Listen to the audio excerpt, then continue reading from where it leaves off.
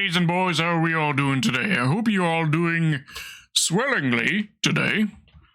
We are today playing our second ever stream of Dreadnought. That is the plan today, but as we discovered last week playing this game, there was some horrendous queue times in the game, where without fail, it would take 8 minutes per match to just get into a match. As such, I've decided to make it so I've changed my setup a little bit so that I can have my quickly switch between Dreadnought and YouTube and have them both be visible to me at the same time. That way we can quick swap between the two while we are waiting in queue. That is the plan today.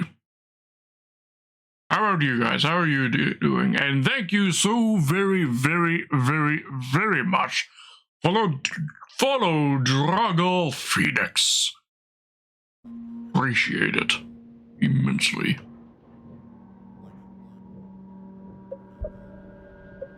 How are you doing today?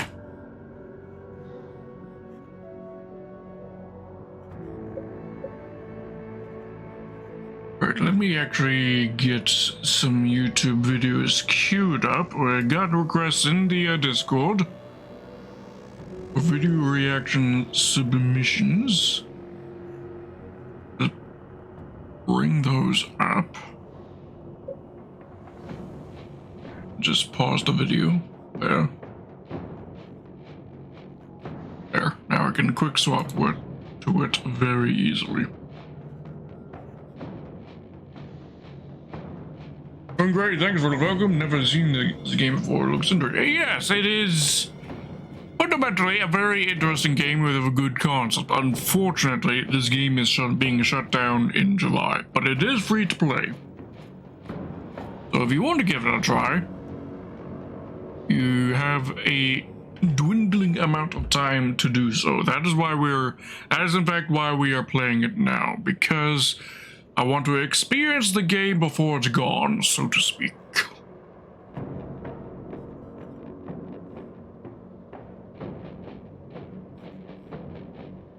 Did I make all my announcements? I swear I did.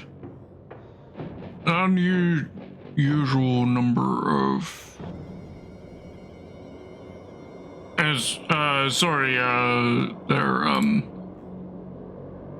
Drago Phoenix, just some usuals who typically are always here at the beginning of every stream aren't. I'm just making sure I've got all my notifications for a stream going live set up right. Seems like everything worked correctly.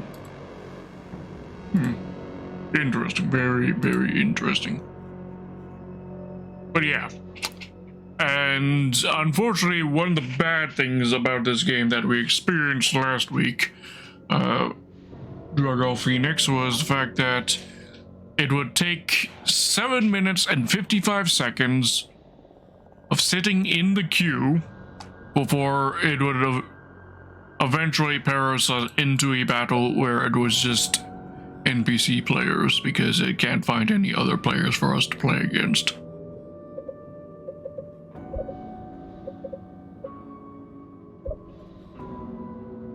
Because, unfortunately, the population of this game is quite dwindled in lieu of the fact that the game is shutting down. Well, the game is shutting down probably because there are so few players of this game now.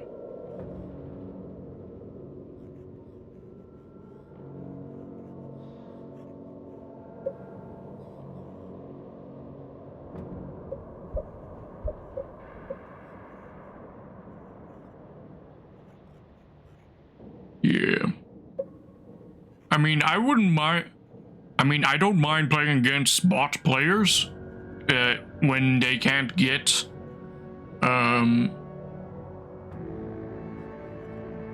players into the queue, enough players into the queue in order to get a match of just regular players against regular players.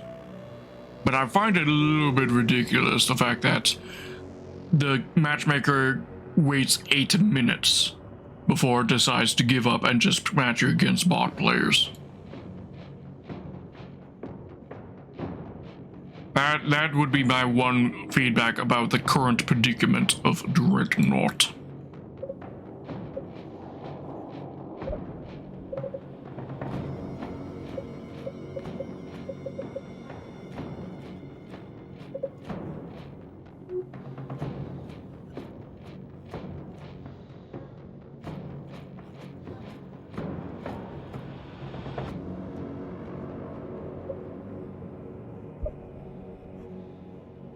But Dragon Phoenix, welcome. If you want to, because of the nature of the matchmaker in the game right now, we're also going to be doing a bunch of YouTube.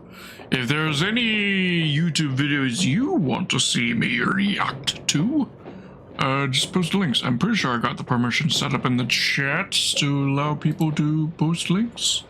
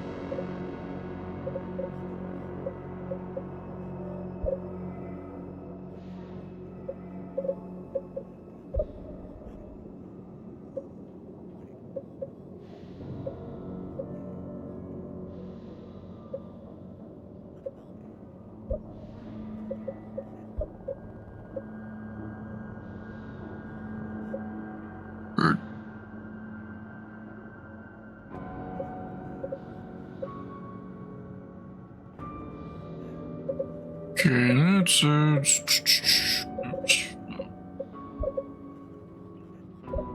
turn quick match.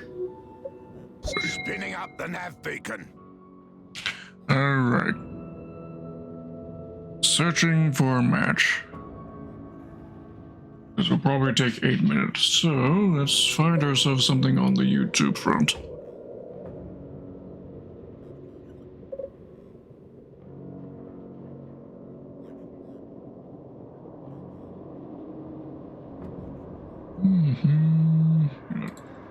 Daily dose of internet, why not? Daily dose of internet.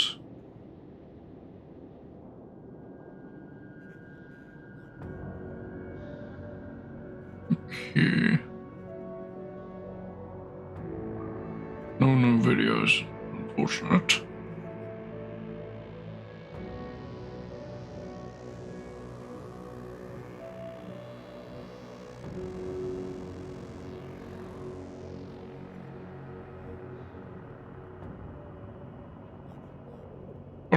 What you up to, Dragon Phoenix?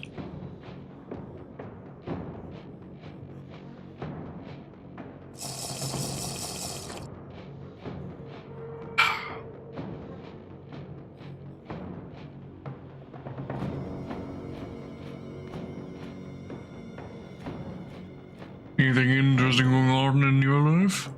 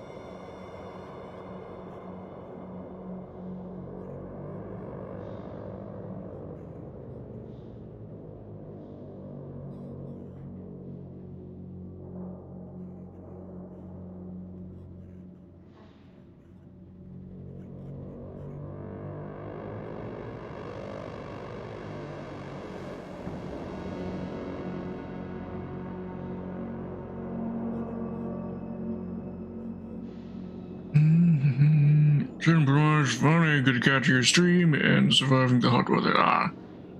Well, appreciate it. Appreciate it.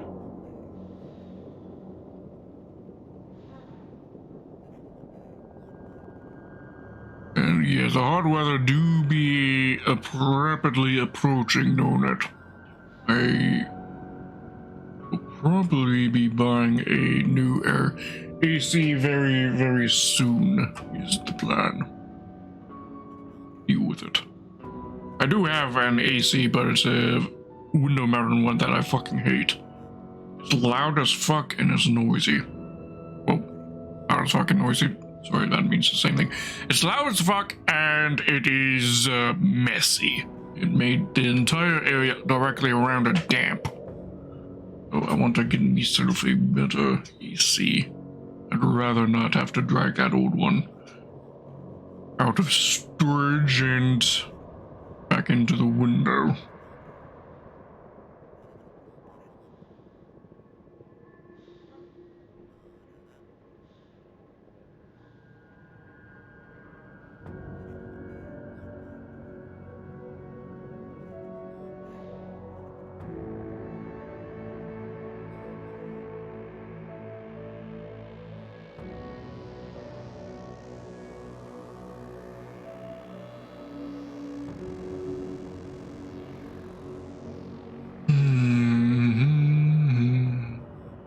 Sorry if I'm struggling to pick a video to watch. I'm just not sure what would be interesting to you. Watch. Oh. Hold up. We got ourselves a match.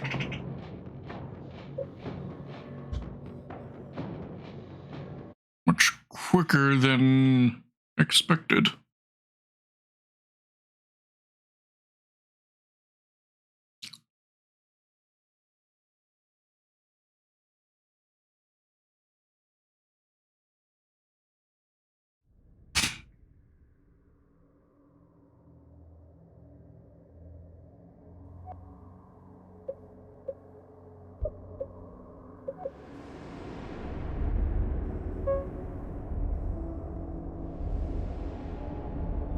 Okay.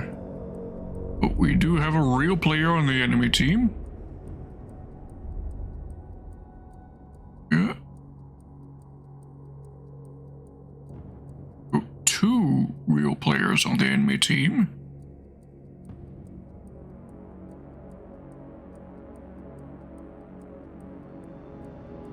And possibly 2 real players on my team. I'm not sure if Armilia is a real player or not.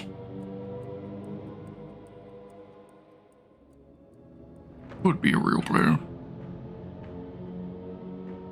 But this will be already more players than I've encountered so far in this game ever. Because last week we encountered exactly 1 player. Orders are to destroy all enemy ships. Good luck, Captain. In our entire play session.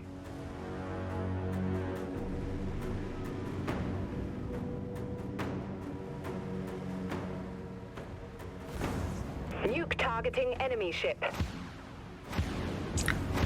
Yeah, there they are. Locked on. Launching vulture missiles.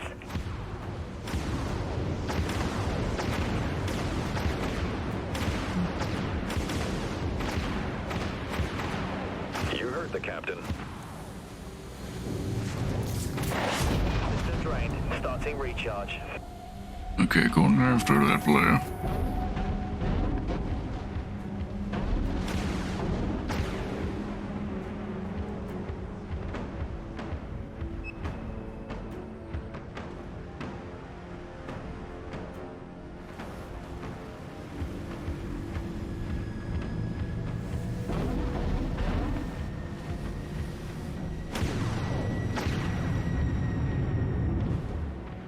Okay, did the player warp away or something? Maybe. There they... Locked. Vultures are locked. Ready to launch.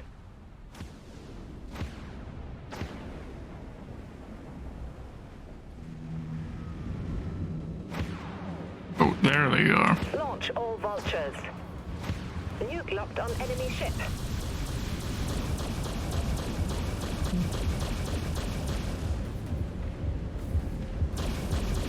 That did it. Hostile destroyed. Got him. That destroyer is scrap, Captain.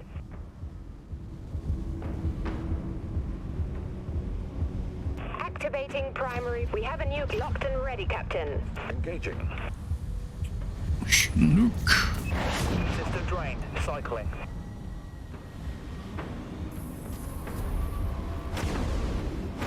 Here's the player again. He's one of them. Vulture missiles have a clean shot. Send the vultures. Sniped. A sniper ship.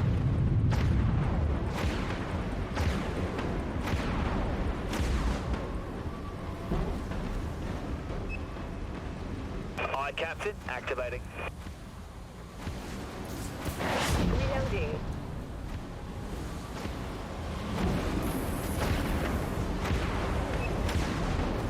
Send the vultures. Ships hull down to 50%, Captain.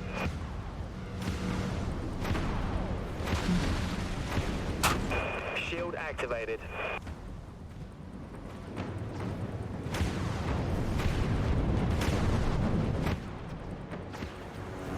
Warped out.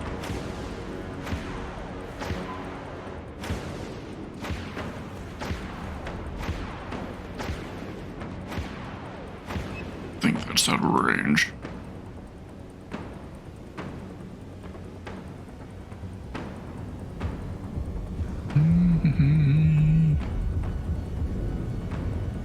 We're locked on, Captain. Vulture missiles locked on.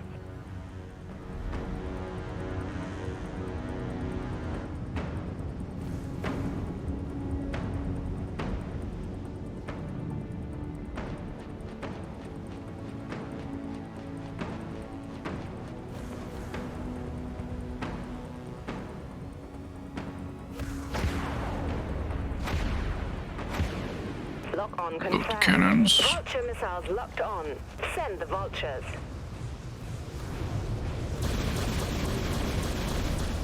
Activated.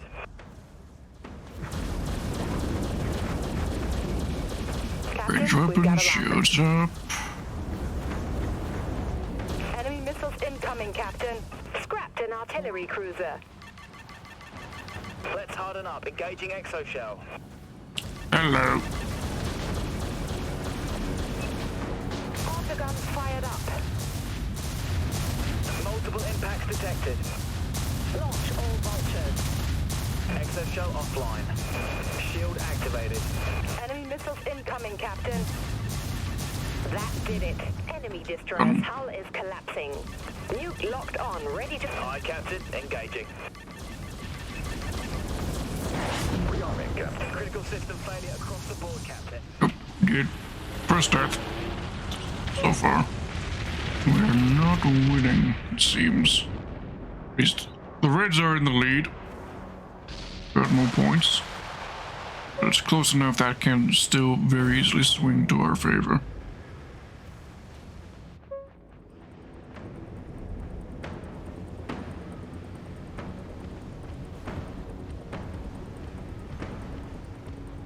Locked onto target. Aye, Captain. Engaging. Launching vulture missiles. Rearming. Alright, he's taking evasive action.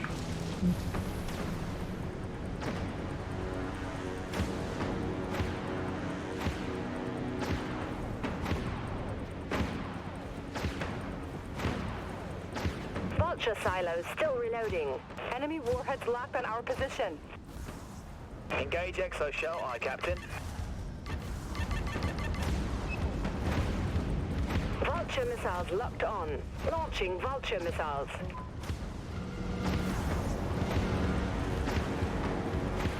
Exoshell disengaged. Our weapons are locked on. You heard the captain. Let's go, people. There we go, finally Enemy got missiles him out. incoming, Captain.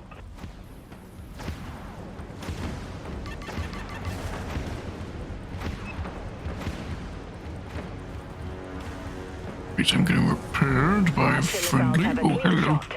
Launch all vultures. Activated. Enemy warheads locked on our position.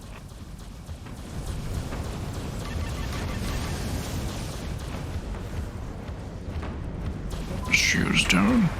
Autoguns fired up. Secondary range. There we go. Got him. We've been hit hard. Deploy damage control teams. Solid lock. Vulture missiles locked on. Launching vulture missiles. We just can't do it, boss. Understood. Swapping to primary weapons, Captain. All clear. Rearming. Take you out. Come on.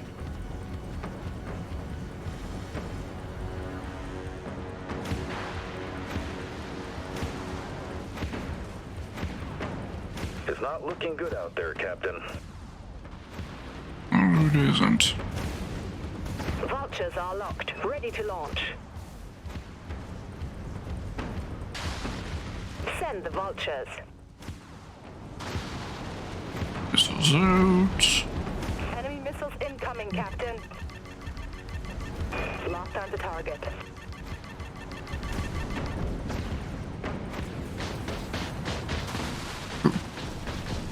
Got something right next to me. Yep, there you are.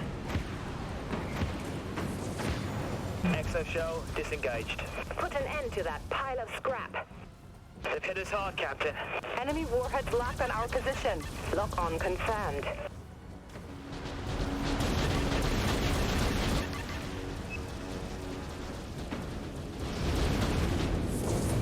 Thanks, Captain. Let's harden up. Engaging exo shell.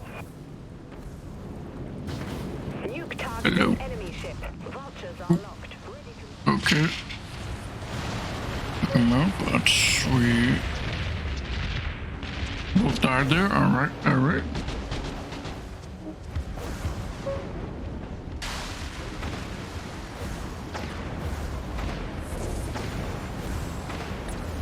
We're locked on, Captain. Vulture missiles have a clean shot. Points are even right now.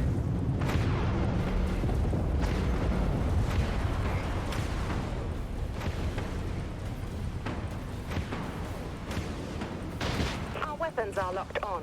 Vulture missiles locked on. We just took the upper hand. Okay. Ship is damaged, Captain. Launch all vultures. Exo shell engaged. We have weapon lock.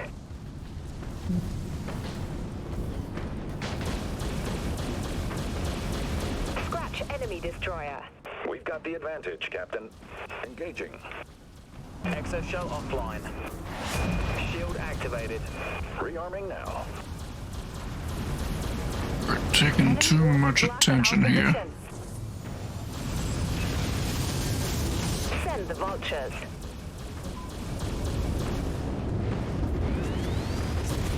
Abandoned ship. All hands to evac systems. Good. We weren't as good at that life.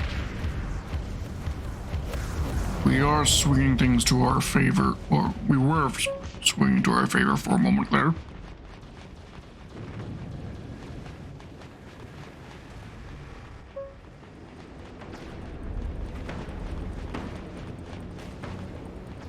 Lock on confirmed. Vulture missiles have a clean shot.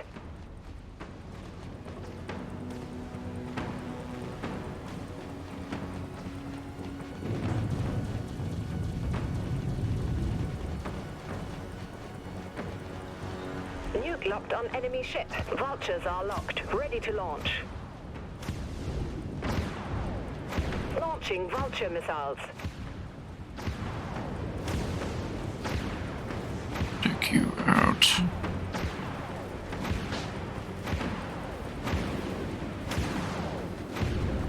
Firing. Systems depleted, Captain. Getting healed. Focus him. Thanks, Captain. We've been hit hard. Damage control teams dispatched. Vulture missiles locked on. Launch all vultures.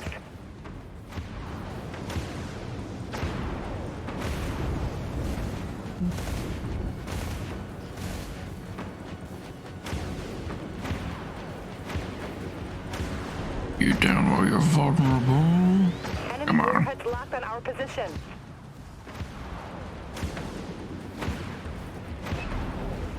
Multiple impacts. Damage control teams on station. Aye. Let's see. Enemy has a lock. Autoguns fired up. Vulture missiles have a clean shot. Enemy destroyer, destroyed, There Captain. you. Guess that's why you're the captain. Exoshell deactivating. Enemy warheads locked There's on our not some position. around here. Reloading autoguns. Shield activated. Vulture missiles locked on. Send the vultures. Aye, Captain. Engaging. Thanks. Reloading. Down. Understood. Swapping to primary weapons, Captain.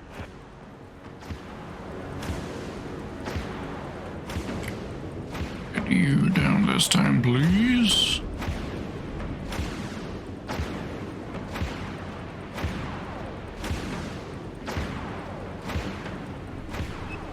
Launch all vultures.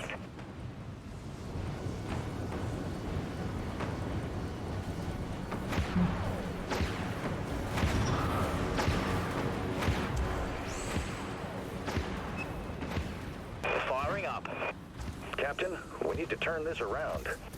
Yeah, that's what I'm trying The enemy forces to. are destroying us. Pointing out the obvious. NPC. There we go. Vulture missiles locked on. Launching vulture missiles.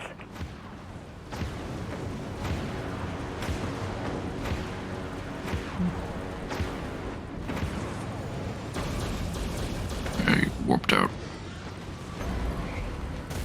Activating primary weapons, Captain. Warped far enough, though.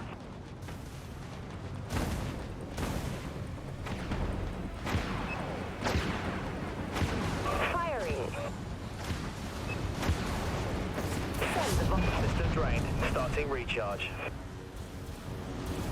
Doing. Do Enemy something. missiles No. incoming, Dead. Captain.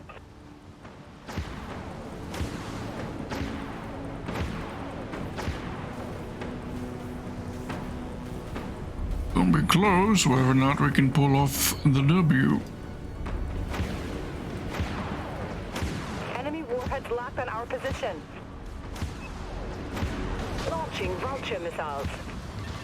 Activated. Engaging exoshell, Captain. We're locked on, Captain. Autoguns fired up. Good night. That's one less destroyer to worry about. There we go. Wait. Exoshell off. Enemy warhead. Aye, Captain. Activating. We don't have nuke capability yet. Activating primary weapons, Captain. We've got nothing left. Send the vultures. So you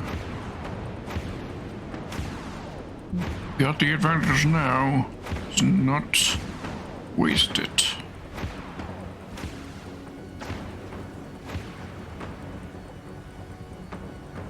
Shoes down. We've been hit hard. Deploy damage control teams. Aye, Captain. Reinforcing hub. Enemy missiles incoming, Captain. Autoguns fired up. Confirmed. Enemy dreadnought destroyed. Gordon died in the process, but still enough to keep the points lead. Alright, alright.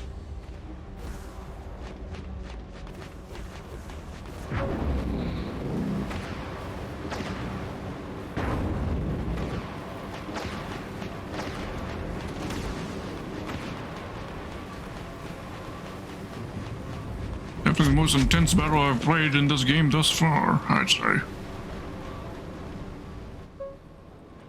Wonder how having more players does that. We're winning, Captain. Nuke locked on, ready to fire. Engaging. Launch all vultures. Rearming, Captain.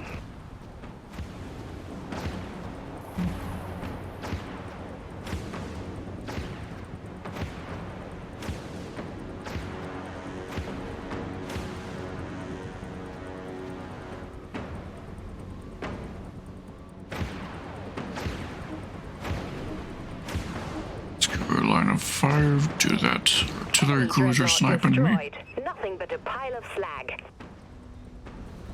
Vulture missiles have a enemy missiles incoming, hello. Captain. Engage exo shell, aye, Captain. Launching Vulture missiles.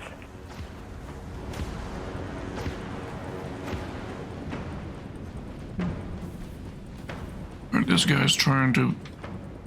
Captain, we've got a lock. Exo shell deactivating. Ship is damaged, Captain. Beat him down. Firing up. Enemy warheads locked on our position. All clear. Shield activated. It's over, Captain. Shit. We underestimated him. Ah, damn it. Lost by just a tad bit. Just a tad little bit. We almost had the G. We almost had the W there. And Winston, welcome. How are you doing? I do be doing good today. Winston, how about you?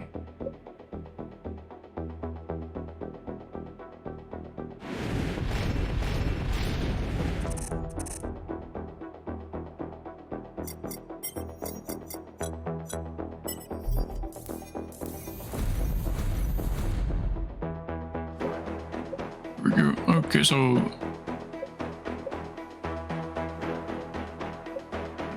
okay, so we actually had 3 players on our team. Rough. They only had 2 and they won. Rough. That's cringe. But look at the points difference. We almost had it. A little bit more luck on our side, we would have gone that.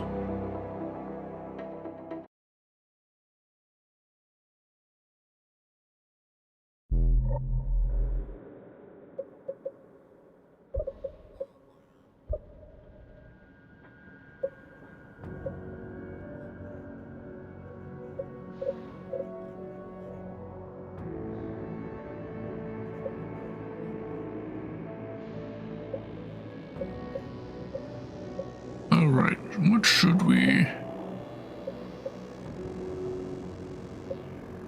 bring next?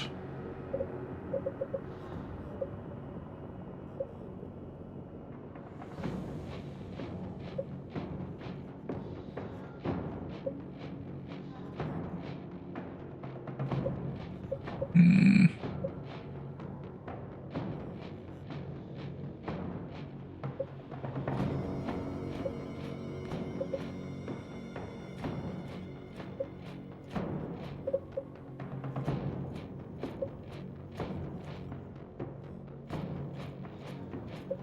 600 meters, range 7,000, so that's not much of an upgrade there.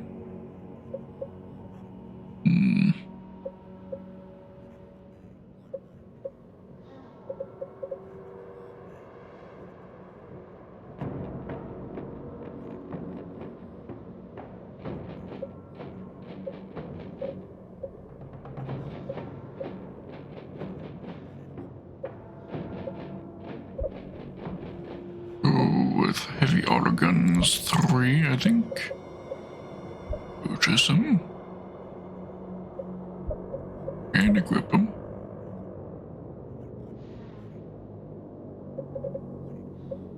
Got 8,000 XP. Not enough to unlock anything else. Alright. So back to battling, I'd say it is. We go.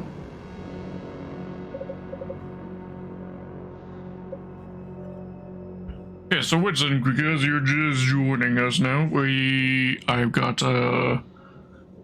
I've set it up so that I can very quickly flip between Dreadnought and YouTube with just a click of a button. That way, while we're waiting in the queue for battles to get queued, we can do a bit of YouTube-y stuff.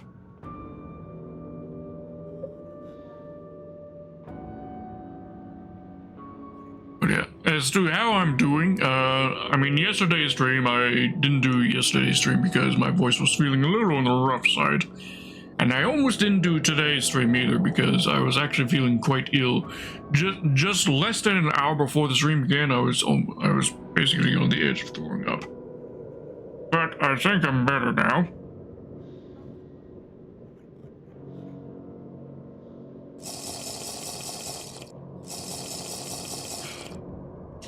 Waiting.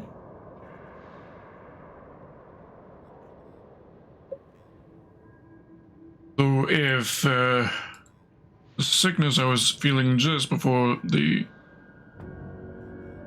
urge to throw up and stuff, if that returns during the stream, we may end the stream early. We'll see.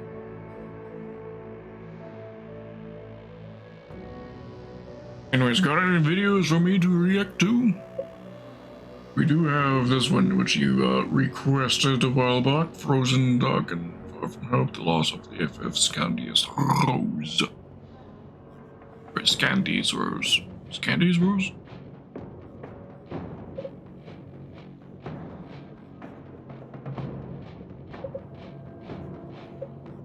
Spinning up the nav beacon. Alright. Hit that quick match button and we'll hold on a second. Can I cancel to let me options, see if we can do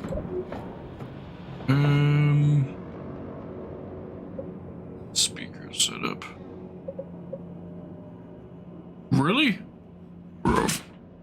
This game doesn't even have a toggle for muting the game when alt tabbed. Like that's pretty standard nowadays in games, ain't it? To at least have that toggle option, bro.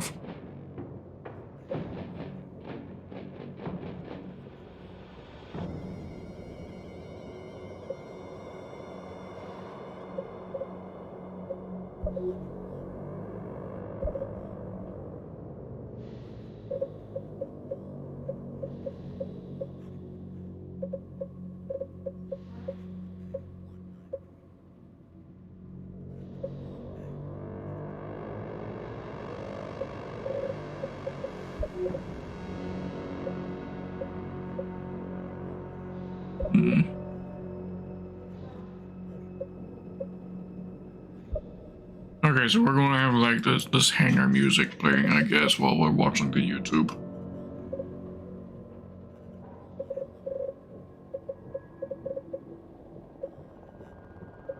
The nav beacon is calibrating. We'll find you a battle. Alright. So, you were requested this video a while back?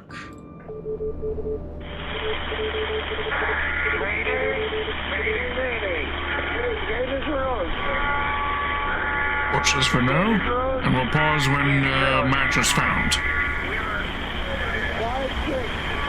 2-9, 5-4 north, 157, 01, west. Advance kick, we are rolling over. Steady gear, Kansas Road. 5-6, 2-9.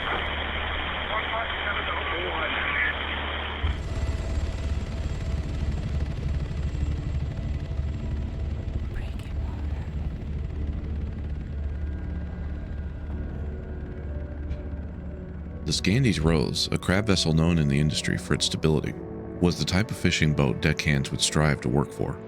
Known in local circles as the battleship or the tank, this vessel, like many other reputable workhorses in Alaskan crab fishing, earned the nicknames through decades of survival and success in brutal conditions. Some redeems? Oh, These conditions are unpredictable and can have deadly consequences, even for the most seasoned mariners. Laid down by Bender Shipbuilding out of Mobile, Alabama, launched in 1978 and originally named Enterprise. Munchies, welcome, how are you doing? Welcome, Raiders, how was your marble stream? Let's give a big fat old shout out to Munchies. Let's shout out.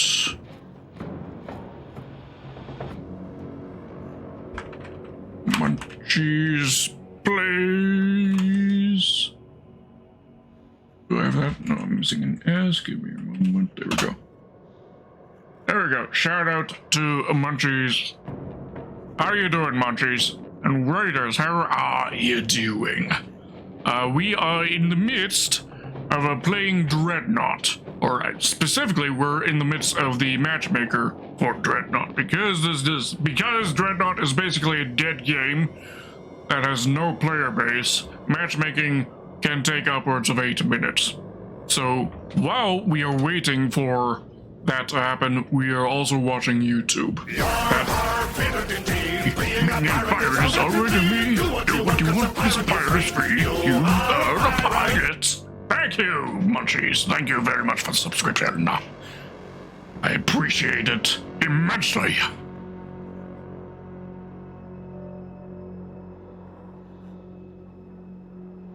Anyways, the video that we're watching right now while we wait for Matchmaker is a brick and mortar video that my mod Winston here requested for me to react to.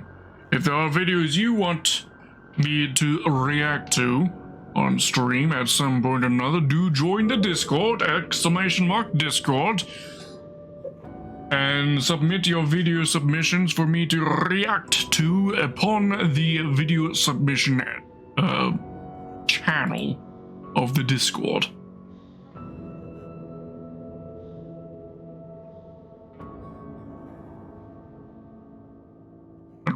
How are you all doing? How do your marbles games going? Go.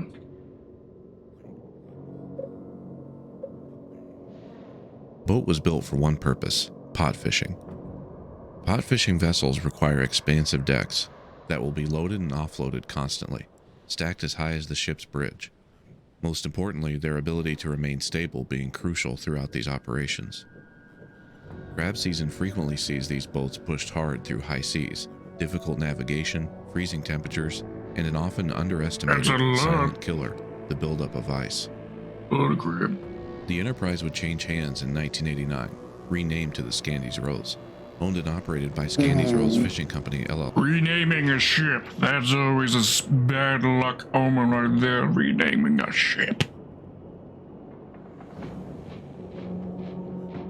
Marbles was pretty sweet, Sreg. Yes, marbles do be pretty sweet. Rub your marbles together with the other players.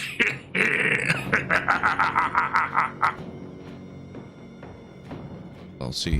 It was essentially a one-ship company, common in the world of crab fishing.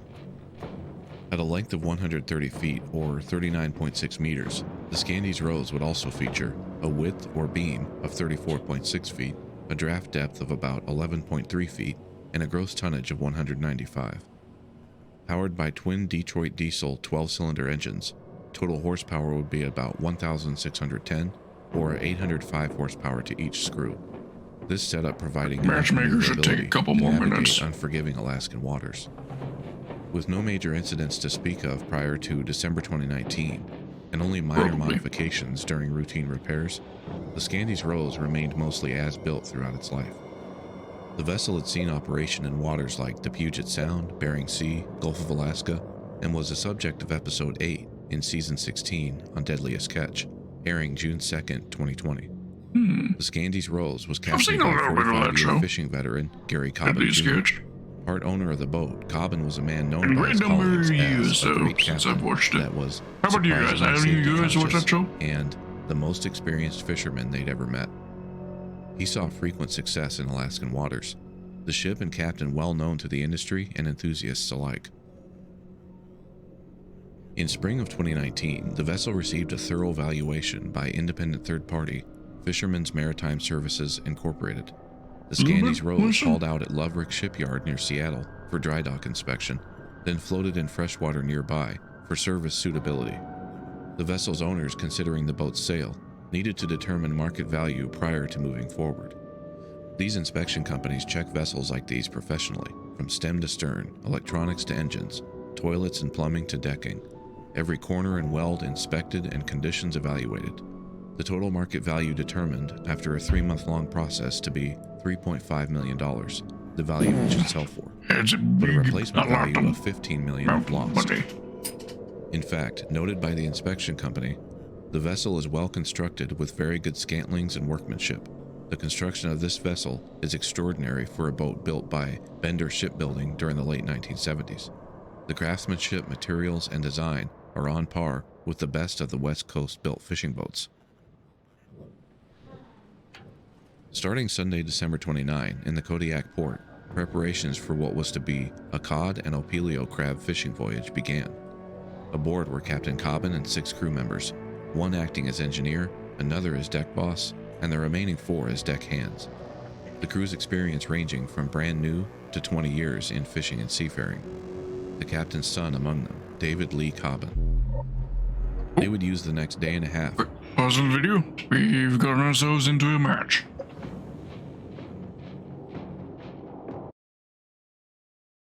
Alright, well, how many players will there be in this match?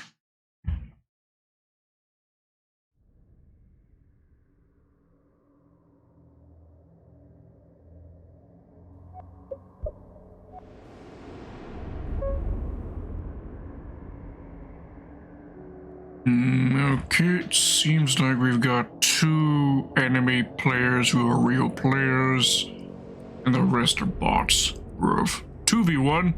That's cringe. That'd be cringy.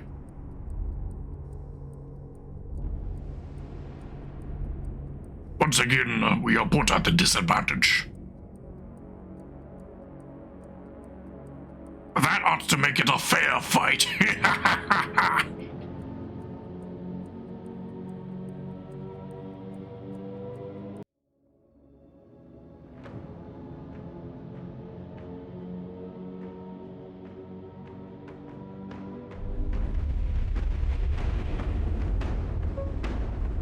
HVT is on the battlefield. All There we decks to go. action stations. Incoming enemy ships. Run out the guns. Yes, the command ship game mode. Alright.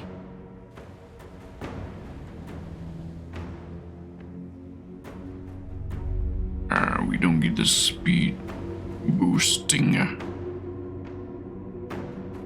Full power to maneuvering thrusters. It's not the same kind that we did in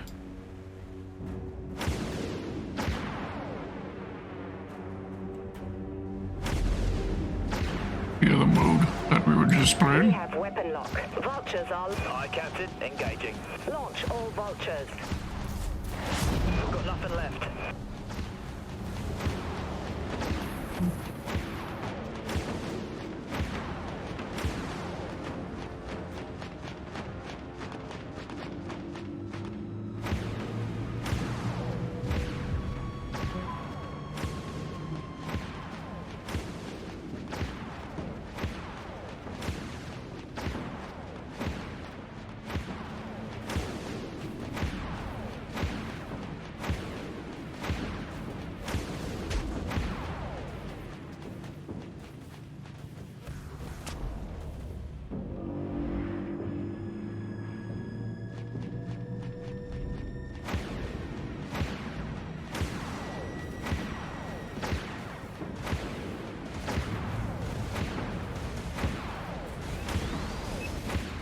Send the vultures.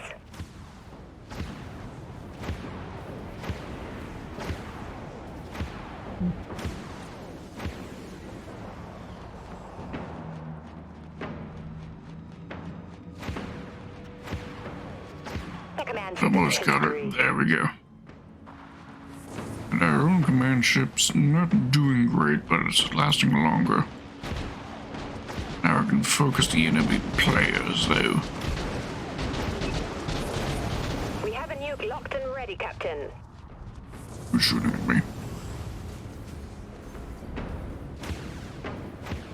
Aye, Captain. Activating. Rearming, Captain.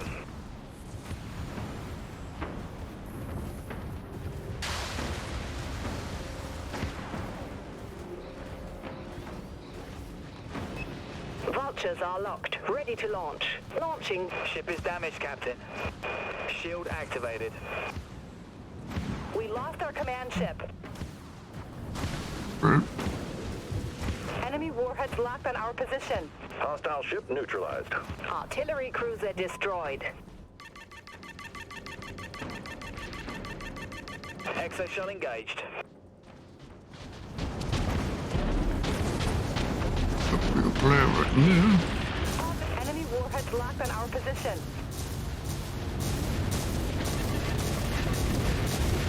Exo shell deactivating. Darn. The show wasn't quite strong enough to protect us there.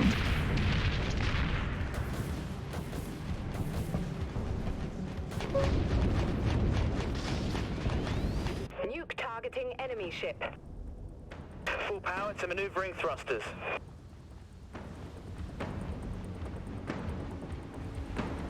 Would beast our way forward.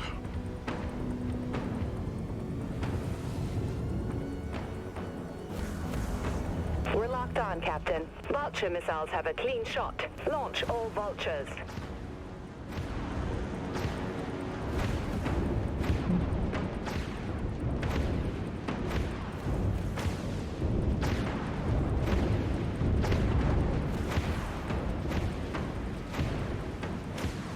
Hostile attack cruiser going down. Ships hull down to 50%, Captain. You heard the captain. Aye. Let's see him get through this. System drained. Starting cooldown. Autoguns fired up.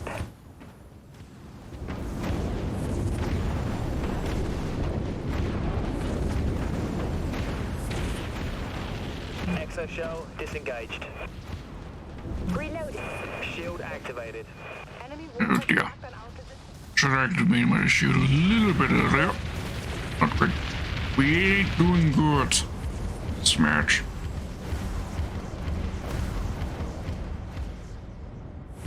The artillery cruisers are doing quite the number. It's the enemies. Our weapons are locked on. Vultures, Full power to maneuvering thrusters. launch all vultures.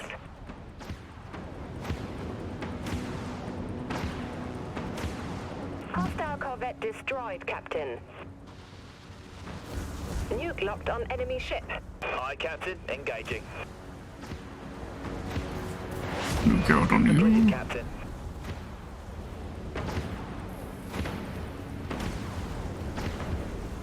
Scratch another enemy attack cruiser. Looked. Dreadnought eliminated. That was impressive. Where's it now? Our command ship is back on the battlefield.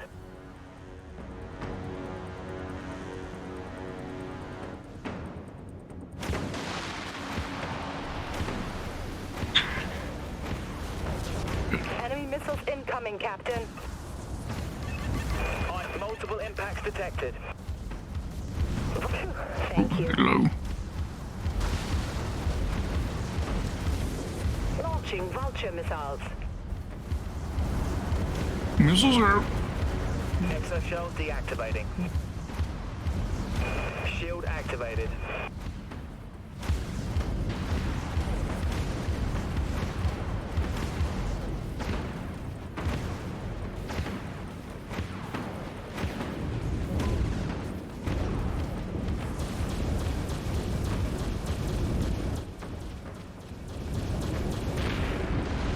The new secondary armament guns we just equipped. See how they do. Abandoned ship. All Oh, hands to we died. systems. Seem to be doing good damage. The previous ones we had equipped was more shotgun-like.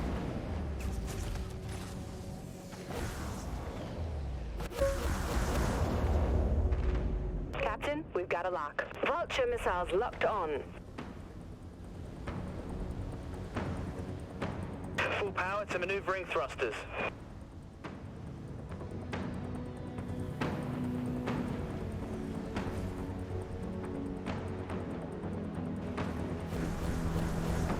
Lock on confirmed. Vultures are locked, ready to launch.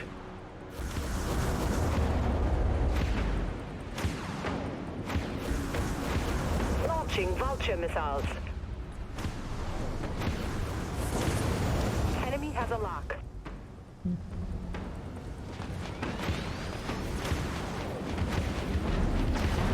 Enemy warheads Hello. locked on our position. Heavy damage across multiple systems, Captain.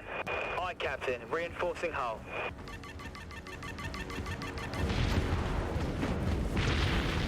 Boosters down. Shield activated. Shit. That Dreadnought there coming up on us unexpectedly was not good. Nuke targeting enemy ship. Vultures are locked, ready to launch. Firing. I've got nothing left. And immediately at nuke range of that boy there. Vulture missiles locked on. Attack cruiser going down. Nice shooting. Sent. Full power to maneuvering thrusters.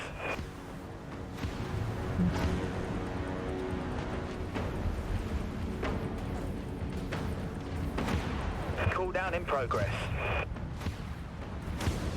Cheeky. Poked around the edge and then pulled back. Thank you. Autoguns fired up. Let's harden up. Engaging exoshell. Enemy missiles incoming, Captain.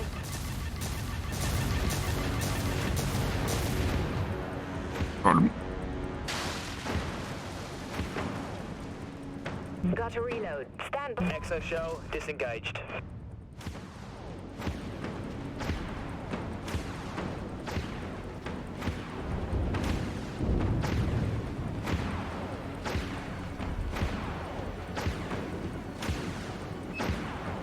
Launch all vultures.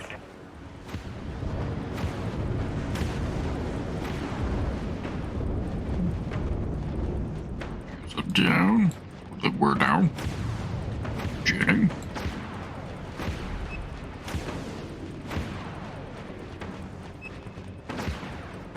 Aye, Captain. Activating. Commencing cooldown.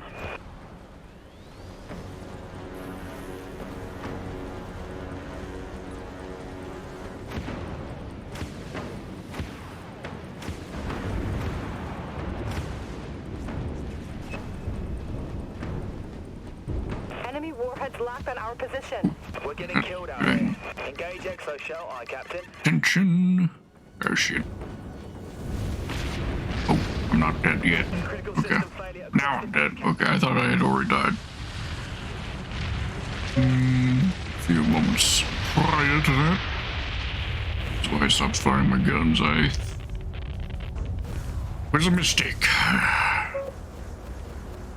I think there's a particular game mode probably favors artillery cruisers. Our command ship has been eliminated.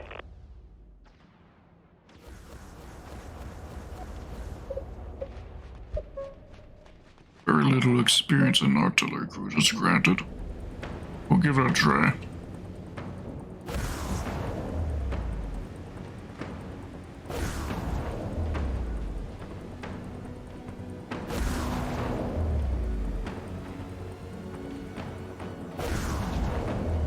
We've lost this one, Captain. Let's save the ship and get out of here.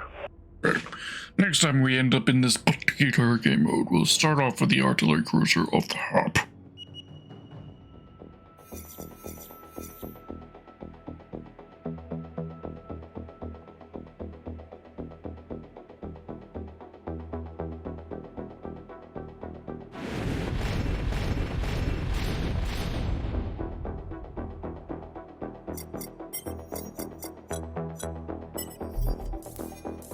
Not great XP levels this time around.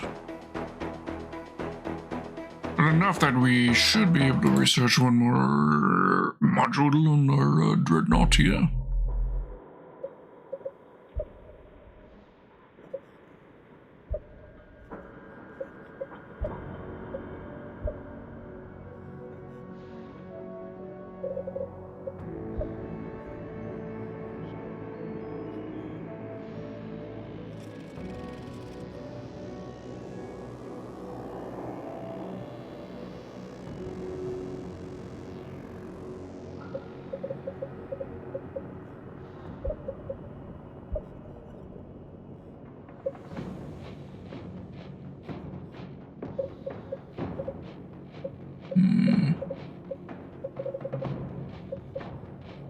Warp jumping. Stasis pulse.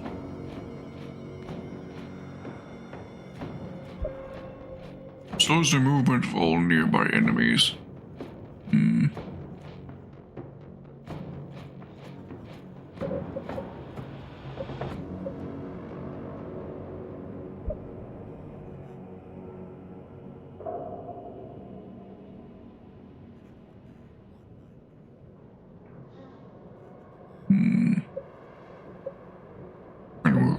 We need to research it anyways. And we'll give it a try.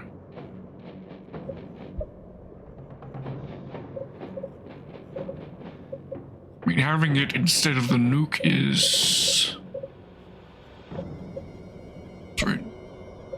Equip it. There we go. Having it instead of the nuke option may or may not be a good idea. Hard to say. I mean, the nuke is very powerful when it actually gets off, but I've noticed about 75% of the time the nuclear missile doesn't seem to land. I don't know if I'm just doing it wrong with it or not understanding the mechanic correctly or what.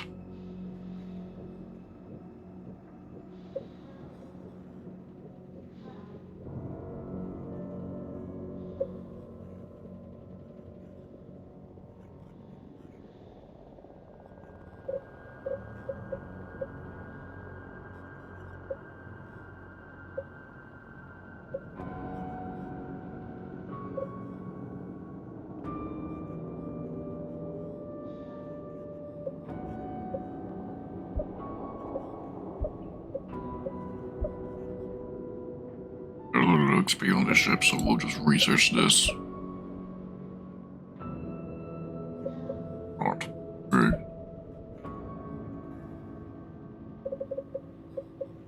Alright, now I think we are good. Oh, thank you for the hydrate redeem. Hydrating.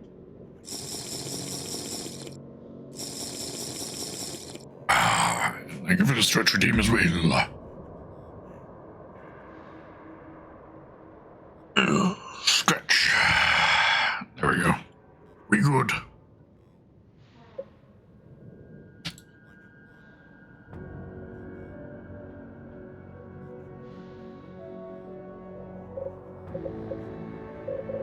Alright. In the quick match button. The nav beacon. And we'll switch back over to YouTube while we wait for the match The to vessel for a planned departure of Match up. Monday the 30th. Their destination, fishing grounds in the Bering Sea on the north side of the Aleutian Islands, a roughly 2 to 3 day journey. The cod and opilio, or snow crab season, set to open Wednesday, January 1st and last roughly 2 to 3 weeks. This New Year season bringing numerous boats out to get their share.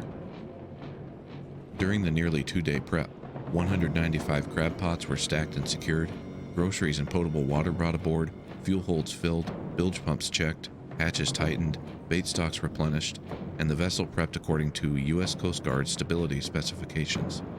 On Monday the 30th, the captain covered safety drills with the crew, providing instructions on donning survival suits, fire suppression, life raft locations and operation, the location of the vessel's emergency position indicating radio beacon, or EPIRB, and how to perform mayday calls using comms equipment on the bridge. Crew members would describe Captain Cobbin's routine safety drills as very thorough. The crew also discussed weather forecasts along their proposed route and utilized the Windy app to receive forecast info, the captain and crew knowing the weather was, quote, going to be bad.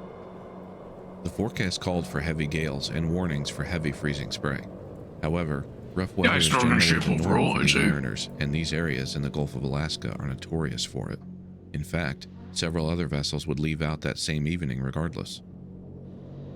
The Scandies Rose got underway from the port at Kodiak by 8:35 p.m. Monday, December 30th.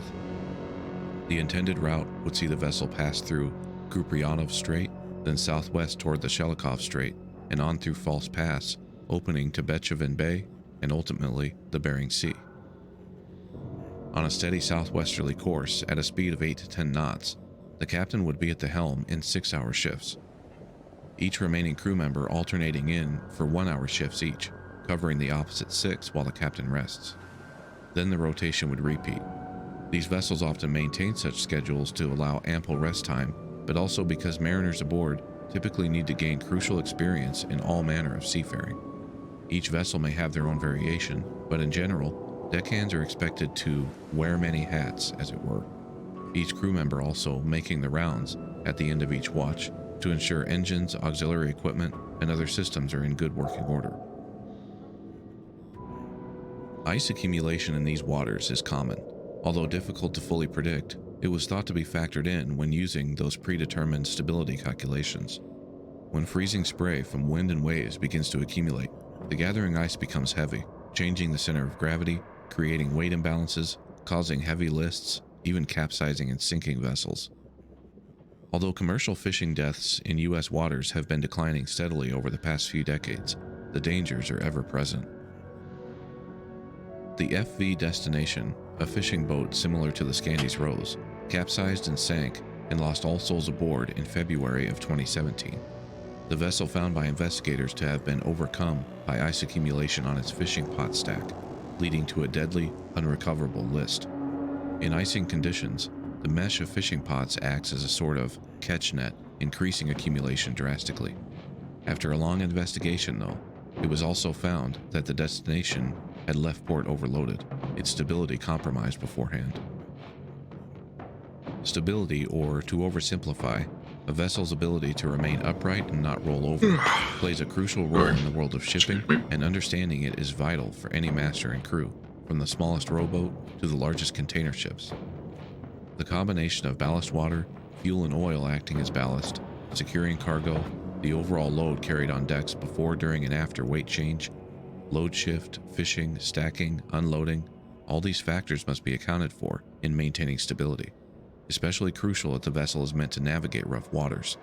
These fishing boats and their crews make their living navigating rough waters.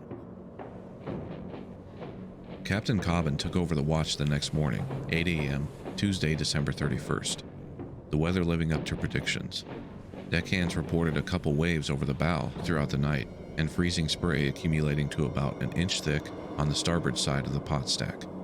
The crew noting that it was not enough to require removal yet, and many captains in the industry stating they don't attempt ice removal until at least a few inches have gathered, that, quote, anything less would be too difficult and time-consuming to remove. Ice removal also requires the vessel be idle and somewhat sheltered, like a cove or natural bay, ensuring spray is reduced in the meantime, pointing into the wind and minimizing dangers to the crew as they negotiate icy, exposed decking, climbing over and maneuvering around pot stacks, wielding heavy tools like sledgehammers in efforts to break it off.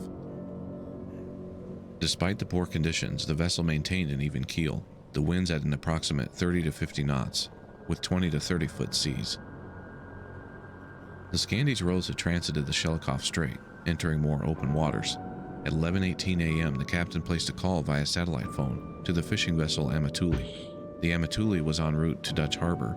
Several hours prior, it had made the same journey, but chose to navigate around Kodiak Island to the south due to differences in tides. The Amatuli's captain, majority and managing owner of the Scandy's Rose, spoke with Captain Cobbin for about 12 minutes. The conversation, however, was fairly unremarkable, the only reference to conditions being the Amatuli's captain stating they'd pulled into a sheltered cove briefly as the weather was, quote, foul. Captain Cobbin remarking at the end of their call only that it was, quote, very cold, his vessel was experiencing light icing, and the sea conditions were poor. Again, for fishing operations like these though, just another day at the office. At about 2 p.m., the captain ended his watch and the Scandy's Rose crew began their 6-hour rotation. The vessel's average speed had slowed a bit from about 8 to 6.5 knots, but was still maintaining a steady course to the southwest. Weather conditions deteriorated throughout the afternoon. The vessel churning its way through high seas, the spray increasing from both worsening weather and the bow crashing through wave after wave, this spray freezing and ice accumulating further.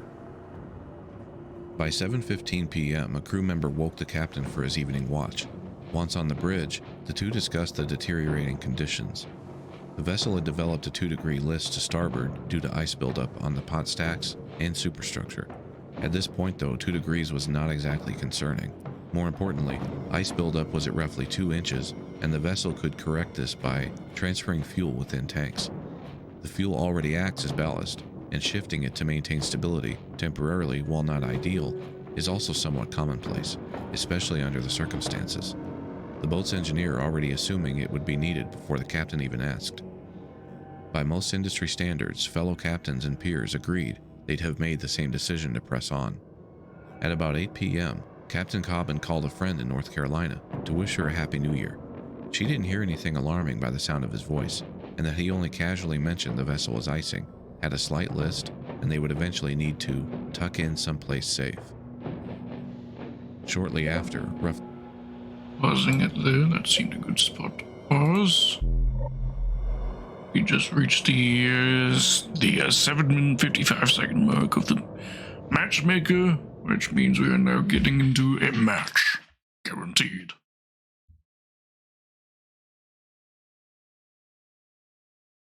Conquest. Alright.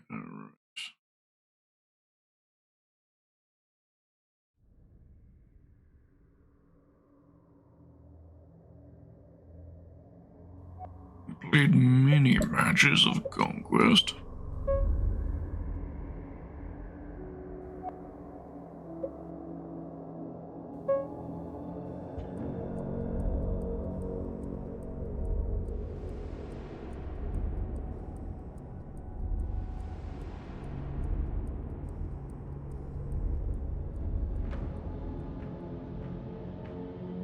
We have any real players in this match? Seem not. We've moved our territory to our allies. Action stations, action stations. Set condition 1 throughout the ship. Right. Let's see. Go to A cap or B cap.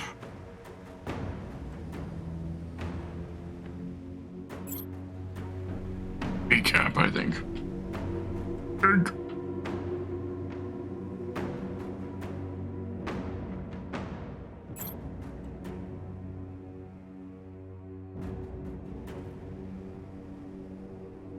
Full power to maneuvering thrusters.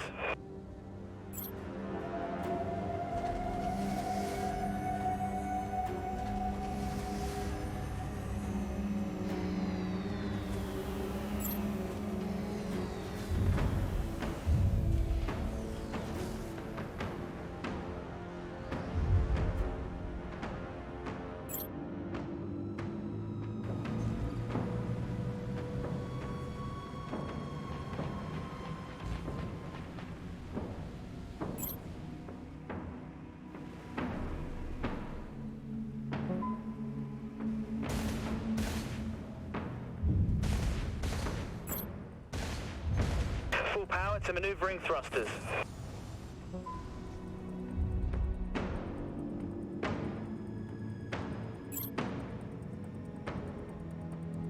This is not great.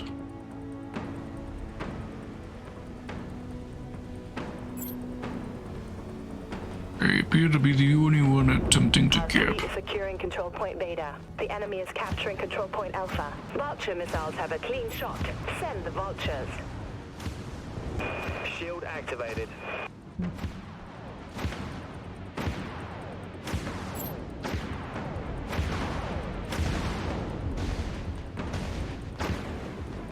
The enemy has captured control point Alpha.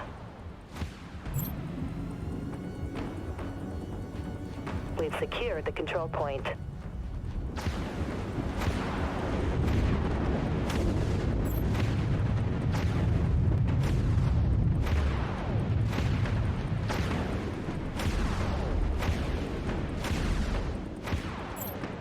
This guy shouldn't be much of a problem.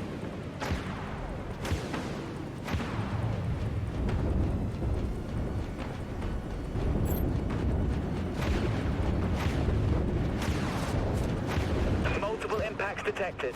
Engage exo shell, aye, Captain. Firing broadside. Broadside guns cleared. Reloading. Okay. Enemy destroyer scrapped. Right. Exo shell offline.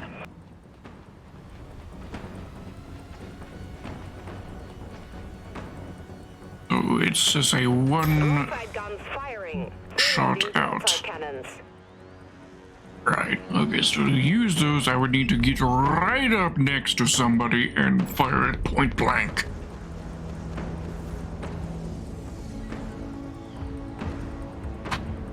Full power to maneuvering thrusters. We've gained a foothold into the battlefield, Captain.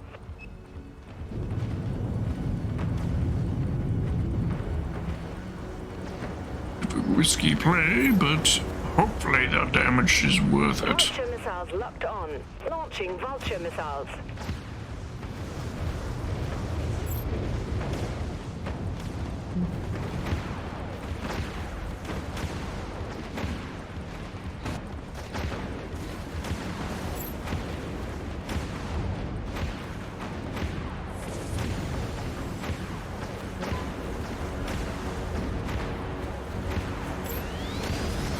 Our fleet is securing control point Alpha.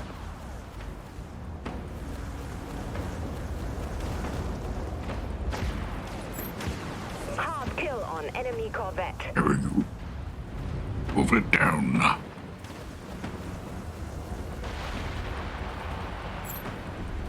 Something right next to me over here. Full power to maneuvering thrusters. Up and over. Our fleet is dominating the battlefield. Vulture missiles locked on. Launching Vulture missiles.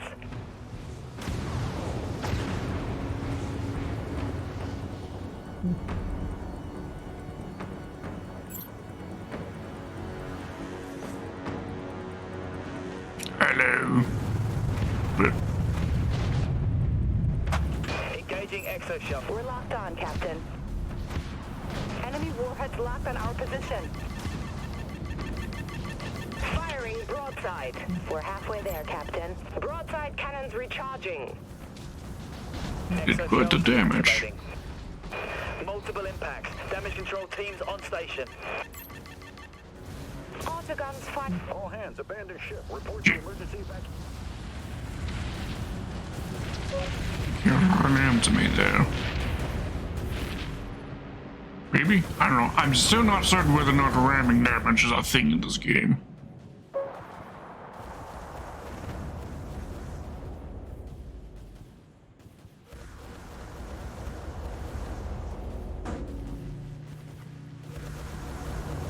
We've linked our territory to our allies. Full power to maneuvering thrusters. Vulture missiles have a clean shot.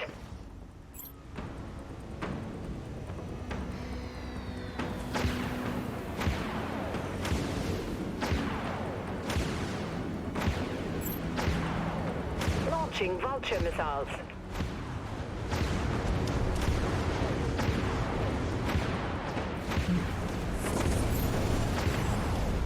The enemy is capturing control point Beta. Scrapped enough. Our fleet is dominating the battlefield. Two contacts right near me. Let's be above. The enemy has captured control point Beta. Ain't that for long. Ain't letting them keep that. Our fleet is securing control point Beta. Autoguns fire. Multiple impacts detected. Locked onto target. Enemy. Aye, Captain. Reinforcing hull. Vulture missiles locked on. Launching Vulture missiles. Understood. Swapping to primary weapons, Captain. Broadside gun. Launch broadside guns reloading, Captain. We've almost won, Captain. Exo shell offline. Activated. Our fleet is securing control point Beta. Main power just went down. Oh, Our shit. hull is collapsing. Got sniped. There's something here by him. Otherwise, I would have had him.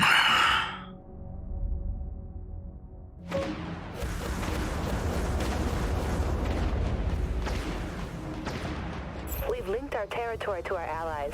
Vultures are locked, ready to launch. Something right next to me on the map. Not you.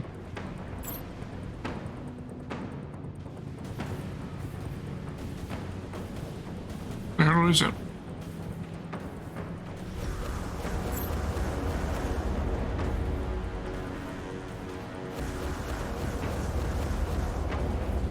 Full power to maneuvering thrusters. These.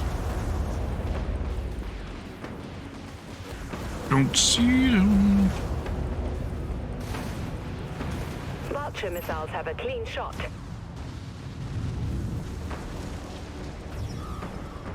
And Launch all vultures.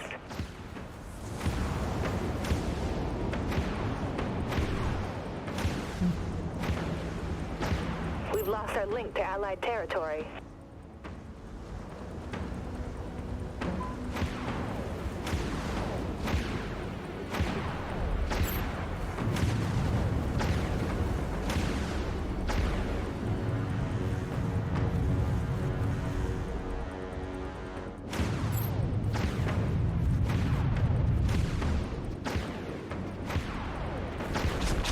man, Securing the control point.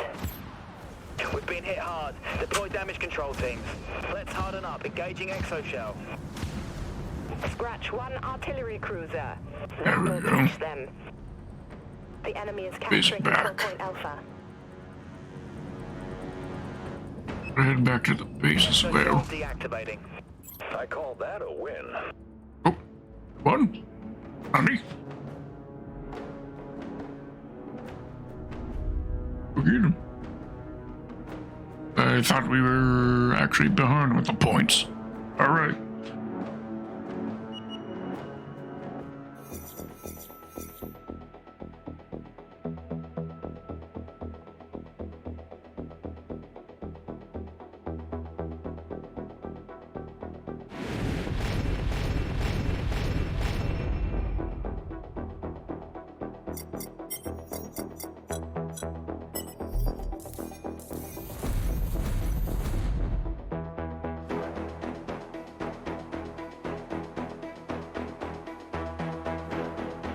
There we go. Good XP. See? Probably research something with that.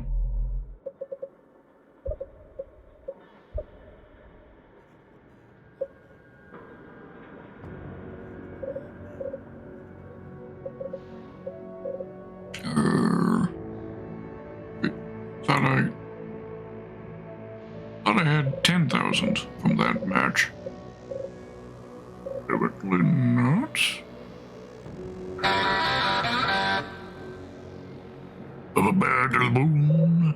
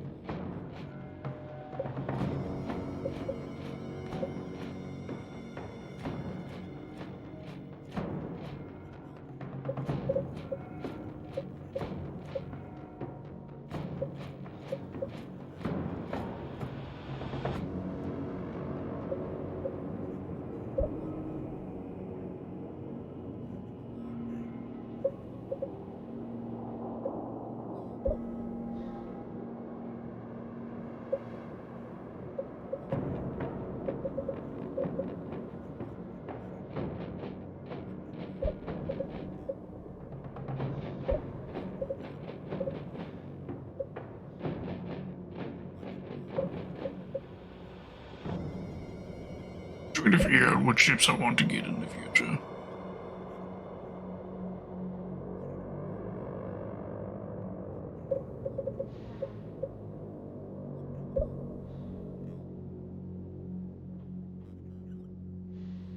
An impressive looking ship.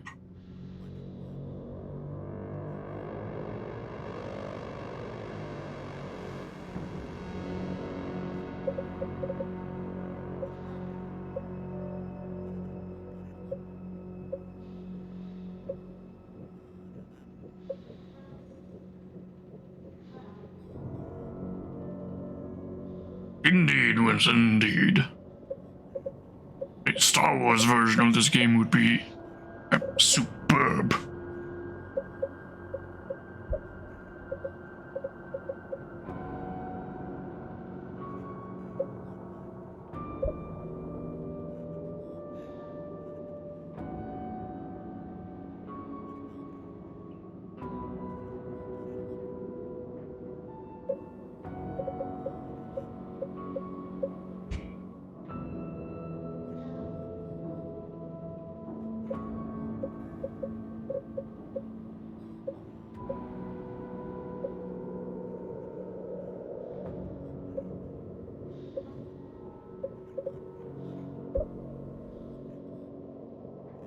Ooh, I think I may be interested in these two Dreadnoughts right here, the Jutland and the Monarch. They look quite imposing.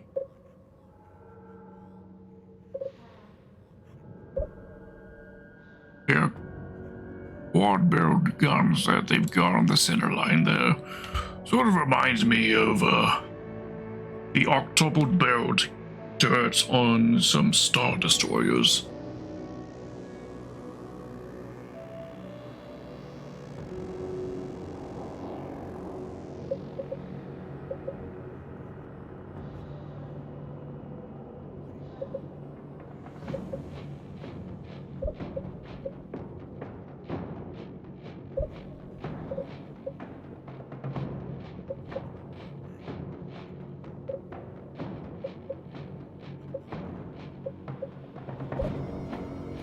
But I am slightly regretting the fact that we have been in the, what's this faction code? We've been with the Akula Vector. I think we should have gone with Jupiter Arms.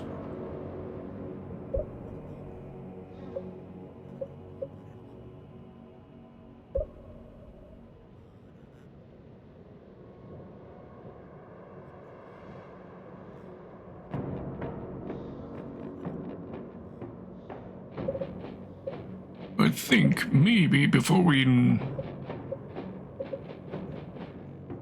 get too stuck in, it's definitely not too late for us to change our mind as to which ships we're played with. So I think we're going to backtrack a little bit. We were playing with the Trafalgar before.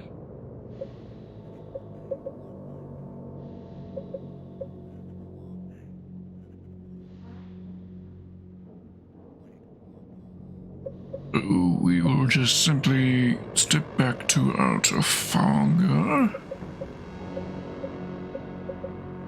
and try to get it researched, and then research through that to these. Perhaps try to get these three ships. The cruiser. Corvettes don't seem to interest me all that much, I don't think. I don't know what these icons all mean. That one I know for a fact is Dreadnought. That I believe is artillery cruiser. But I just realized that there are in fact 5 symbols of classes.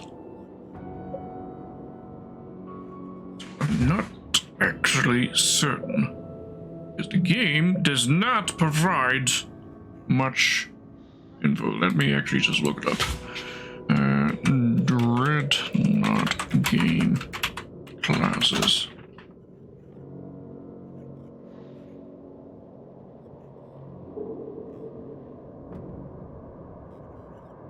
Dreadnought, destroyer, artillery cruiser, tactical cruiser, and corvette. Okay.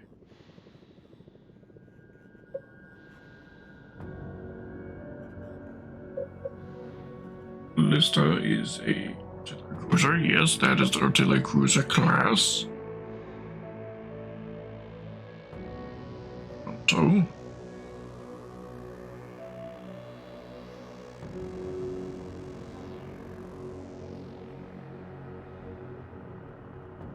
Destroyer.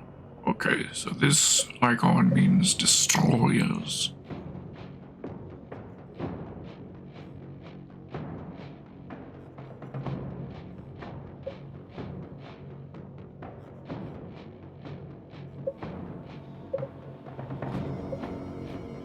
These last two is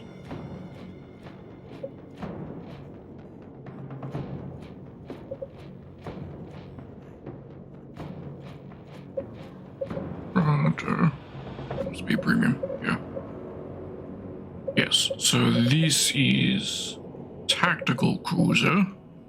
Tactical cruiser. That is corvette. Alright. Right. Radio.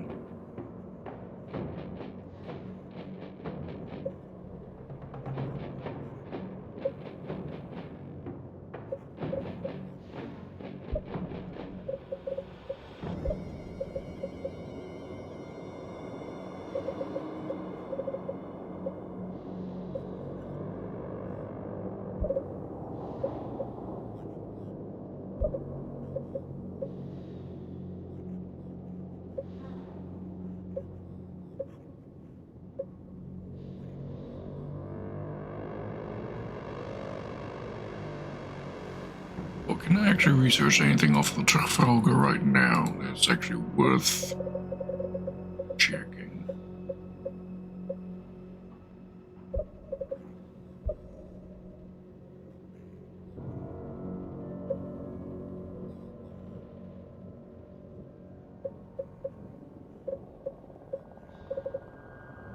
Nothing unlocked. Okay. Turrets 2. Campus missiles 2. I got torpedoes.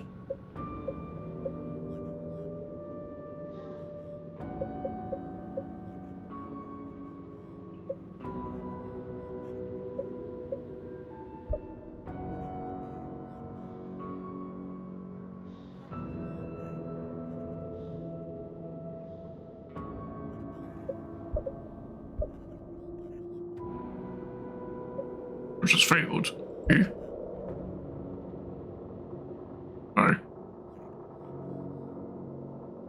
I have plenty of credit.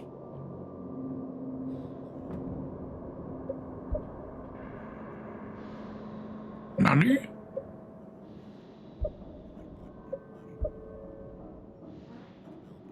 Purchase successful. Okay. That must have been a bug.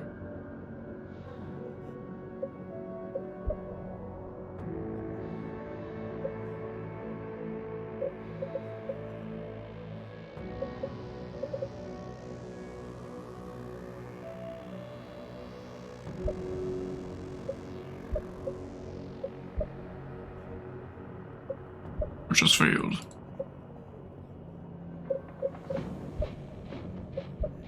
Using donation. Purchase failed.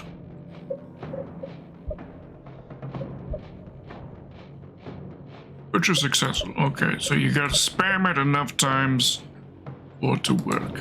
Great.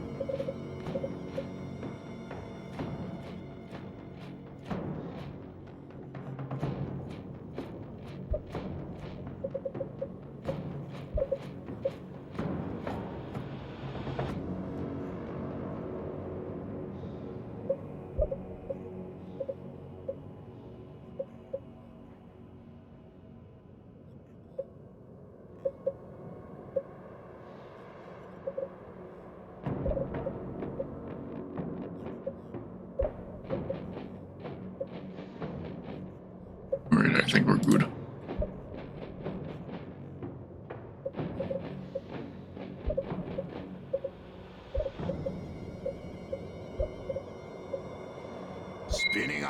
Spinning up the nav beacon. Alright, there we go. Because this is in the recruit category, this should be a faster matchmaking. So, not sure if it will. Alright. In the meantime, I'll go back to the YouTube, continue watching until the matchmaker gets us a match. Roughly 8 miles northeast of Sutwick Island, Captain Cobbin called the Amatuli once again. The Amatuli was just about to enter Dutch Harbor now. The two men discussed the weather, Scandi's road's condition, and the captain of the Amatuli advising Cobbin to, quote, be cautious. The call not overtly concerning in nature. The wind howling at an approximate 60 to 70 knots or more now, temperatures around 12 degrees, and seas 30 feet or more. The Scandi's Rose starboard list had rapidly increased to about... We got ours a match.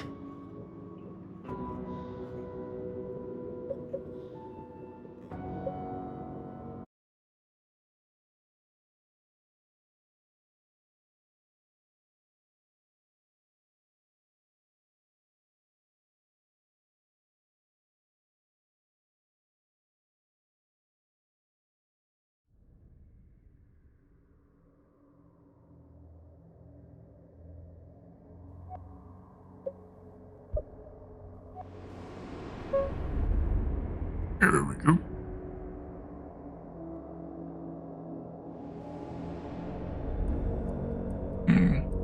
He needs some milk! Turrets do be phasing through the geometry right there, Rev. Thank you for the milk. Appreciate. See that turret on the top right screen there is phasing through the model. ships, be advised. Orders are to destroy all enemy ships. Good luck, captains. Alright.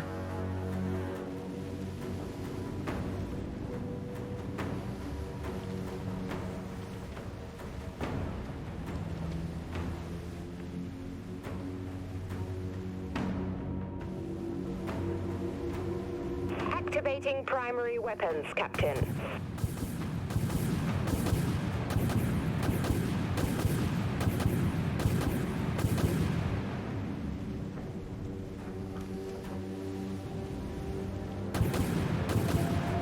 We're locked on, Captain. Fire missiles, aye, Captain. Torpedoes locked on, aye. Launch torpedoes. All silos reloading, Captain. Work.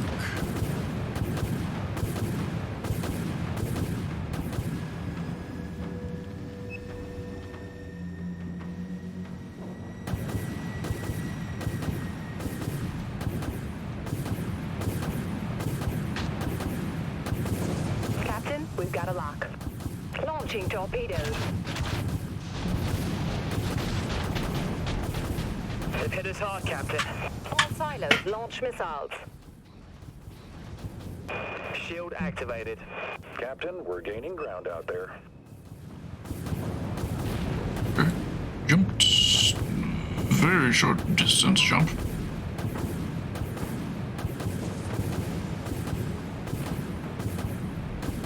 Ships hull down to 50%, Captain. We've got a lock. Aye, launch torpedoes.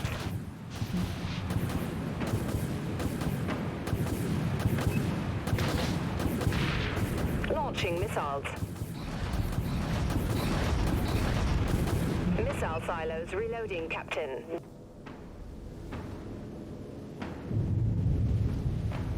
Back in region.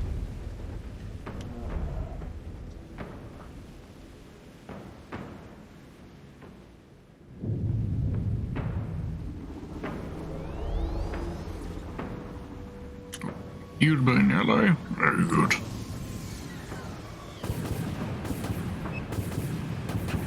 Aye, Captain. Activating. We've got torpedo lock, Captain. Let him loose. Aye, clearing torpedo tubes. Missiles reloading, Captain. Enemy destroyer scrapped.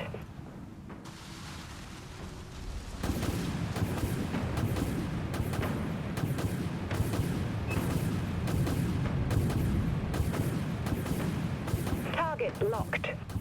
Launching torpedoes. Enemy warheads locked on our position.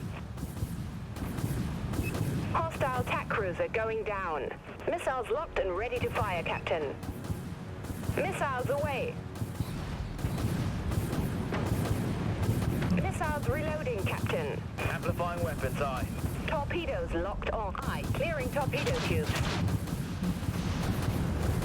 Artillery cruiser destroyed. There we go. Nice. Right on top of another ship. Oh, yes, there you are. Stealthed up. Enemy missiles incoming, Captain. Ship is damaged, Captain. Torpedo launched.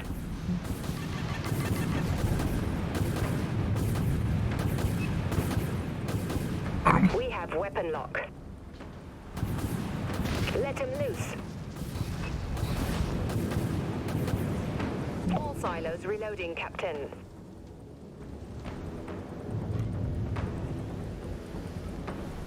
Time to regen ourselves.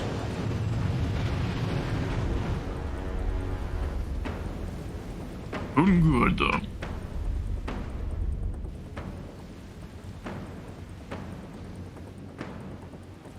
Torpedo lock. Amplifying weapons, aye. Torpedo away. All silos launch missiles. Hostile destroyer eliminated, Captain. Multiple impacts. Damage control teams on station. All hands, abandon ship. Report to emergency. Yeah. Bit of over-aggressive there. Beastman, welcome. How you doing?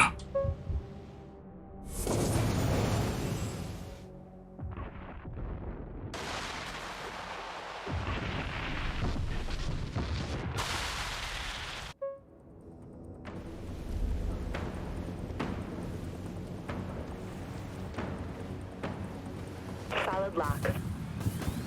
Launching torpedoes. Amplifying weapons, aye.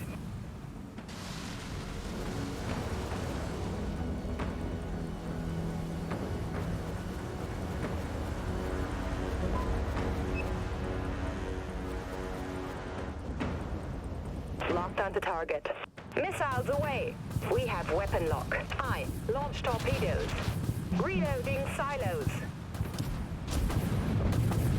We're getting killed out here. Nothing we can do. Shit. It's over. Got stuck on the geometry there. Right there on the map. Ran into the terrain.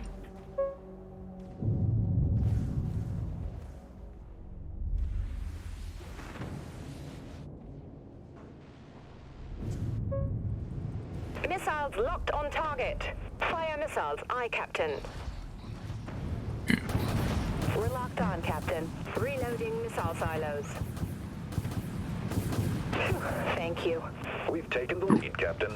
That one down.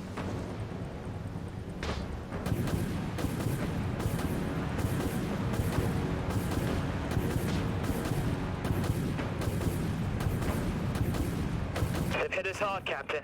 Activated. Enemy corvette destroyed. Back. We have missile lock. Our weapons are locked on. Thanks, Captain.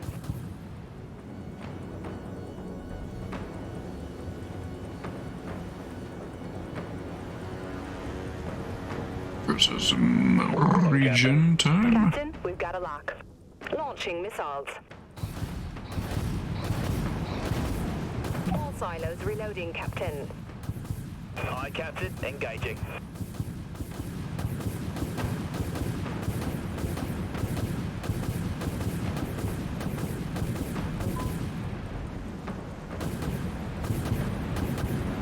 Torpedoes have solid lock. Torpedo launched.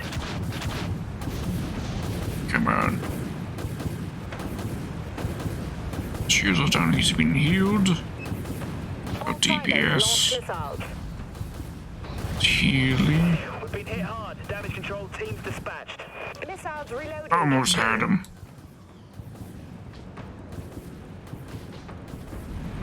Back. Take you out. Now we can go back.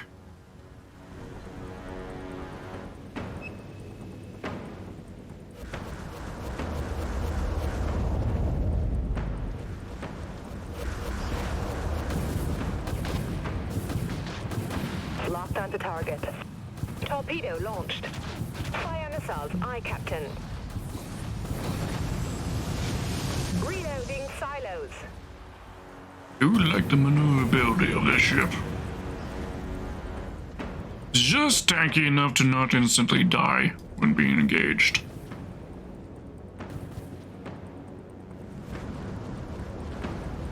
I may like destroyers in this. We'll see. In this game, we'll have to see.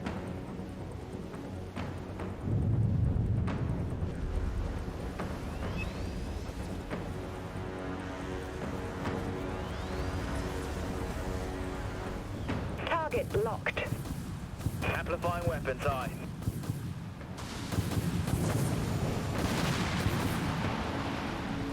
Whooped out.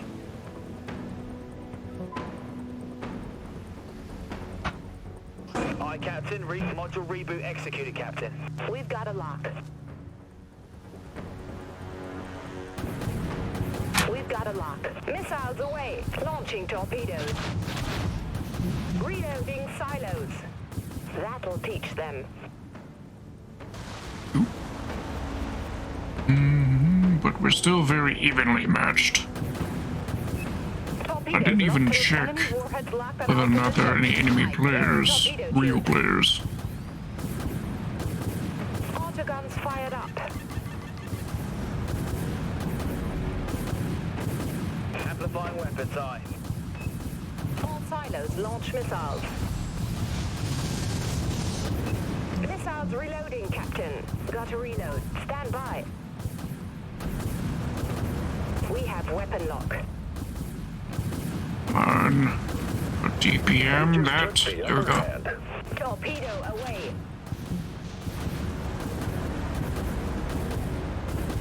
Where are you? Dreadnought right there.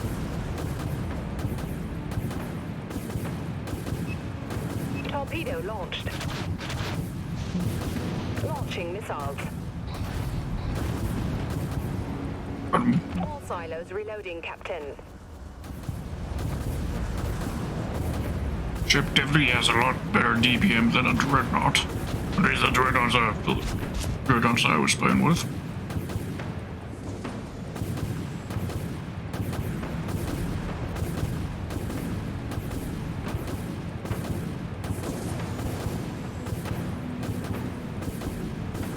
Enemy has a lock. I launch torpedoes. Missiles away. Multiple impacts detected. Missiles reloading, Captain.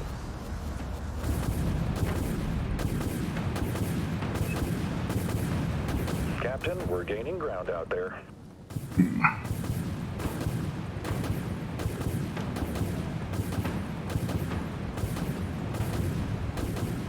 Launching torpedoes.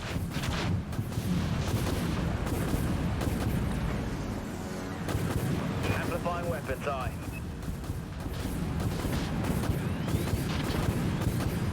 Fire missiles, aye, Captain. Lock on confirmed. We've been hit hard. Damage control teams dispatched. All silos. Enemy warheads locked on our position. Out DPM is repairs. Torpedo launched. Come on.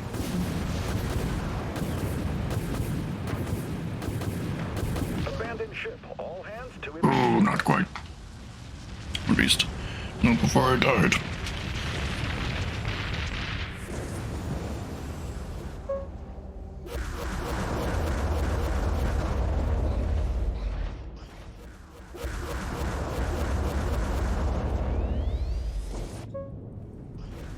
Solid lock.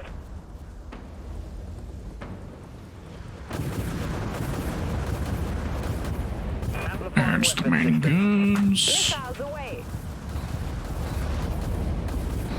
Man, Reloading go down. silos. We've got the we go. advantage, Captain. Something over here.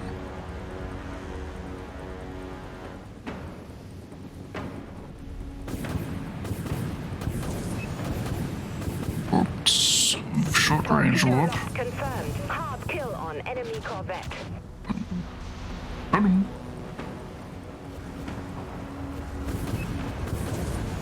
Target locked. Amplifying weapons, aye. Let him loose. Missile silos reloading. I clearing torpedo tubes. Taking down a dreadnought never gets old. There you go.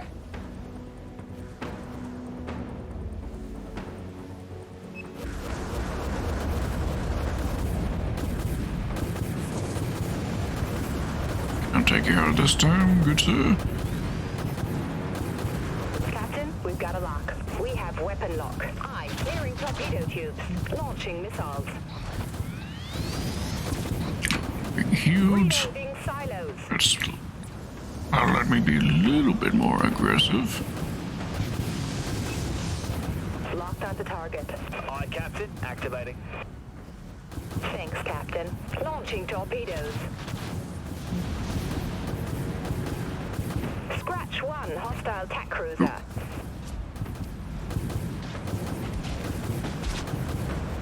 Multiple impacts detected. Thanks for the assist. Solid Got him lock. as well. We have weapon lock. All silos launch missiles. Torpedo away. All silos reloading, Captain.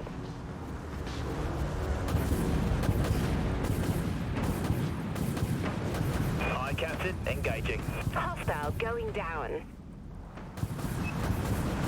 Torpedo launched. Heavy damage across multiple systems, Captain. Enemy missiles Okay, incoming, back a Captain. bit, little. Ow.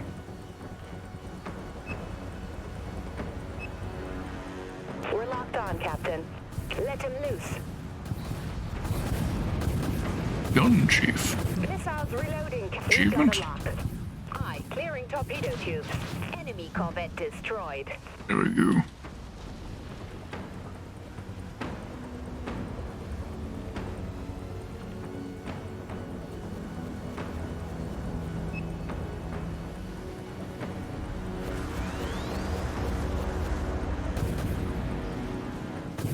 Enemy warheads locked on our position. Torpedoes locked on. Torpedo launched. Thanks for the assist.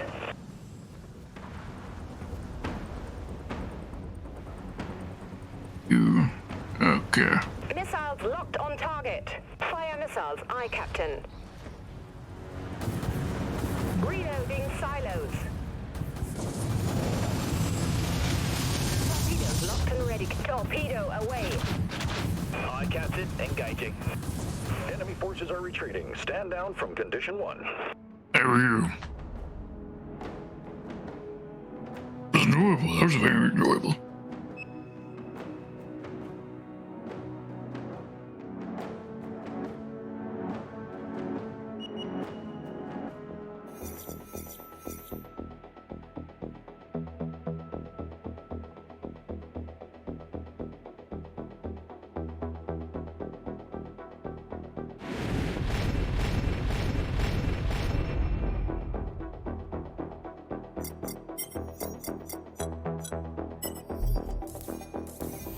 That's a lot of XP. I mean,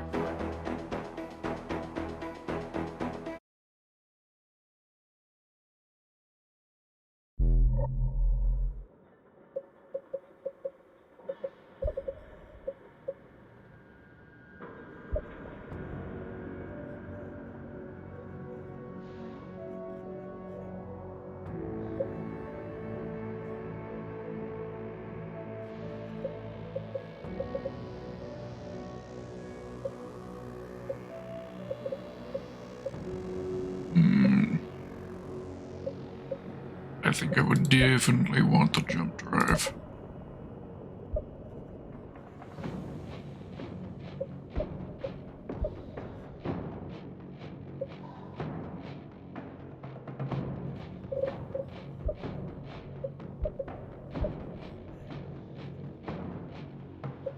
Just failed, bro. I've been cringe. Which is successful. There we go.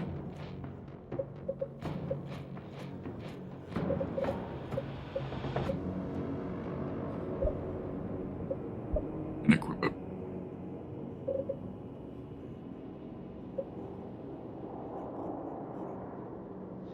I don't really find much usage in the protein autoguns either. Weapon booster pulse 2. Weapon damage increase. 75%.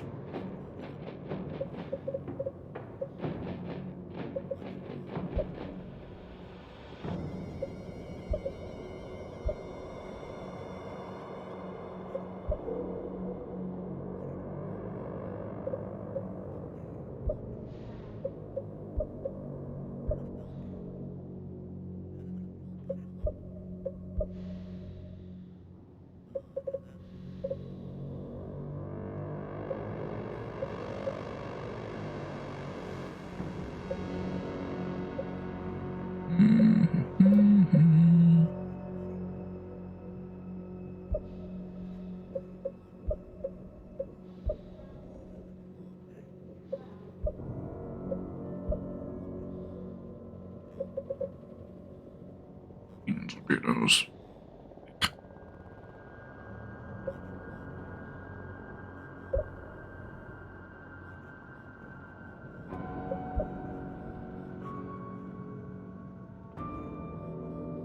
Oh, now we got our Jupiter Arms artillery cruiser as well.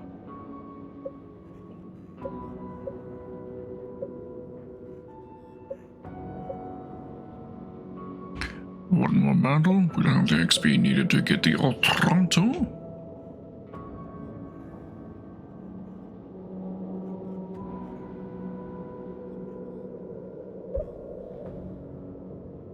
Also a nice looking ship. I'd say all the Jupiter armed ships are probably the best looking ships in the game. I think.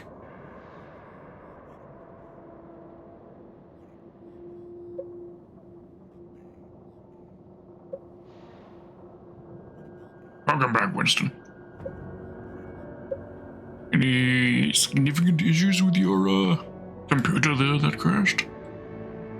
Hope you didn't lose anything important in the crash.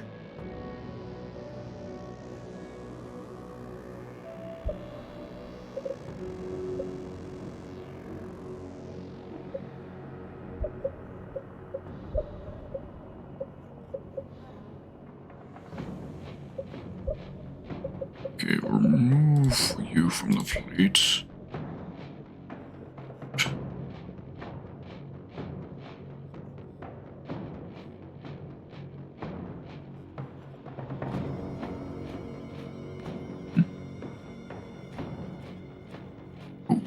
Was that ship that I just unlocked at tier 3? I think it was. Right.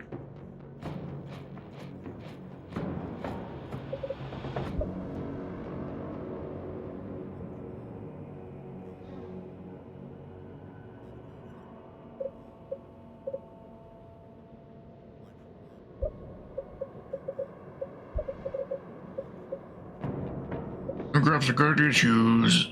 Sometimes reset the PC. I've gone to fixing it yet. I see, I see.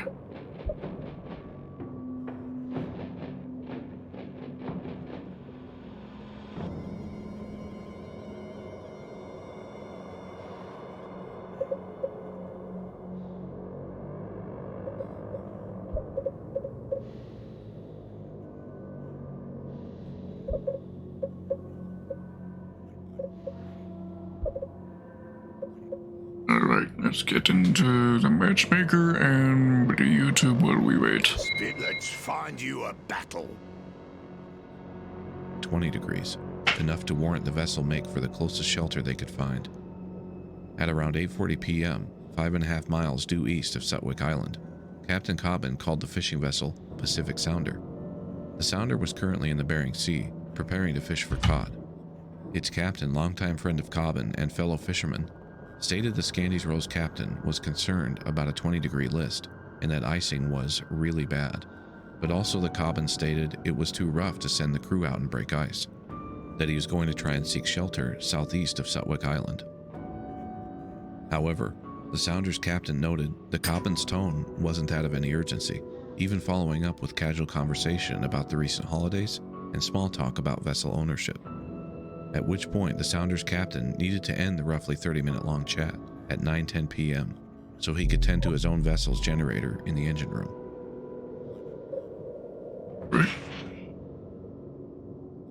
Get the match. First, 10 seconds in based territory control. Right, okay. I think this ship will be better at capturing points than a Dreadnought.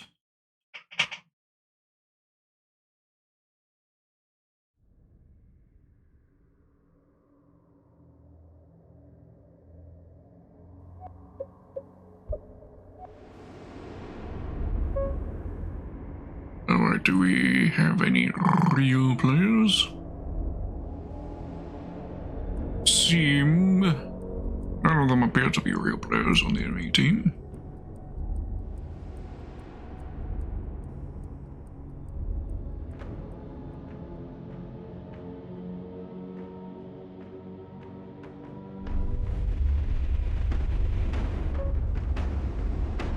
We've linked our territory to our allies. All ships, eliminate all enemy vessels. Get mounting.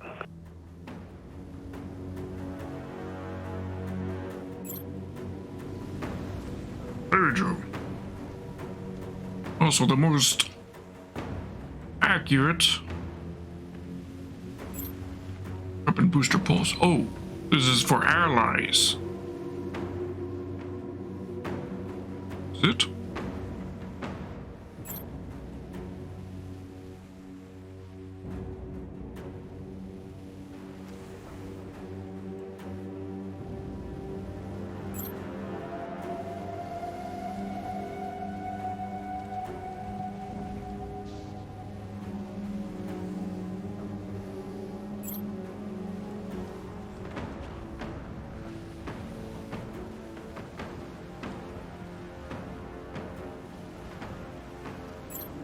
The enemy is capturing control point Alpha. Yeah.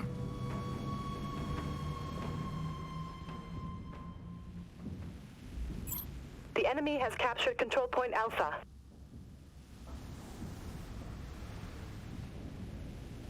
We've lost our link to Allied territory.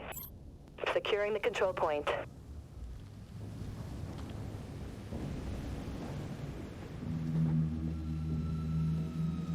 We've linked our territory to our allies.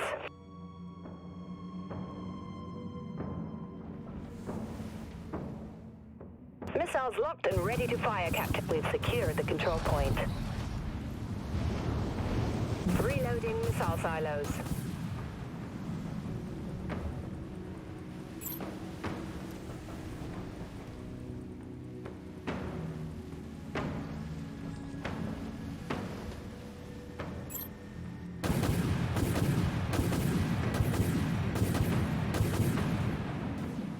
Aye, Captain. Activating. Scratch 1 artillery cruiser. Commencing cooldown. Right. Okay, so I think it's an AoE pulse We have weapon lock. that Aye. Launch helps torpedoes. both allies and myself, I think. Hostile artillery cruiser is going down. Amplifying weapons. Aye.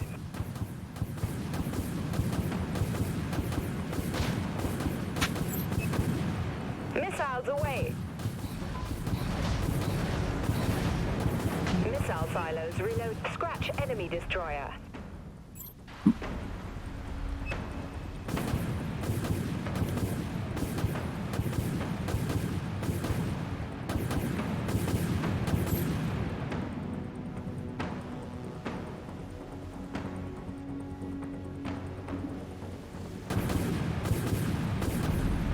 Multiple impacts. Damage control teams on station. Shield activated. It's Enemy warheads locked on our position.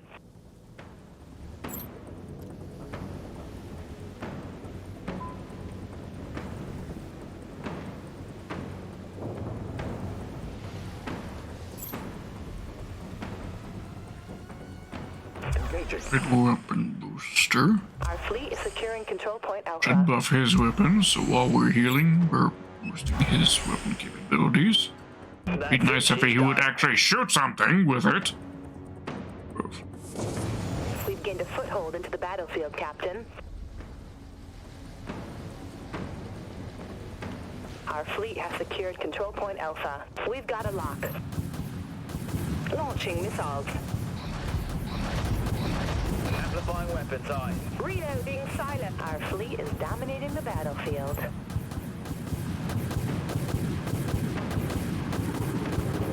Hostile destroyer eliminated, Captain. Thanks, Captain.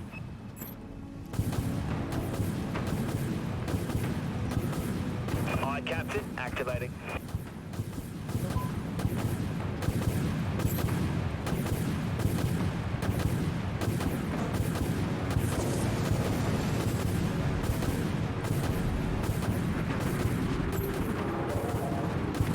Enemy destroyer scrapped.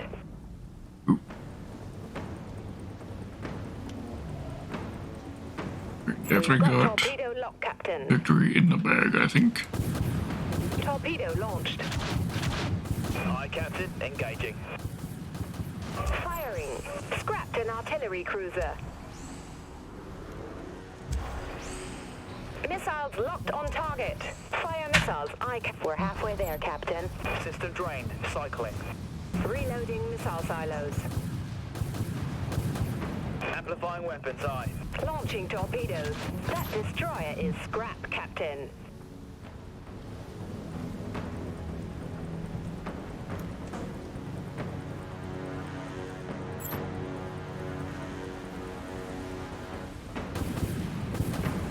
Enemy vet destroyed.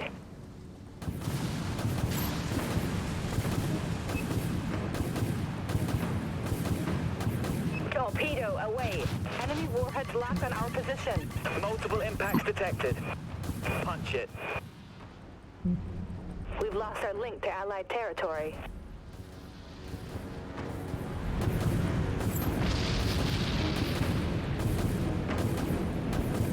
thing we can do. It's over. Yeah, darn. Destroyed. It's quite possible we may have the victory in the bag before I'm even done respawning. Or at least get close enough to engage. We've linked our territory to our allies. Let's jump.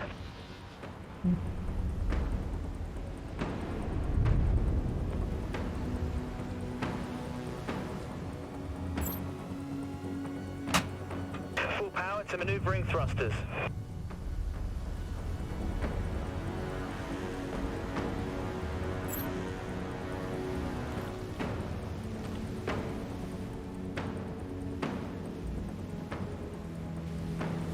We've almost won, Captain. Enemy has a lock. Target locked. All silos launch missiles. Relief, scratch one enemy corvette. Enemy warheads locked on our position.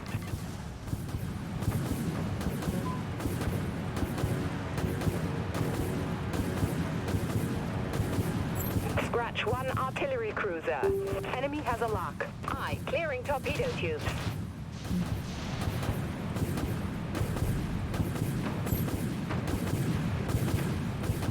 And there we go.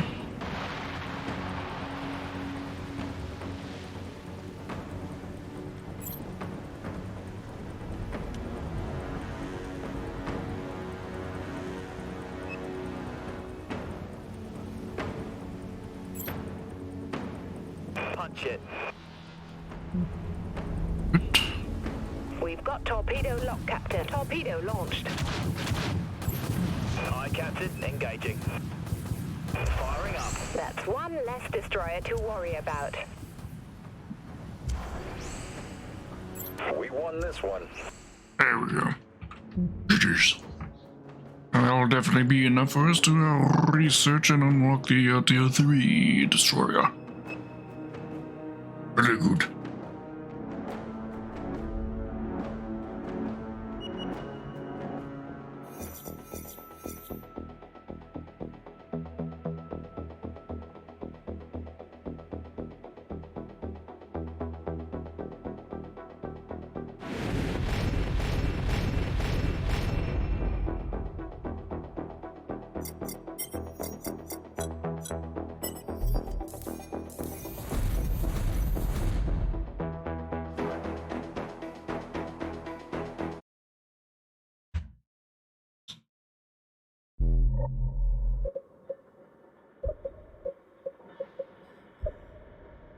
Keep it. Vulgar. Take 3. Search.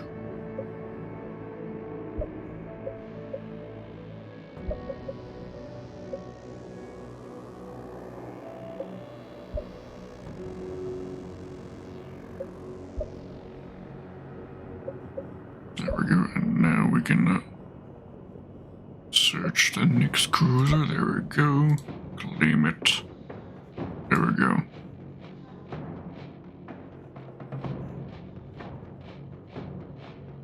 Quite the inverse to what I'm used to with wargaming games, where the cost of researching the next vehicle, vessel, whichever term you want to use, is the biggest XP cost in wargaming games, whereas here in Dreadnought, the cost of researching the next ship is the cheapest bit. It's the requirement to do the tech tree on the previous ship that is the expensive bit.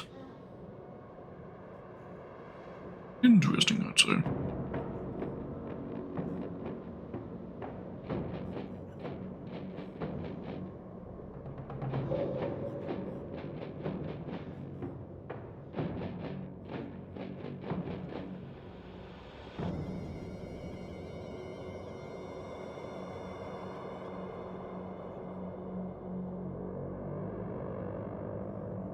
Weapon range 7,000.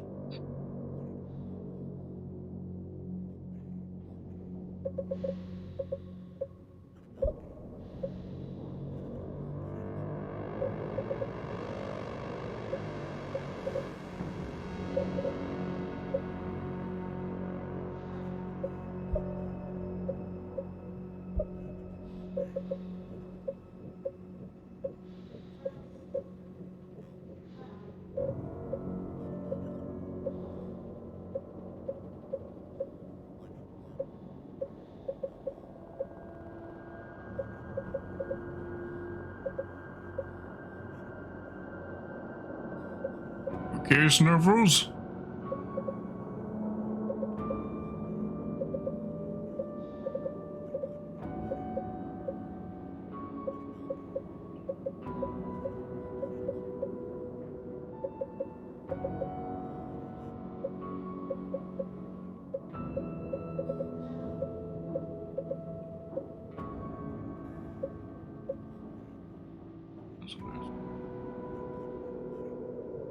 Game. One thing that I would have to assume that buying one of these gold camouflages is just for that one ship. Not like once you unlock the pattern, not like unlocking a pattern and then you can apply it to every ship. That's my assumption, of course. If it is the other way, then I would absolutely want to buy a pattern like this one right here. This one is quite striking. If I were to buy it once, I'd be able to apply it to all my ships. Very, very bog.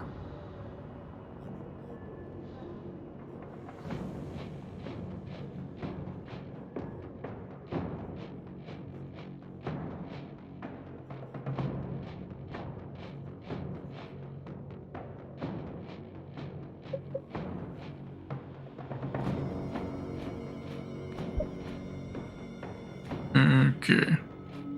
To give any sort of tooltip regarding this.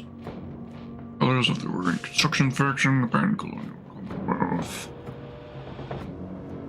Doesn't mention anything regarding whether or not it is for just this ship or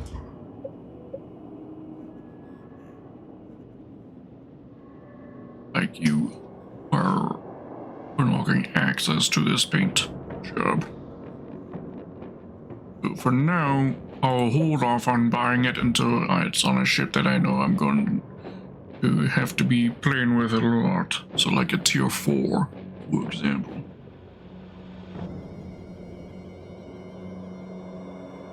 Tier 4 grind would be the most long duration grind in the game. Let's go with one of the free coatings for now.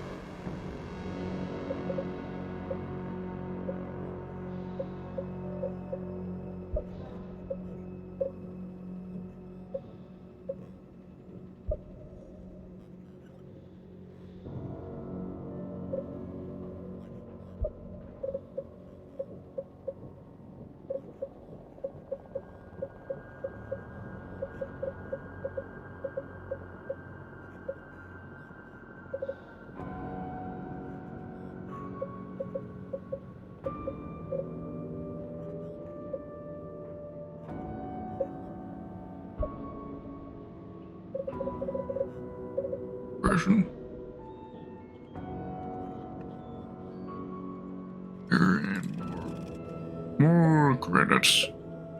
I don't think I'm ever going to be worried about having enough credits.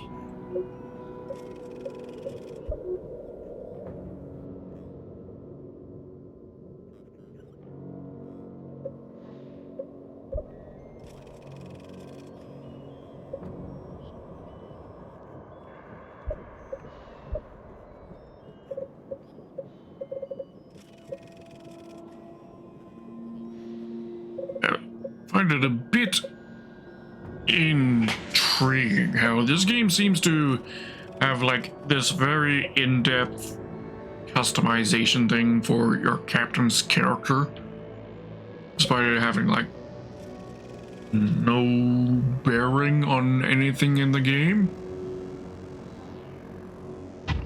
So I've been largely just ignoring this feature.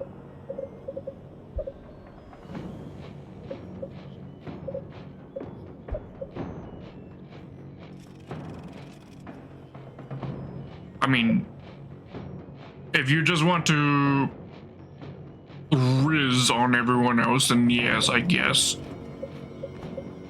In the post-game results, if you're in the top 3, your character will be shown off to the other players, I guess.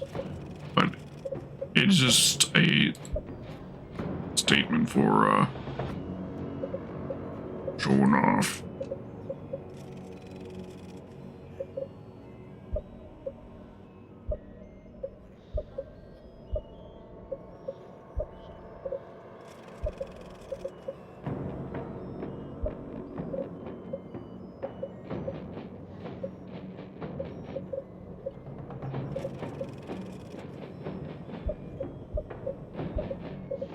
Howdy.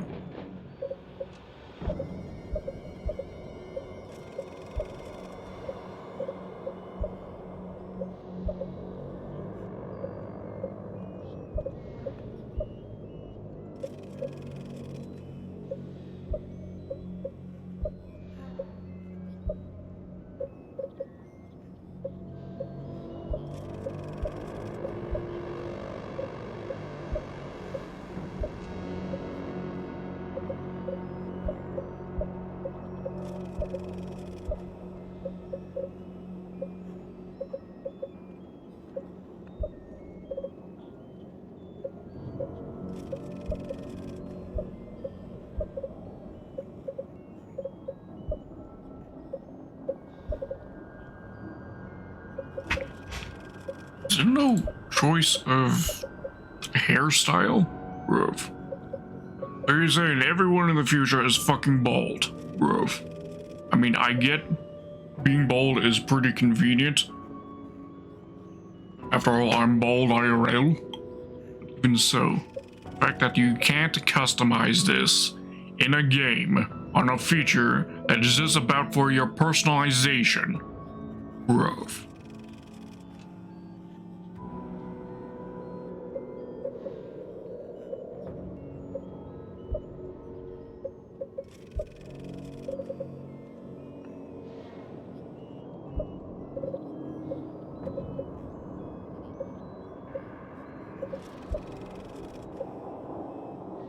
And thinking maybe going for this suit because A, I have the gold for it. B, I'm a skeleton, so I gotta have some sort of skeleton aesthetic, you know?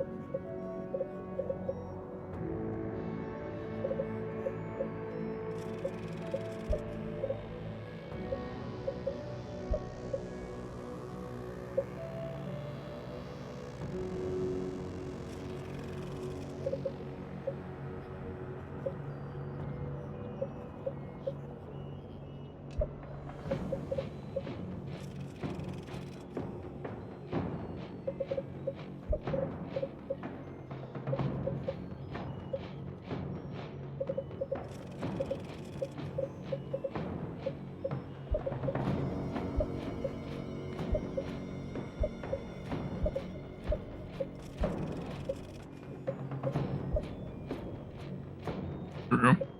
Perched. It's for the color scheme.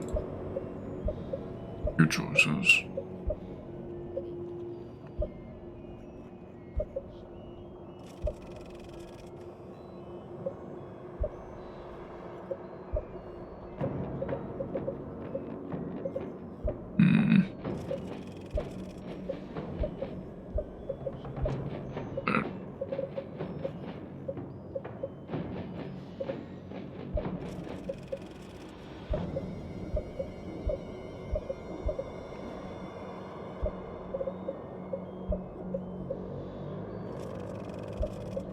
Tattoos all pretty fucking boring.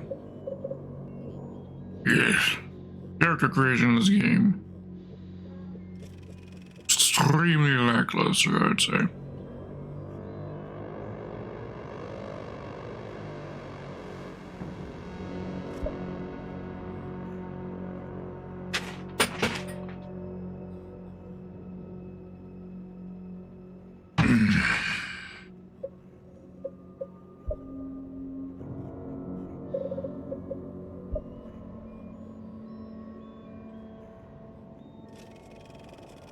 I'm close to getting another 150 gold right here.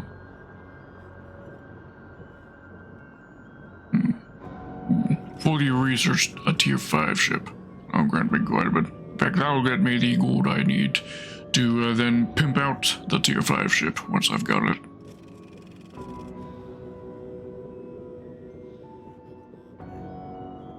Yeah, sounds like a good idea. Good plan.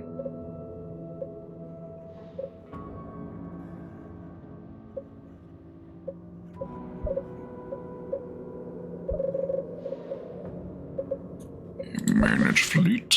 Let's get rid of the dollar. From fleet. Add to fleet. Toronto. Also get rid of that. Put in the ballista.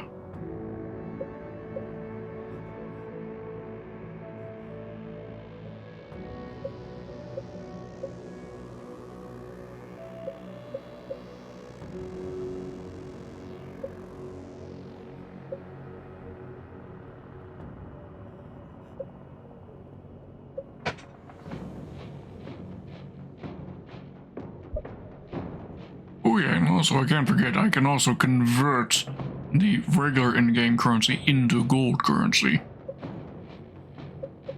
Forget that's also a thing.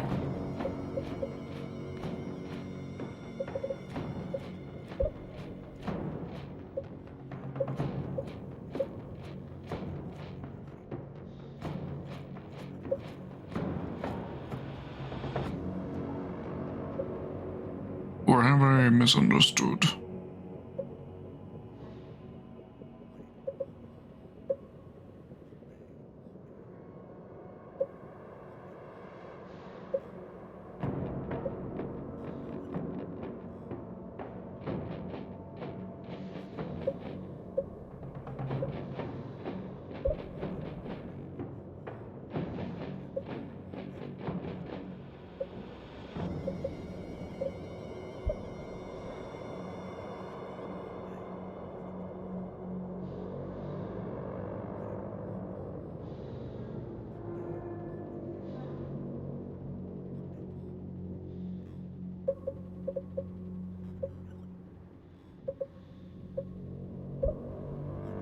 Fleet status.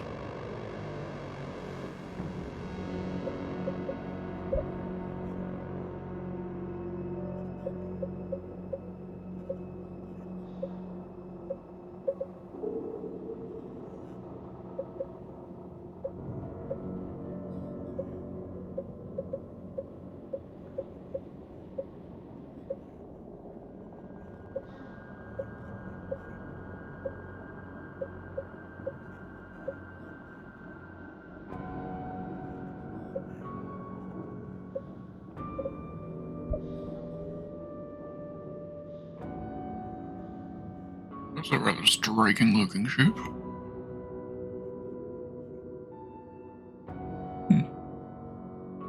Anywho, let's actually get ourselves into the queue and we'll watch the YouTube while we wait for it to actually start. So nav beacon is calibrating. We'll find you a... Nope. Right up. Got a battle right away. Holy shit. Must have been somebody else who was raiding the queue and All ships they be got an... advised. Yep, Orders there are is to an destroy enemy all player. ships. Good luck, Captain. In fact, 2 enemy players. Alright, so... I was lucky that they managed to slot me into a battle that was... Oh shit. Wrong ship. Oh well.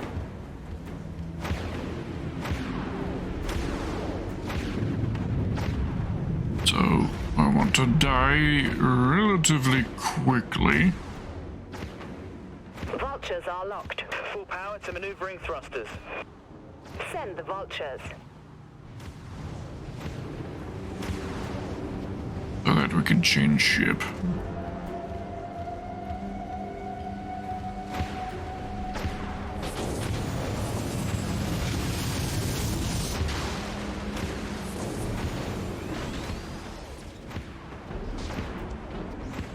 Engaging exoshell, Captain.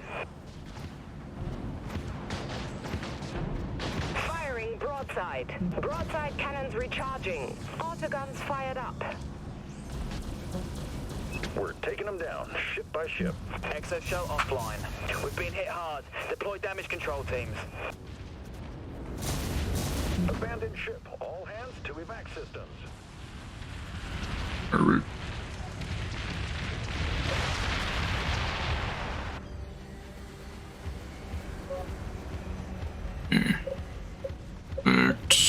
Atlanta. Missiles have firing solution, Captain. Here we go. Fire missiles, aye, Captain. Reloading missile silos. Amplifying weapons, aye.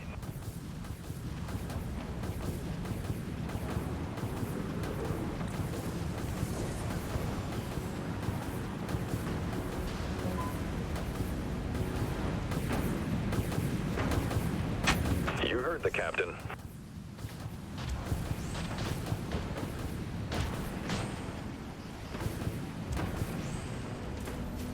We've got nothing left.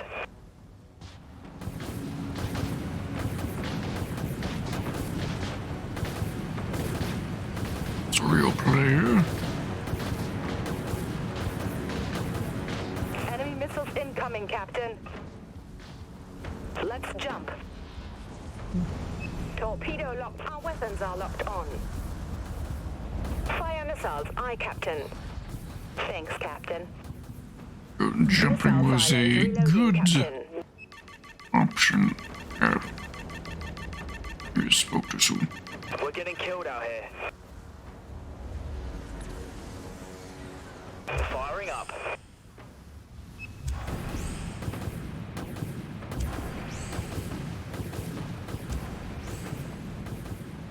Commencing cooldown. Thanks. We got him, Captain. There's the other real player.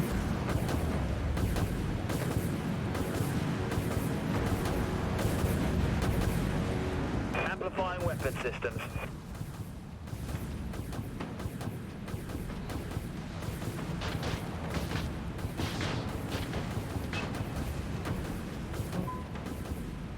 Target locked. All silos launch missiles. Missiles reloading, Captain.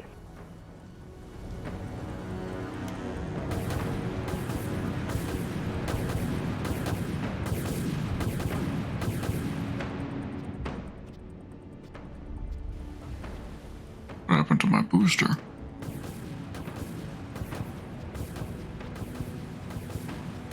Amplifying weapons, aye.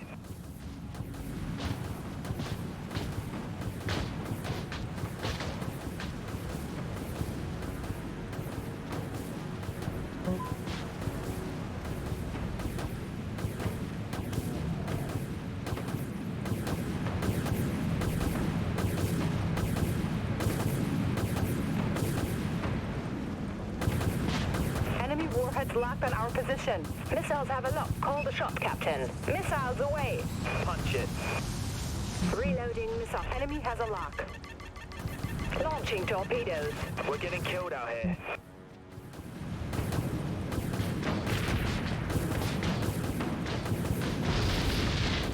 This is not good. Oh shit. Hands. The enemy's recovering. Destroyer got destroyed.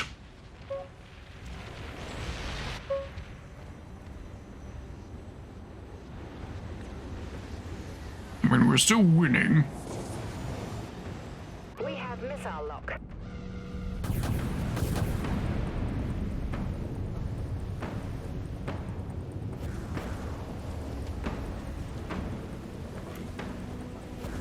That could very easily shift. We're locked on, And Captain. careful. Fire missiles, aye, Captain. Aye, Captain, engaging. Aye, Captain, activating.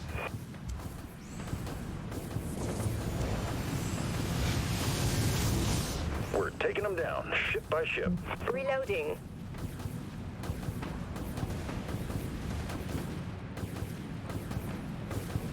I almost had him. Both of the weapon boosters gone.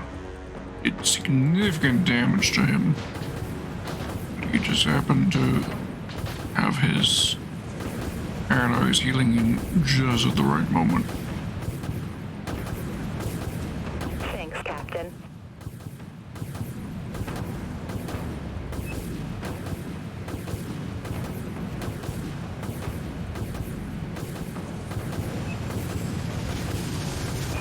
We have weapon lock. Let him loose. Amplifying weapons, aye. Reloading silos. System drained. Starting cooldown. Enemy missiles incoming, Captain.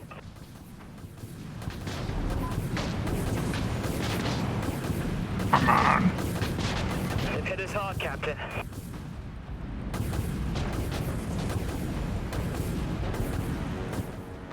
Let's jump. Hull integrity's collapsing. Ouch. Abandon ship. Yeah, got sniped literally as I jumped out, bro.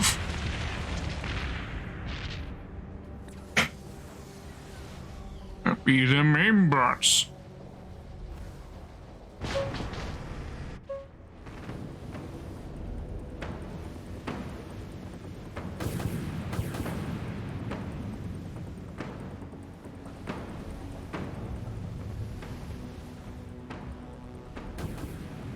Captain, we've got a lock. Launching missiles. Aye, Captain. Engaging. Missile silos reloading, Captain.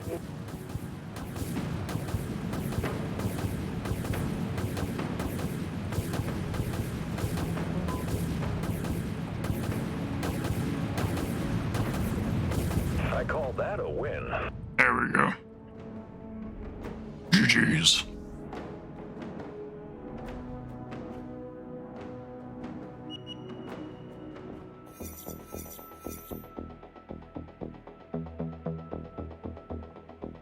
Alright, 3 other players stopped. Me. That's fine.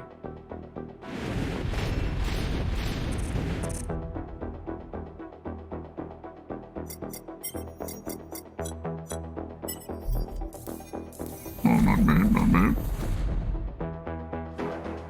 Would have been a bit better if I hadn't accidentally gotten into the shadow bog at the beginning.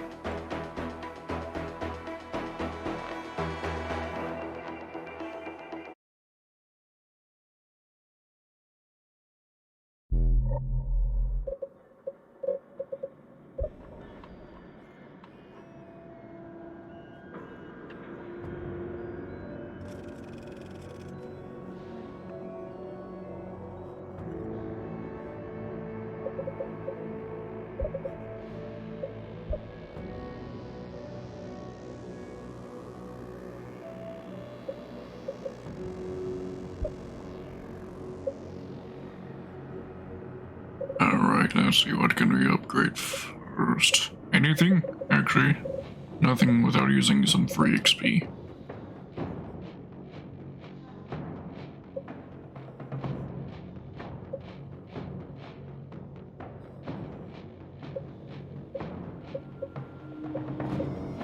Which I don't mind doing.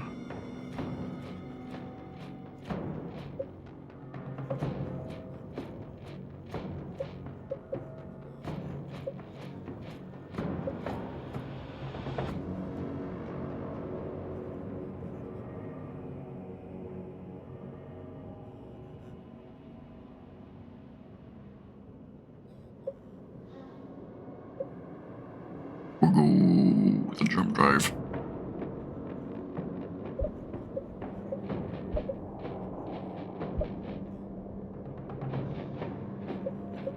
Successful and equip it.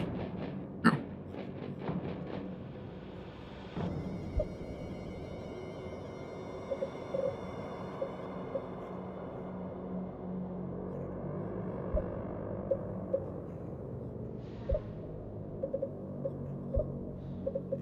Spinning up the nav beacon. Alright, back into the queue. We aren't as lucky to instantly get queued in again. Alright. So, back to YouTube. 9:45 p.m. and Automatic Identification Systems, or AIS, showed the Scandies Rose transponder 2.5 miles south of Sutwick Island, turned about 50 degrees to starboard, the vessel altering to a northwesterly course toward the refuge of Sutwick's natural southern bays. The captain on the Pacific Sounder had completed his task in the engine room at about the same time, 9:45 p.m., when he decided to call Captain Cobbin back. He grew instantly concerned when the veteran captain's normally stoic tone had changed, telling him worriedly, "I don't know how this is going to go. The list has gotten a lot worse."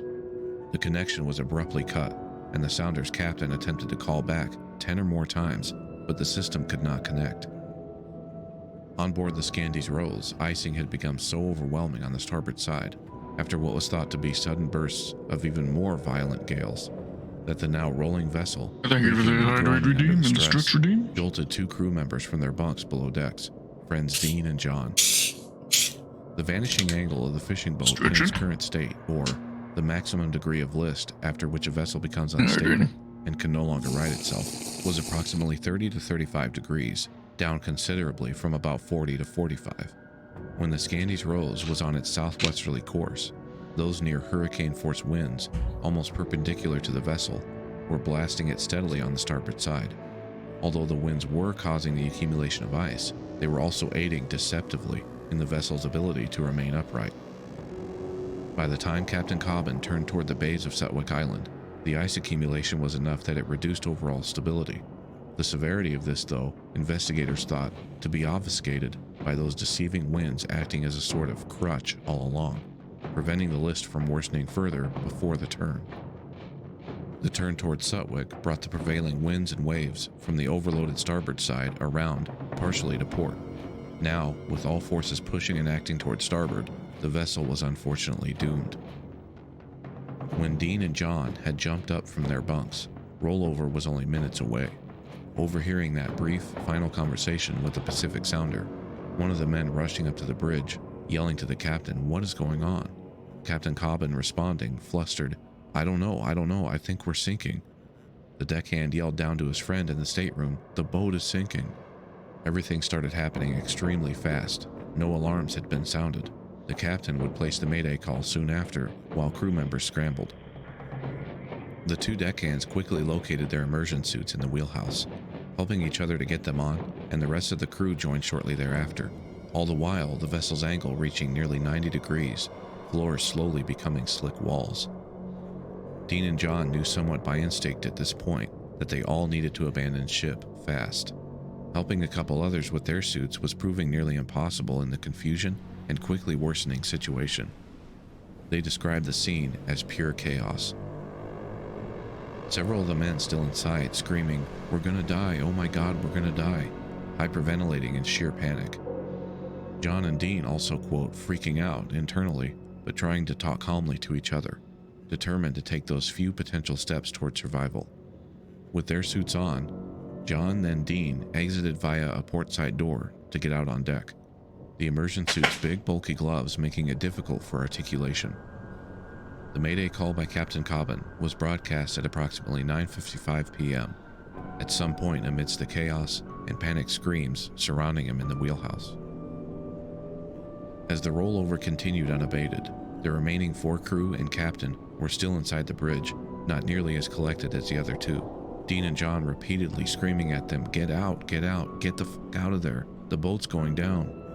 The men scrambling around outside the bridge, trying to find a line or anything to throw down inside and help the others climb up and out of the wheelhouse. But everything, lines, life rings, buoys, everything nearby outside was completely frozen. There was so much ice, nothing was easily accessible. At this point, they both knew they were down from minutes to just a few precious seconds. Captain Gary Cobbin, older than the others and not nearly as able-bodied, lost his footing on the nearly 90-degree decking, and the men could only watch as he tumbled helplessly back across the bridge, striking the opposite side of the wheelhouse. The captain's son David unwilling to leave his side as his father screamed in pain. They saw one other crew member, Brock Rainey, had fully donned his survival suit, but didn't make it in time to join the others outside. The 2 friends now essentially standing on the side of the wheelhouse, were determined to remain at least atop the vessel as it completely capsized.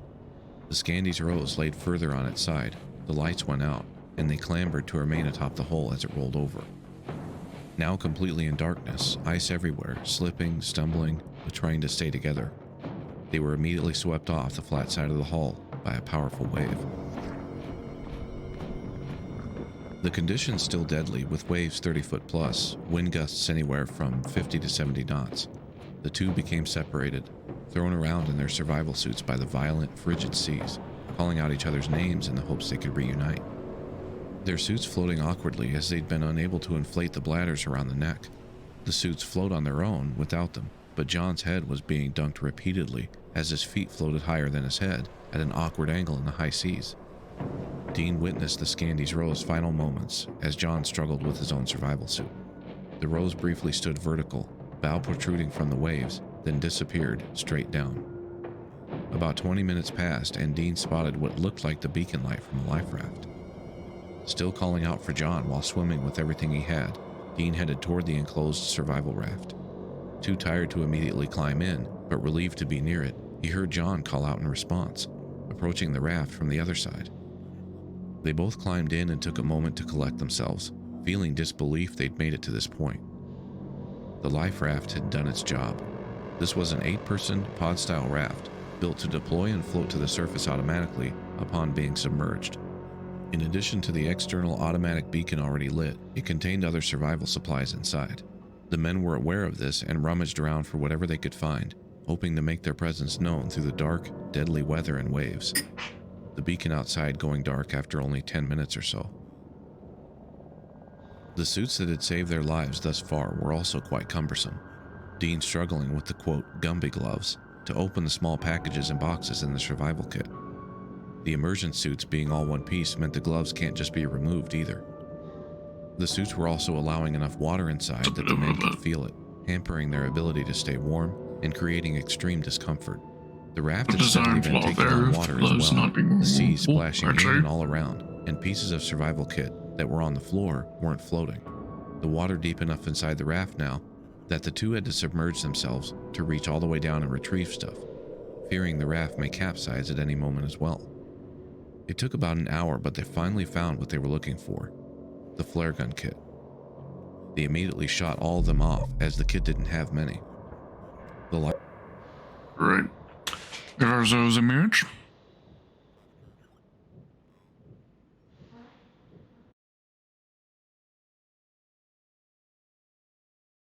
Deathmatch. Each kill awards a team 4 points. First team to score 100 points wins.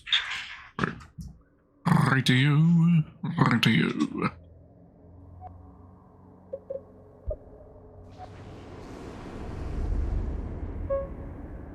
Pronto. See, we got one real player on the enemy team. Very good, very good.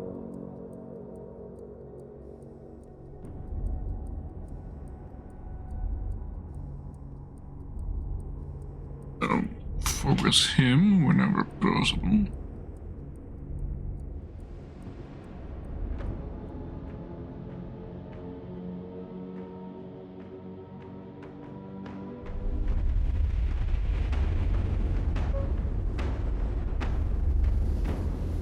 All hands to action Right. station. Prep for combat. Let's run out the guns.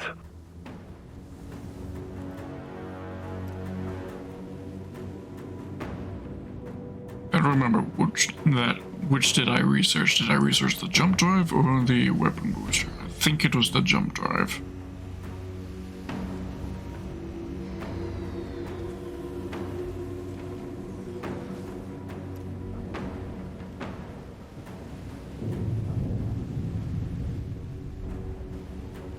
Lock on confirmed.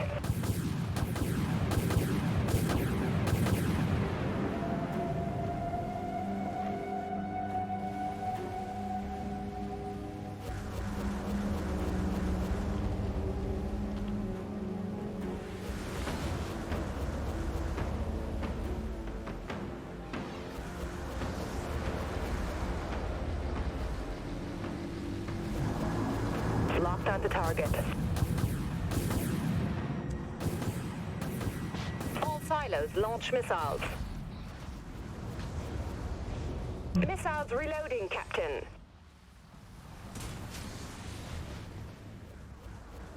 Firing. We have weapon lock. I clearing torpedo tubes.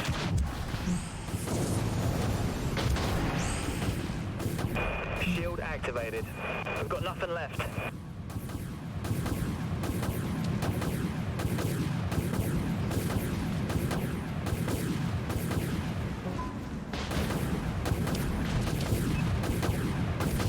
We've been hit hard. Damage control teams dispatched.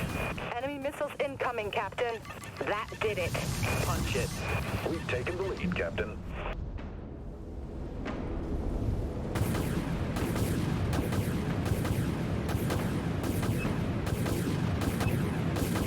Fire missiles, aye, Captain. Reloading missile silos. Dreadnought. Aye, Captain. Engaging. Engaging. Enemy warheads locked on our position. Let's jump. System drained.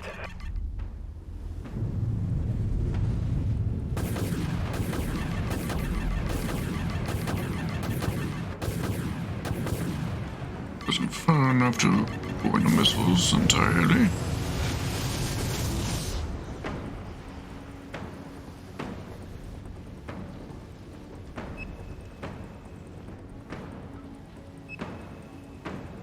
Missiles locked on target. Missiles away. Missile silo. Thanks.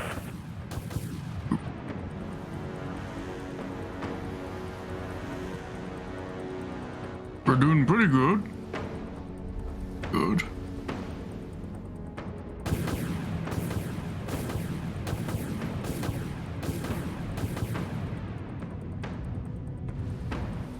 Thanks.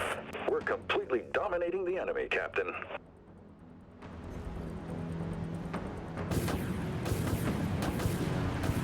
Our weapons are locked on. I launch torpedoes.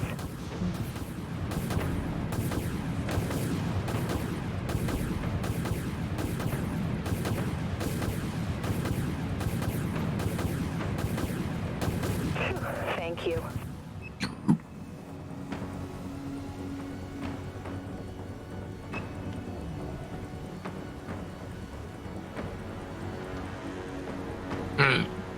Yeah, I think we've probably got the victory in the bag already.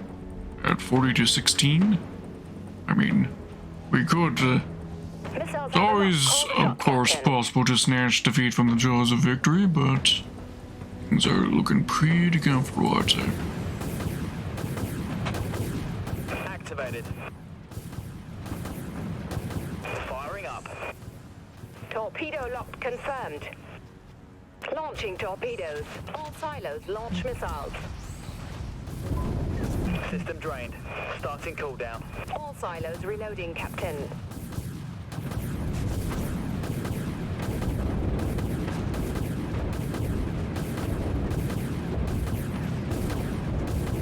Multiple impacts. Damage control teams on station.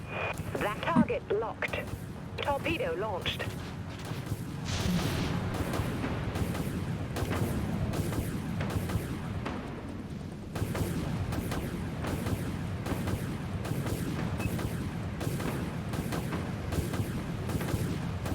Firing up. Torpedo away. Reloading.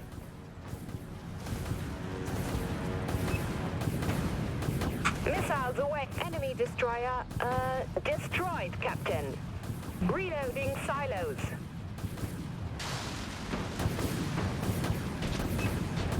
I clearing torpedo tubes.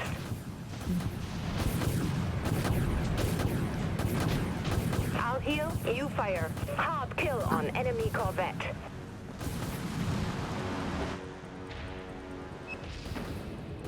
Sadly. Oh, shit.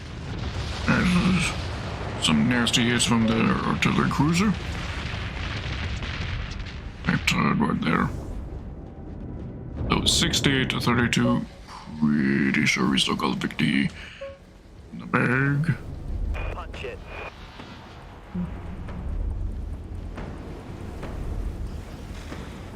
Enemy missiles incoming, Captain.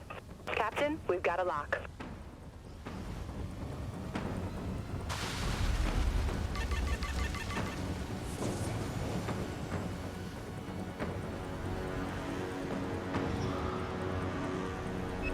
Lock on confirmed. Enemy has a lock. Firing. Amplifying weapons, aye. Fire missiles, aye, Captain. Aye, clearing torpedo tubes. All silos reloading, Captain. They've hit us hard, Captain. This battle is ours.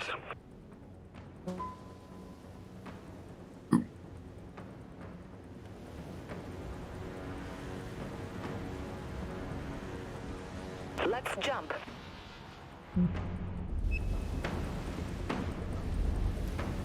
Captain, we've got a lock. We got Hello. it, Captain. That was a player, I think. Enemy missiles incoming, Captain. From Let's jump. here. Okay.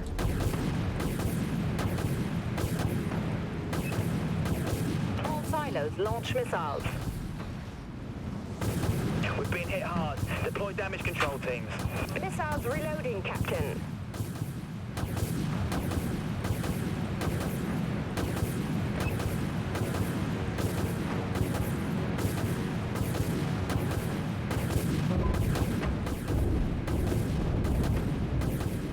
Engaging.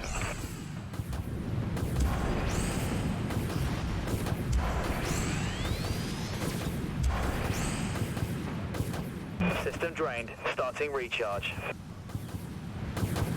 You as well. Destroyer is scrap, Captain. Hello. Torpedoes launching torpedoes.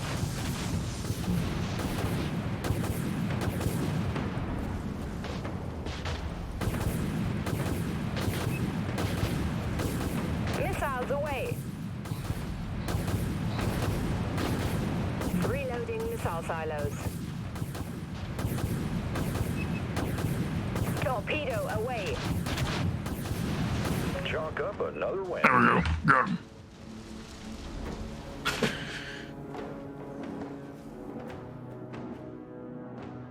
There we go. Good match, good match.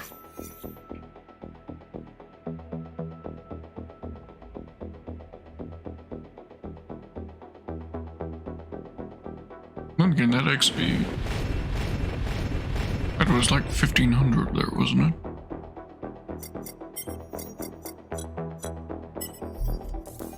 But with all the boosts and everything else, 15,000, not bad. Is enough to research one module.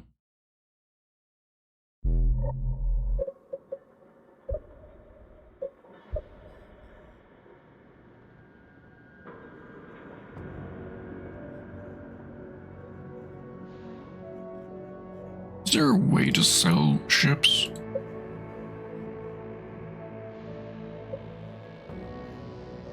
I don't think there is. Once you own a ship, you own it forever.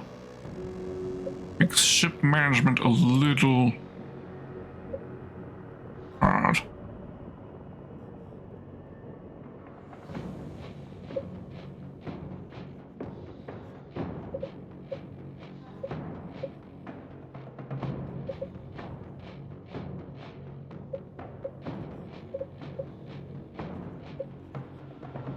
Energy generator. Interesting. I think I'll stick with the jump drives though.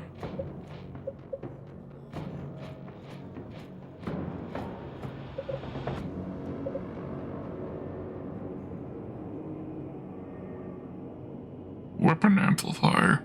That would create some serious boostage of damage if I had both the weapon amplifier and the weapon pulse generator. working at the same time on top of directing power to weapons. Like, I'm already melting entire dreadnoughts just having those two, but putting that on, that might be actually a tad excessive.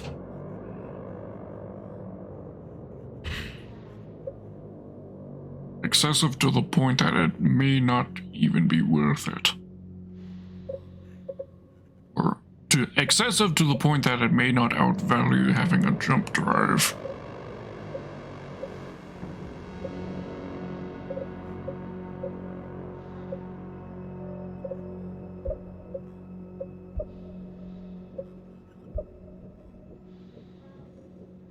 Purchase failed, bruv. Stopping cringe. Game.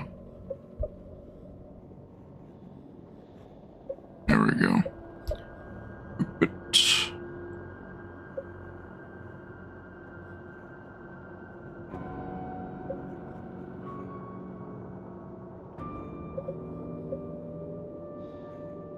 Like Burgle turrets.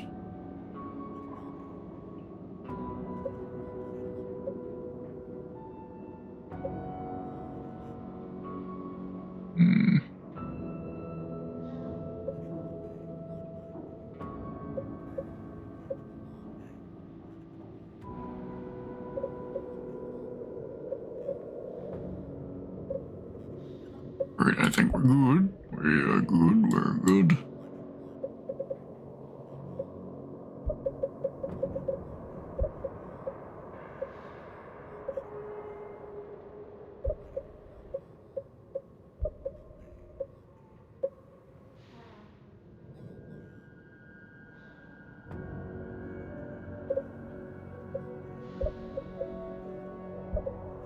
Alright. And execute. Out there. Lights had gone out on the raft already, and by their knowledge of these waters, if the Scandies Rose E-Perb had triggered like it was supposed to, they felt rescue should have arrived toward the end of the first hour. Their decision to fire off all flares was largely for this reason.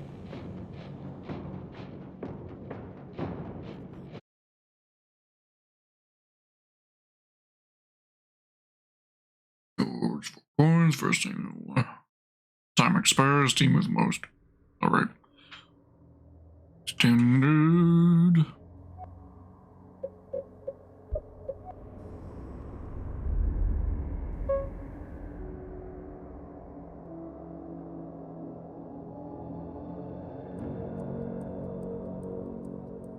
Alright, we got ourselves 2 other real players on my team. On the enemy team, we got 1, 2, 3 real players there. Alright, so it's 3v3 on the player count, real player count. All stations, look alive. Got enemy contacts incoming. There we go. That's a rather fancy looking boat right there.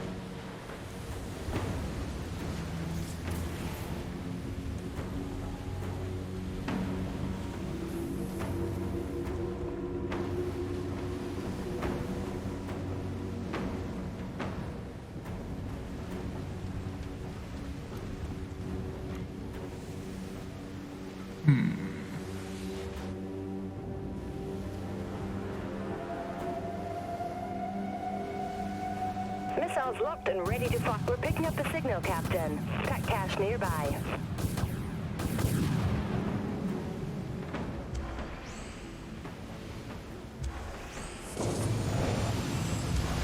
Torpedoes locked and ready, Captain. Launching. Torpedo tubes are still reloading. Torpedo launched. Blimey. Okay, I got nuked pretty hard right there. Right. It seemed to be working together quite well.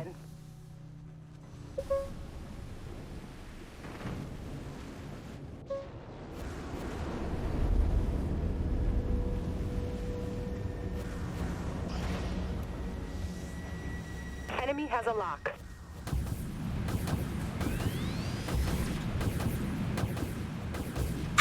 got the advantage, Captain.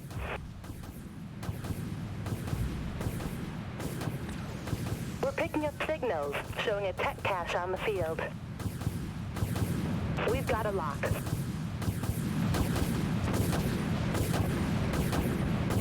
Captain, we're gaining ground out there. We've got a lock. You heard the captain.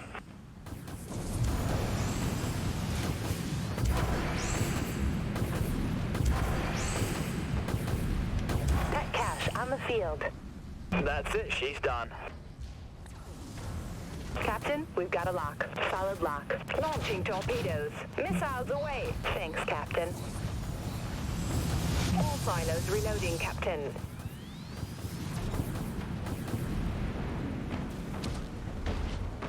Hello.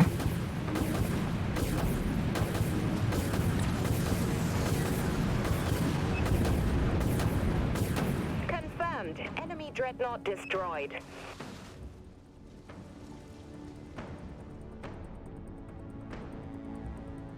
We're taking them down, ship by ship. Alright, we are definitely doing very good. 36 to 12 points.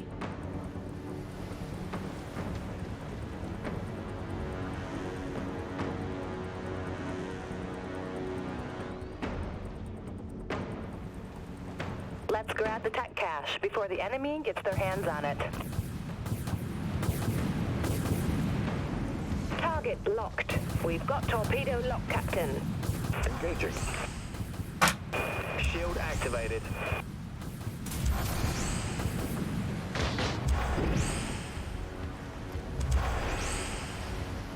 That's it. Enemy has a lock.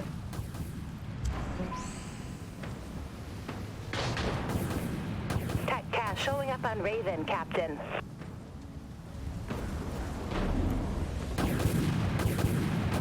Let him loose. Missiles reloading, Captain. Clean hit. Targets going down.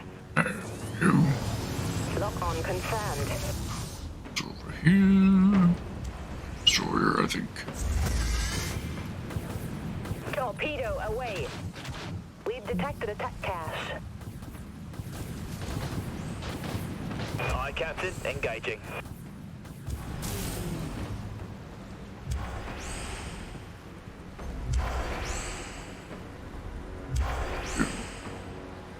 Commencing cooldown.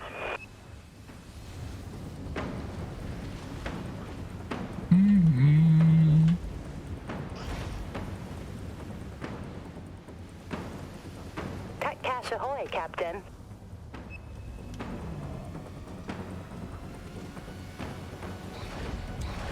We have weapon lock. Torpedoes locked and ready, Cap. Aye. Launch torpedoes. Missile silos. Amplifying weapons, aye. Firing. Heavy damage across multiple systems, Captain. Enemy destroyer has been eliminated. Tech cache detected in the vicinity, Captain. Thanks. We got him, Captain. Solid lock. That was a lot of damage I did there. Nice. Launching torpedoes. Hostile artillery cruiser is going down. Enemy missiles incoming, Captain. Ship is damaged, Captain. We're picking up the signal, Captain. Tech cache nearby. I hit the wrong button. Mental warp, but I hit the booster instead.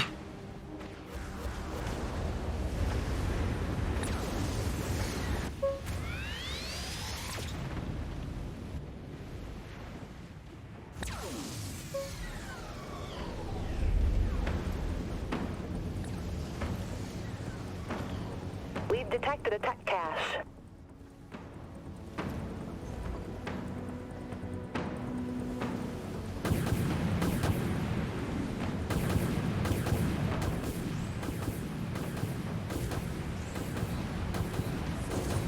Missiles have firing solution, Captain. Our weapons are locked on. It's like they're not even fighting back. Looks like he got destroyed during There's a his tech jump cache there. on the field. That's Ready to be interesting. picked up.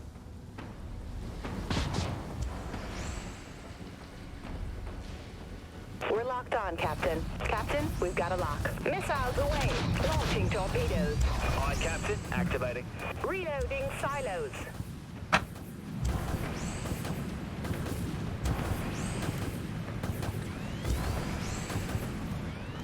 System drained. Starting cooldown. We got him, Captain. Let's grab the tech cache before the enemy gets their hands on it. Torpedo away.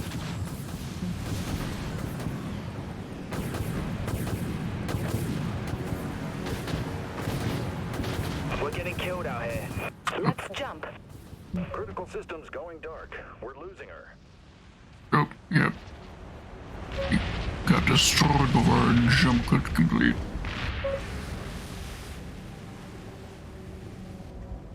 Tech cache detected, Captain.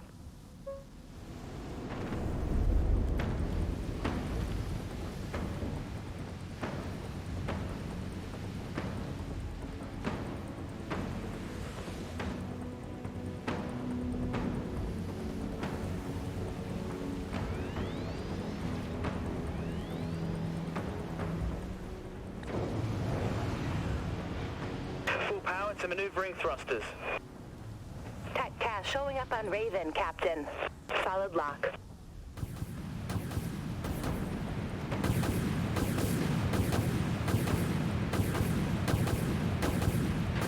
Firing.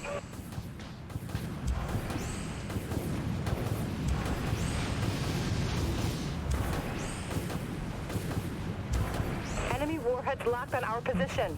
Reloading. Punch it. Tech cache ahoy, Captain. Missiles locked and ready to fire, Captain. Get out of range of the missiles. Yep, just barely.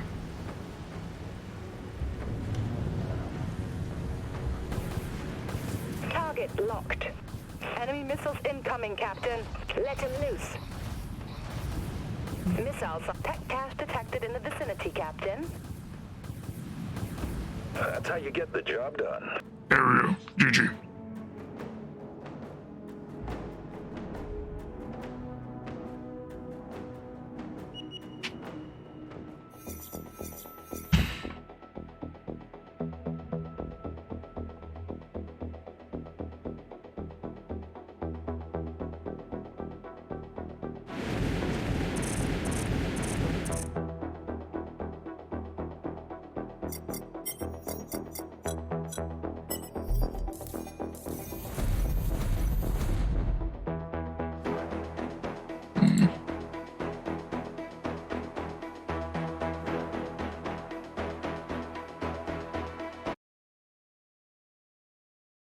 Not a great match in terms of XP results, unfortunately.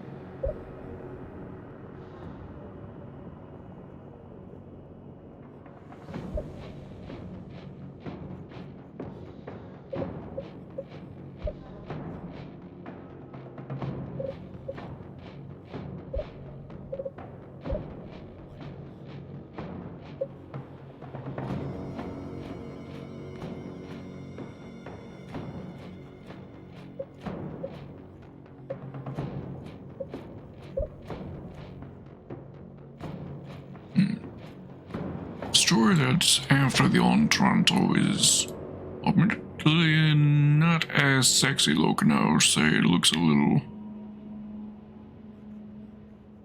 odd.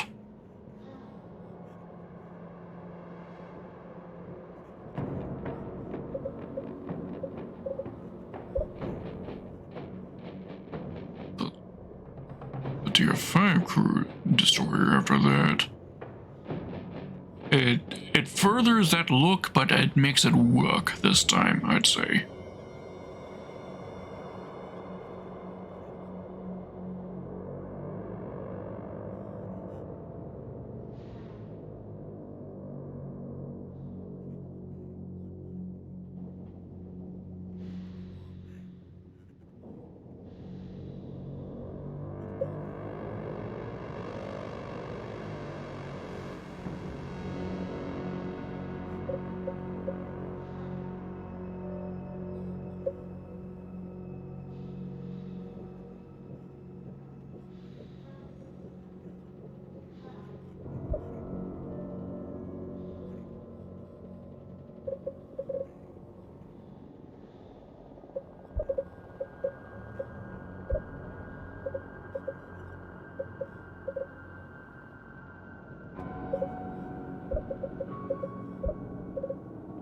It That is. beacon is calibrating.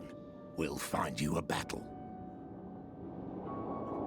Convinced rescuers should already be within sight. But the first hour became the second became the third. The cold was setting in, the men were soaking wet, frozen, feelings of hope fading into confusion, despair.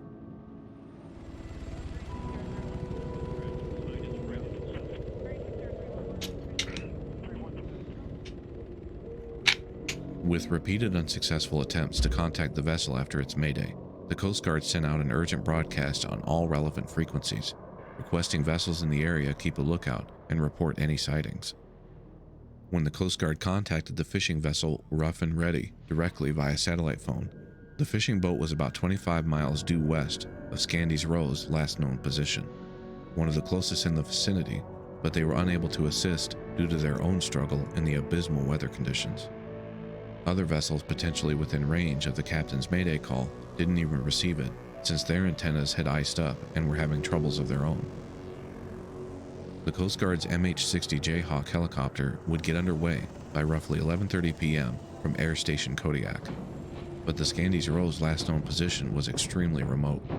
The weather wasn't going to let up along their flight path either. Extra fuel had to be loaded, and additional complexities in flight planning were required. This flight was going to push the rescue helicopter and its crew to the very edge of their range and capabilities. Coast Guard cutter Mellon was diverted from its patrol near Dutch Harbor as well. The Mellon's ETA roughly 20 hours though. A Coast Guard C-130 was also dispatched from Elmendorf Richardson in Anchorage to aid in search and act as a communications platform. Earlier, once inside their raft, Dean and John had spotted the Scandies Row's second life raft, but decided not to risk exiting theirs and just watched it floating nearby for most of those grueling hours waiting for rescue. At roughly the 4-hour mark, the two men spotted what they first thought was the light from a ship's mast over near the other life raft. They had no flares left, but knew there was a functioning flashlight they'd been saving for this very reason. They began signaling toward the light that appeared to be investigating the other life raft, which turned out to be empty. The light suddenly raised straight up quite a distance, and the two deckhands knew instantly it was a Coast Guard helicopter. At 2:08 a.m., Dean and John were pulled up, one by one, into the Jayhawk. The Coast Guard crew even forced to de-ice the rescue swimmers' goggles and dry suit throughout the process. They'd pushed the helicopter so far, it was dangerously low on fuel, and had to cut auxiliary power to conserve it, which meant no interior heating for the long ride back to Kodiak Station, finally landing safely at approximately 3:40 a.m. Dean and John were quickly brought aboard a waiting ambulance and onto the hospital, where they were treated for hypothermia, both making a quick physical recovery. In an interview later, the rescue flight commander stating they were anticipating bad weather, but what they got was a lot worse.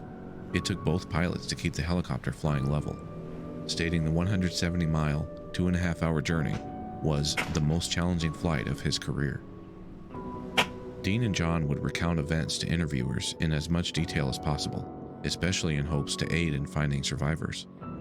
The ensuing search would cover a 1,400 square mile area, using all potential drift models based on the Scandies Row's final position, on the weather patterns, and the two survivors' coordinates.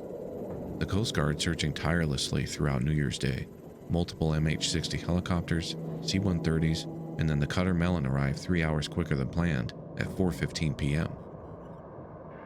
Searching in these conditions, though, even puts rescue personnel at risk, and the cutter had to stop for its own ice removal efforts that afternoon. The primary goal of such a high-risk search and rescue puts victim recovery far behind the priority of locating survivors, the likelihood of which dwindling by the hour. And by 6:08 p.m.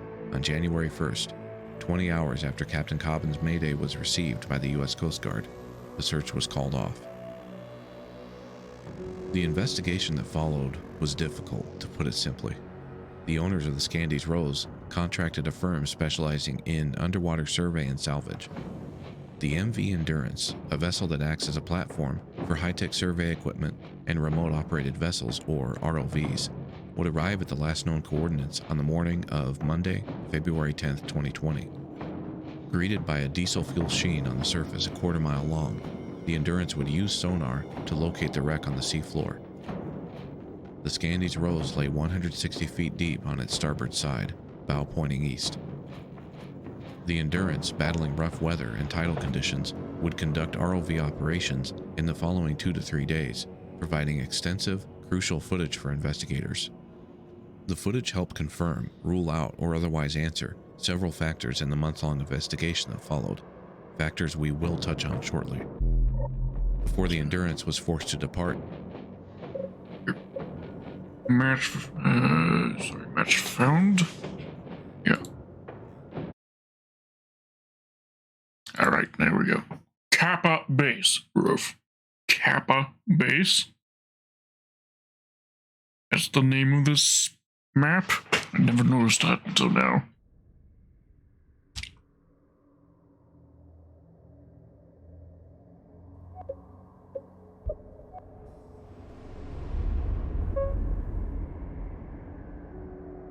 We got ourselves, I think, 3 real players on our team, including me, and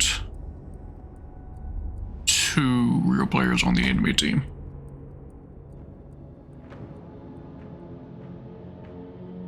So we have the edge.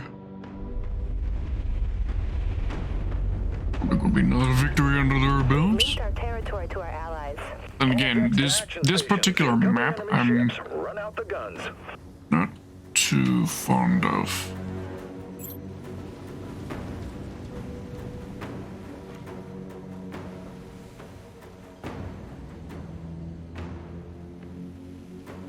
At least spawning from this side on this map, I've always found a lot of difficulty in winning.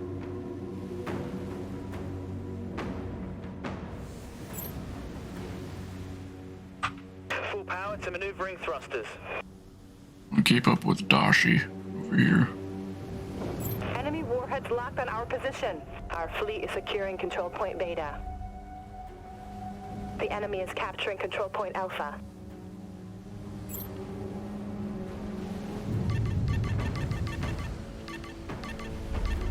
Okay. So let's hit there, alright. The enemy is capturing control point Alpha. Welcome back, Winston. The enemy has captured control point Alpha. Our fleet has secured control point Beta. Our weapons are locked on. Engaging.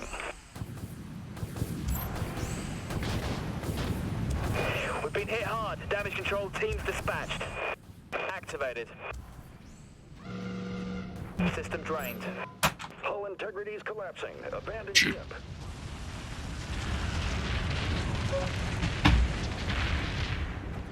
Good dive for cover there.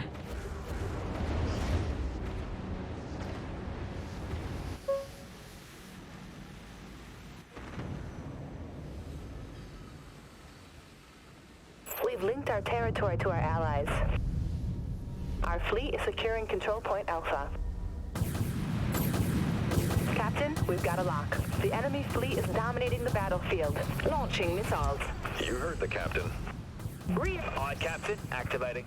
The enemy has captured control point Beta. Our fleet is securing control point Alpha. That's it. She's done. The enemy has gained an early lead.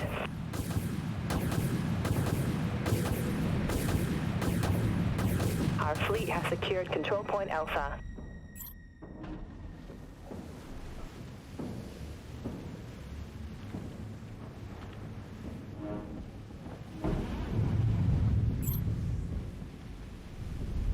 Enemy missiles incoming, Captain.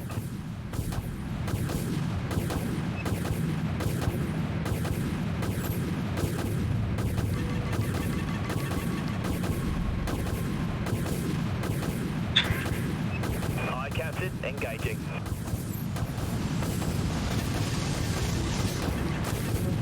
Thanks.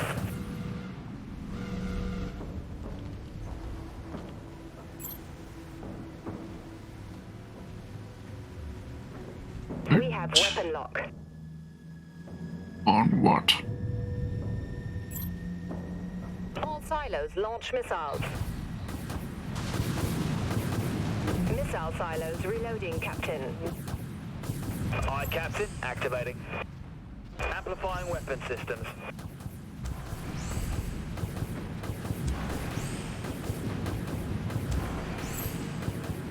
We've got nothing left. Enemy warheads locked on our position.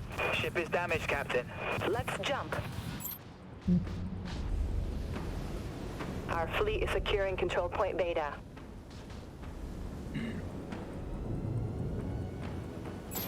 All hands, abandon the ship. shite. Report to emergency evacuation. Almost got out of range there.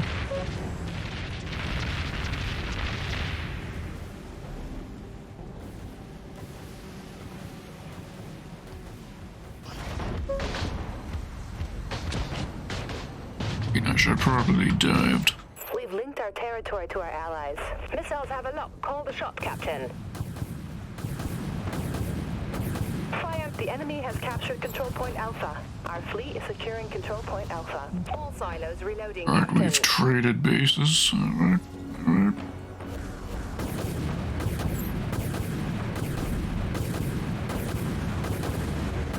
Our fleet is securing control point Alpha. Enemy missiles incoming, Captain. Phew, thank you. Our fleet has secured control point Alpha. Let's jump.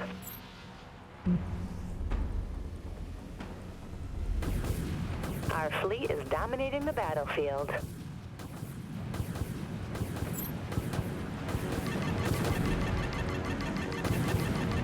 Heavy damage across multiple systems, Captain. Ow.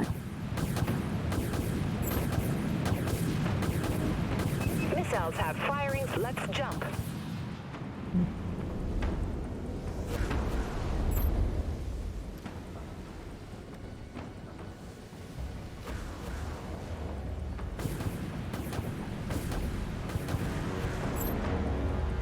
Okay. Locked onto target. Enemy missiles incoming, Captain. Fire missiles. Aye, Captain. Firing up. Missiles reloading, Captain.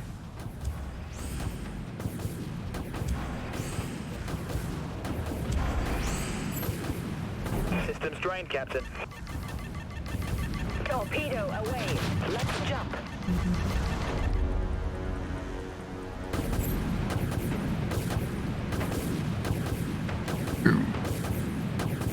Zara's still after me, but hopefully out of range. Thanks for the assist. Yep.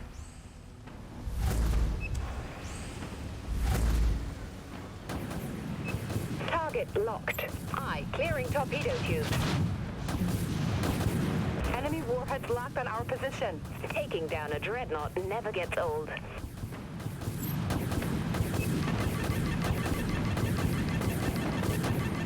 We're locked on, Captain. Fire missiles. I don't think so, Captain. Missiles still reloading. Missile silos reloading, Captain. Aye, Captain. Activating. Amplifying weapons. Aye.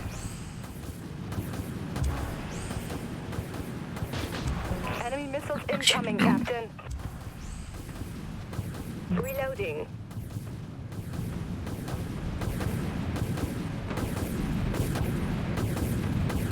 The enemy is capturing control point Beta.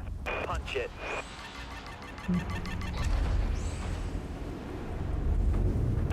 Thank you. Okay. One missile landed, and that's fine. Our fleet is dominating the battlefield. Ship's looking a little beat up, ain't she? The enemy has captured control point Beta. Captain, we've got a lock. We've almost won, Captain. Thank you.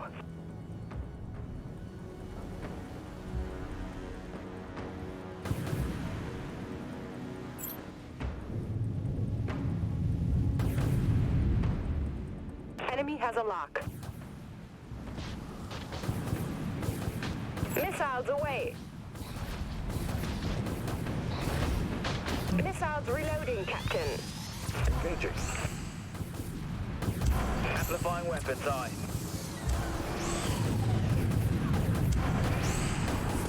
Thanks for the assist.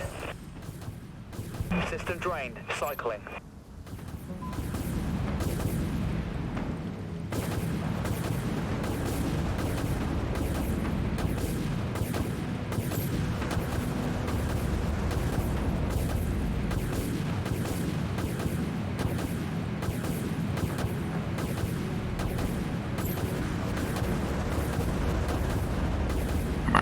Enemy missiles incoming, Captain.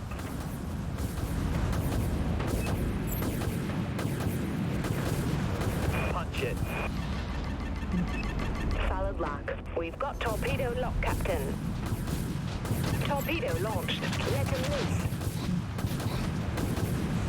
We're getting killed out here. Reloading missile silos.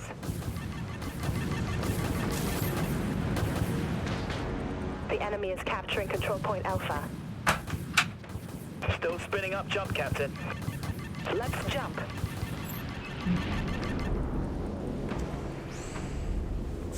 Just barely survived. Very really? Enemy destroyer scrapped. We've lost this one, Captain. I say we spin up the warp drive and get the hell out of here. Still lost though. Darn. GG's.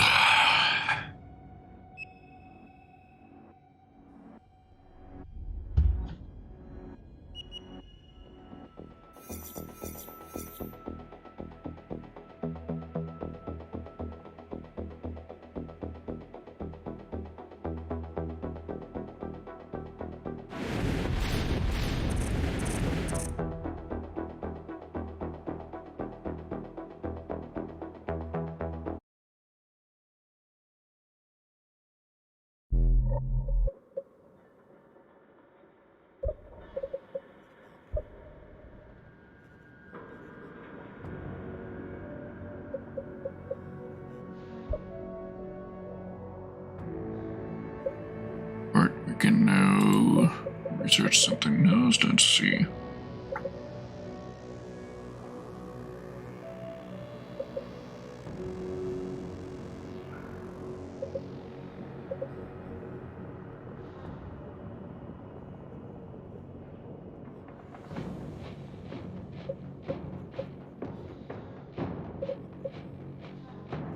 Plasma RAM.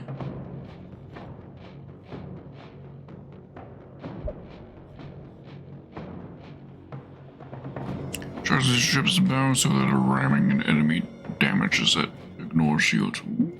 Okay, so there is a ramming mechanic. It requires a special weapon to do it.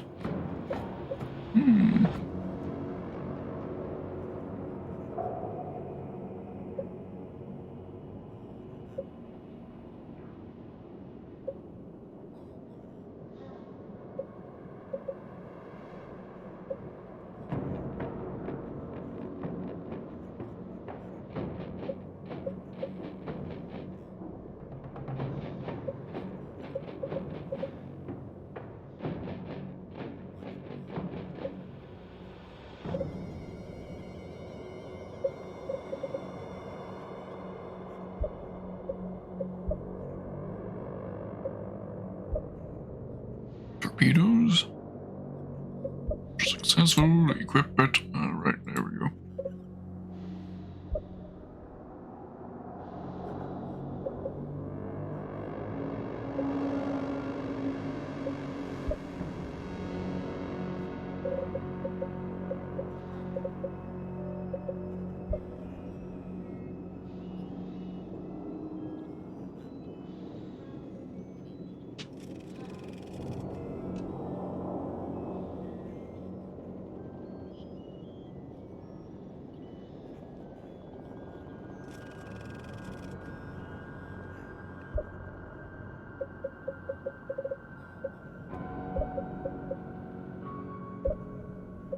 haven't really given Oberon a real look at all either.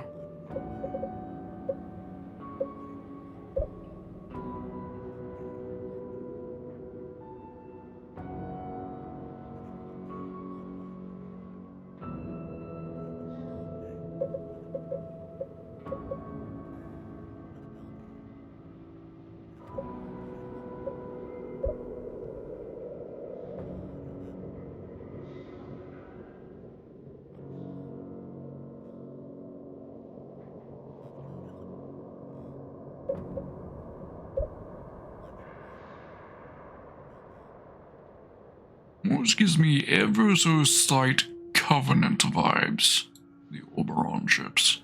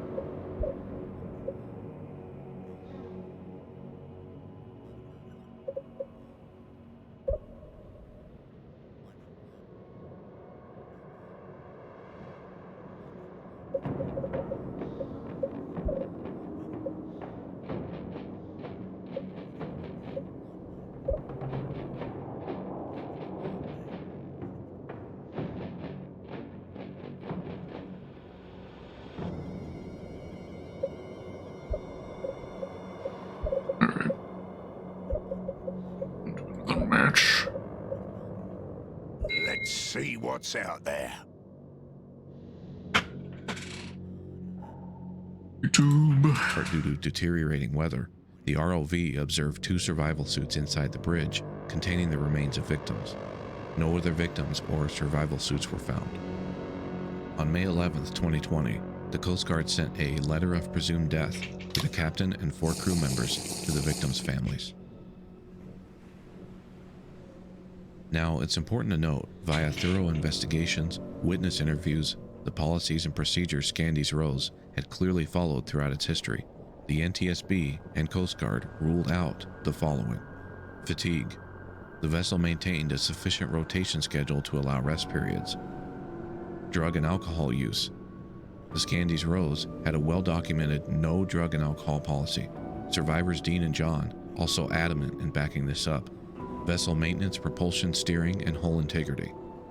The Scandies Rose was well documented to have been maintained in good condition up to and including the incident voyage. Unexpected downflooding, or waves pouring water into openings that lead below decks. This also ruled out as a factor prior to or causing initial severe listing conditions. Any downflooding that occurred was well after the vessel had reached 20 to 30 plus degrees of list. Perhaps most crucially though, ruled out was the crew's loading of fishing pots, vessel stability preparations, and the captain's decision making. So if these weren't to blame, then what happened? A situation like this is a prime example of the need for proper research, due diligence, and how crucial an agency like the NTSB is. While not perfect, that's part of what makes the due diligence and transparency necessary, because people aren't perfect.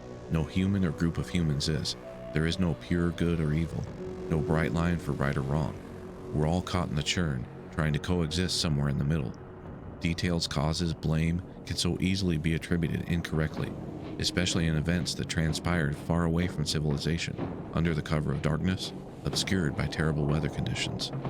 In researching this incident, for example, and a major part of why I'm on my soapbox right now, I saw commenters on videos and articles about it, accusing the captain and crew of being drunk, simply dismissing them for taking drugs, or throwing around other baseless accusations with zero attempt at research. Hell, I even fully admit, none of these videos I make should be used as actual research. Proper research and knowing where to look is crucial towards informed decision making. The NTSB and Coast Guard getting to the bottom of the Scandies Rose tragedy was a prime example of finding what really happened amidst so many challenges, then using those findings to possibly save more lives in the future. As you'll see, the true culprit they found, while not nearly as headline-worthy, is, without question, deadly. These vessels and their crews don't typically even flinch at the news of ice buildup. One of Cobham's fellow captains stating, "Ice is just a constant presence in the Bering Sea in the wintertime. You're not going to go many years without having to chop ice half a dozen times or more. They just get to work removing it and keep going."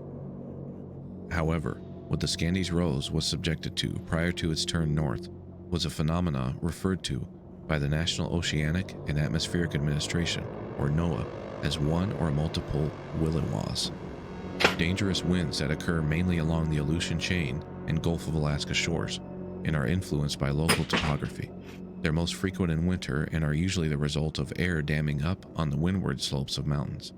This air spills over in strong gusts on the lee side that lasts only a matter of minutes. However, such winds are violent, often reaching hurricane force, and their onset is sudden, often interrupting periods of near calm conditions. These forces are especially intense near the Shelikof Strait and along the Scandies Rose path. During these conditions, entry well into the bays is necessary for refuge.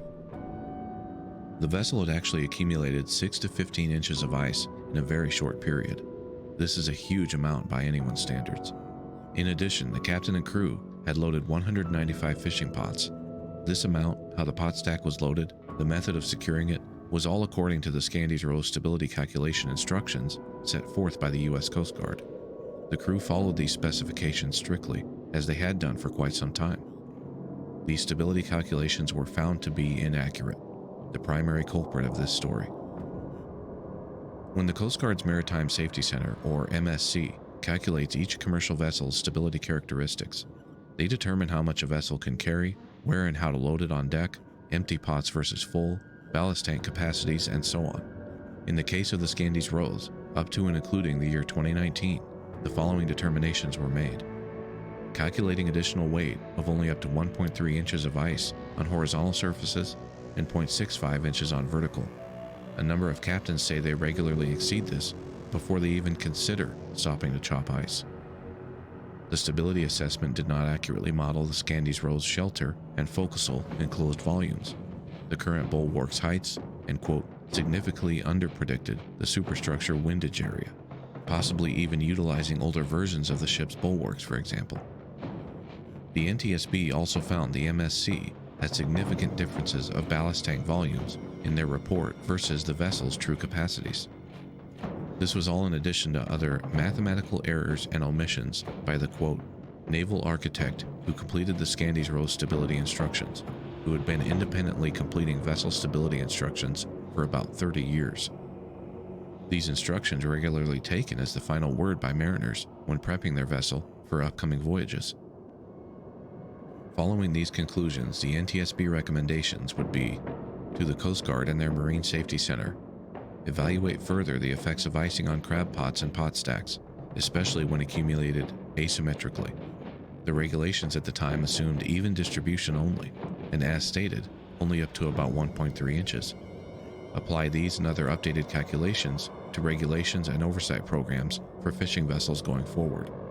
Require owners, shipmasters, and chief engineers of commercial fishing vessels to complete training and demonstrate competency in vessel stability and watertight integrity.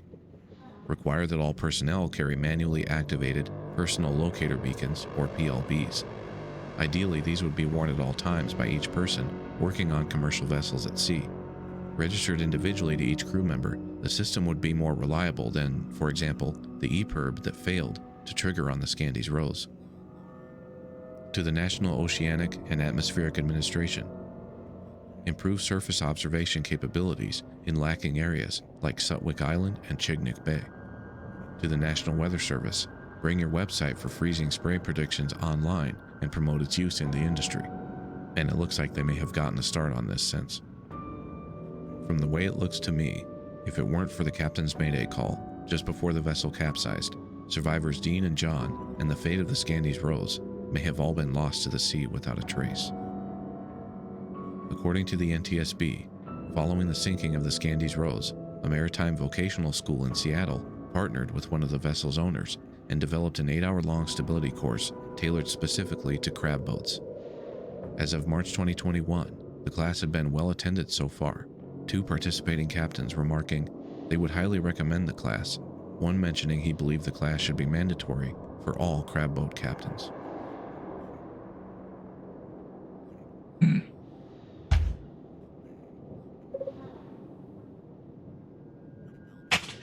Right on.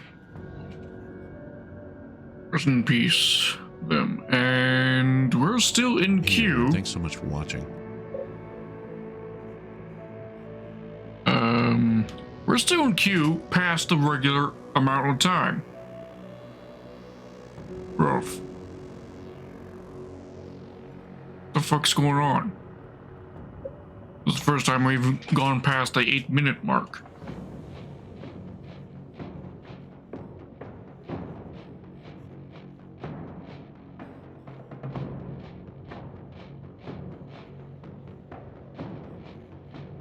So, I have no idea how long this is going to take now. Rough.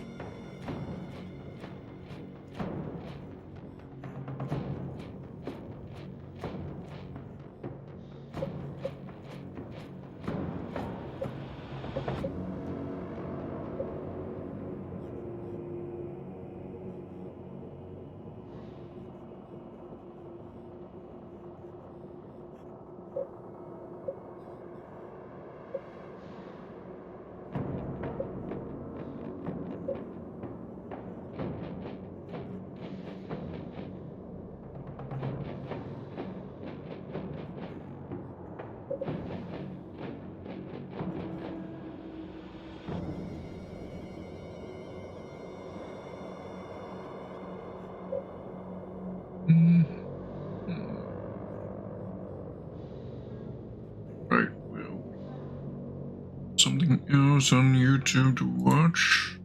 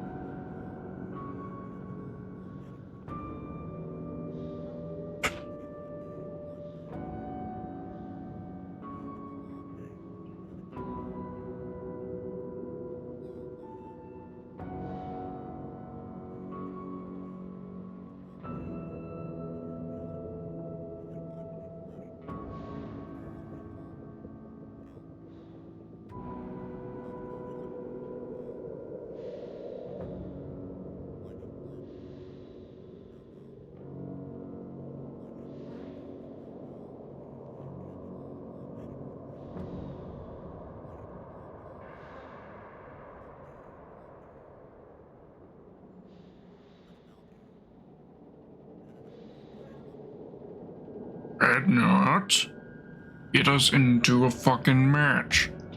Rough. 11 minutes? Getting on 12? That's unacceptable.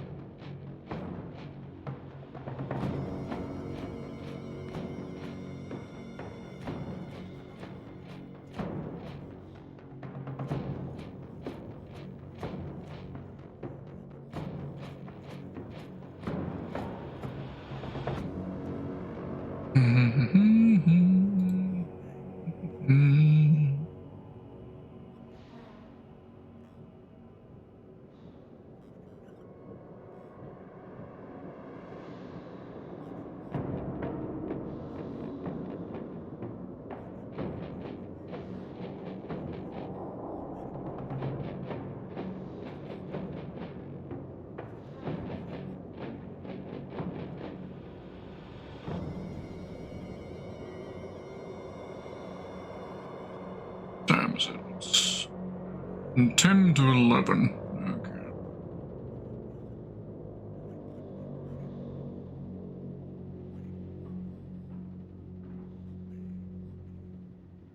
Oh, now we're left of the stream.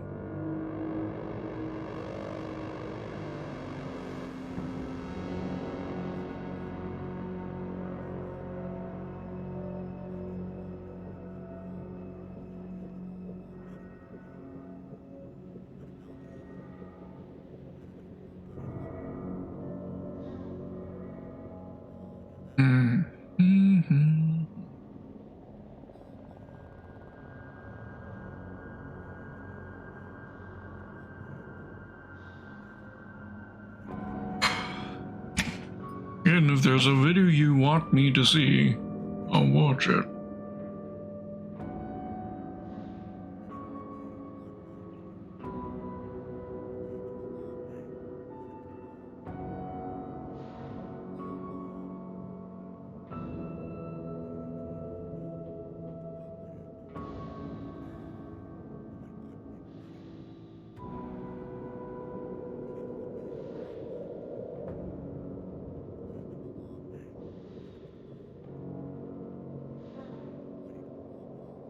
Her food was in the oven, a video. No, you haven't missed anything because Winston, as you can see right here, we are now at 15 minutes. Oh, sorry. If I show you the game, we are at 15 minutes in fucking queue. So no, you have not missed anything of significance.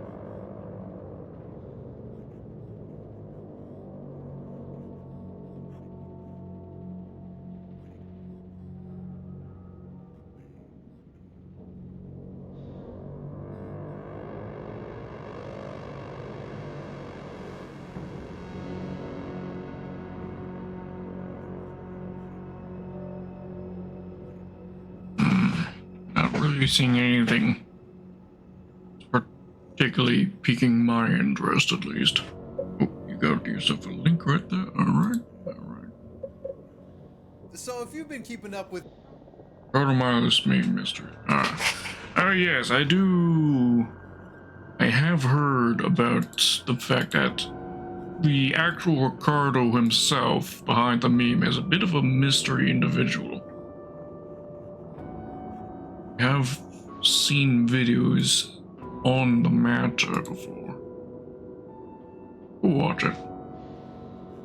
memes in the past few months, you've most likely run into this fella right here. This is Brazilian model and adult entertainment industry worker Ricardo Milos. Mr. Ricardo Milos has recently become a meme over on TikTok where people take videos of, these e-girl TikTok users and place Ricardo Milos dancing in his underwear at the end of their TikTok videos as like this bait and switch meme. There have been several popular Ricardo Milos meme edit compilations that have popped up on YouTube as well. He's an interesting case because this isn't even the first time Ricardo Milos has been a meme. He was actually a meme back in 2011 for a completely different reason. And we'll talk about that in a bit, trust me. So it's been pretty funny seeing the rise of the Ricardo Milos memes, but the source material is pretty old and there hasn't been any new appearances of Ricardo Milos in the past few years. And there's actually a pretty prominent death rumor floating around. This rumor being that Ricardo Milos died sometime in the mid-2010s. There were many people who were recently fooled by an imposter playing League of Legends on Twitch that looked similar to him, but this guy isn't the real Ricardo Milos. So today I thought it would be fun to take a look at the origins of the Ricardo Milos meme and why it became popular again, and also, is there any credence to this death rumor surrounding Ricardo Milos? So Ricardo Milos' presence online goes all the way back to 2004 on his website ricardomilos.net. The website's no longer available, but there is an archived version of it that's pretty easy to find on the internet. Now I'm not gonna leave a link to it here, well, because I don't want to leave a link in my description box that goes directly to, not safe for work content. But I will read an excerpt from the website, which I think is a great way to introduce Ricardo Milos, hot Brazilian model and entertainer. Hello, welcome to the official Ricardo Milos website. Come feel the heat, see my passion and desire, my intensity. This site was created for your viewing enjoyment and to have a front row seat for an intimate view into my life. I am Brazilian and born in Rio de Janeiro with my identical twin brother. I reside now in the United States. I am a professional fitness and adult model. We got ourselves a match. It only took us, 15, 16 minutes? Maybe close to 17? I wasn't paying too close attention to it.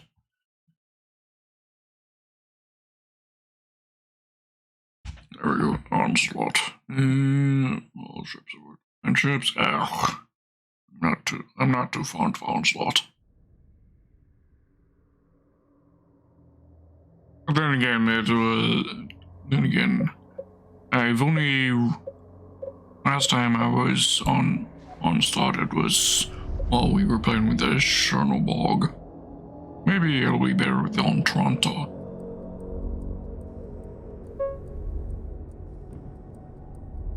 Let's see, any real players?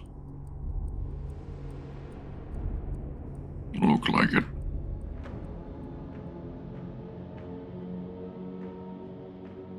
This means this should be an easy victory. Well, as long as I don't do anything incredibly dumb. Ship detected. All hands to action stations. Prep for combat. Let's run out the guns. Yeah. No real players on the enemy team.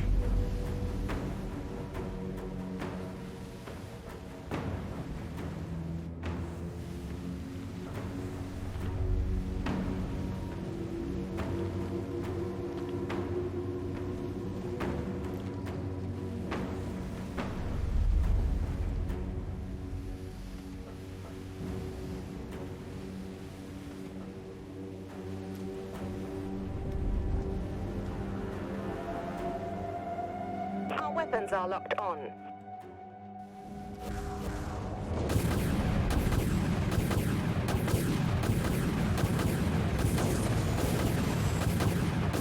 Torpedo locked confirmed. Aye, Captain. Engaging. Amplifying weapons, aye. Let him loose. Reloading. Reloading silos.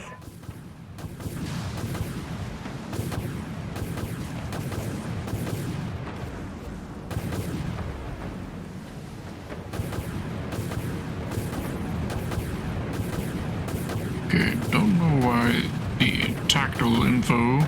Overhead marker on that. Assume was a Corvette. Wasn't showing up. Maybe that's as a special quality or upgrade to a ship that can censor your player data. That would be an interesting mechanic.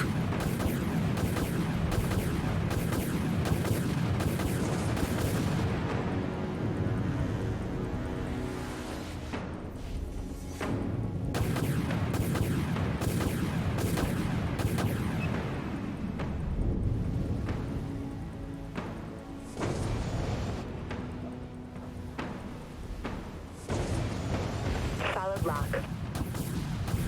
Launching missiles. Punch it. Missiles reloading, Captain.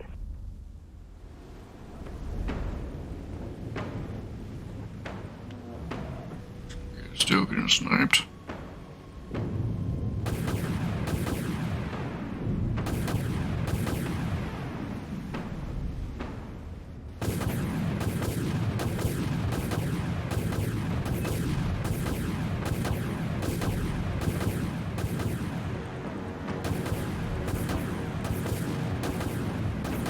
Warheads locked on our position.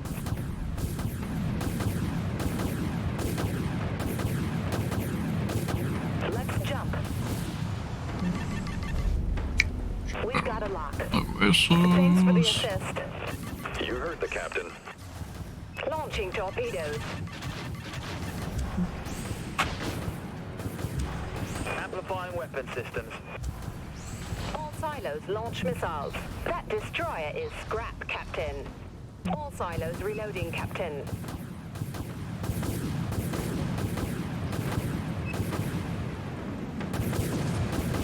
We have weapon lock. It's there. That was barely a jump, bruv. Torpedo away.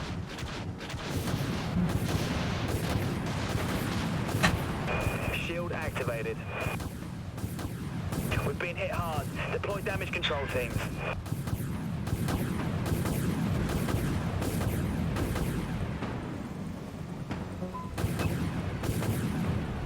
That's friendly.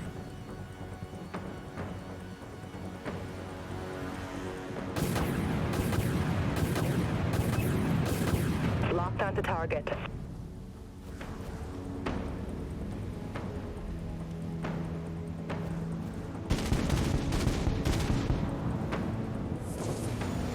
Launching missiles. Understood. Swapping to primary weapons, Captain. Missile silos reloading, Captain.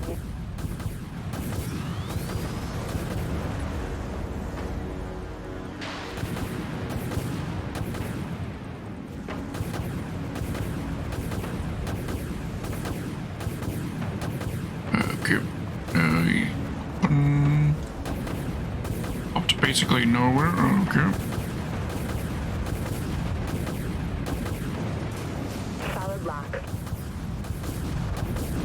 Aye, Captain. Activating. Engaging. Aye, clearing torpedo tubes. Thanks. Enemy destroyer, destroyed, Captain. That's it. She's done.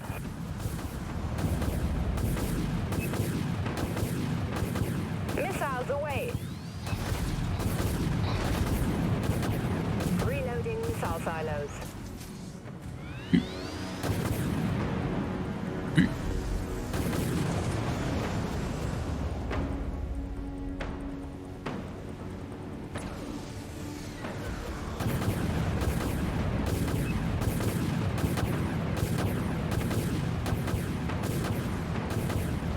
We've got torpedo lock, Captain.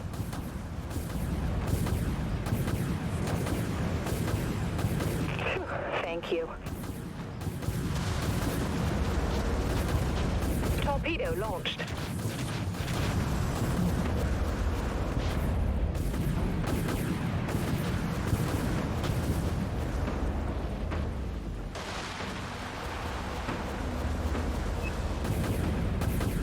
Fire missiles, aye, Captain.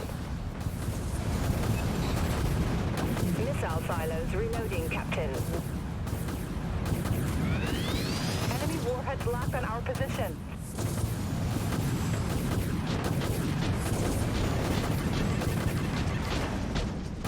Punch it. Pull out. Switch.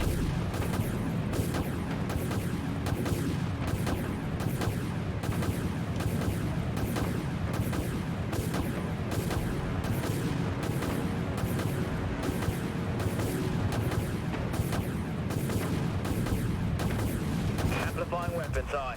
Firing up.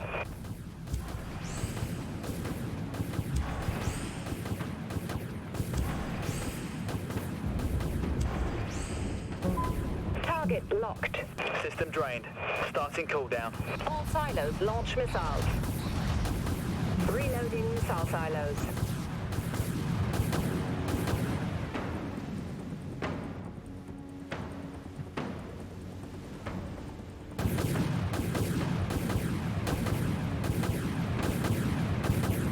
Thanks for the assist.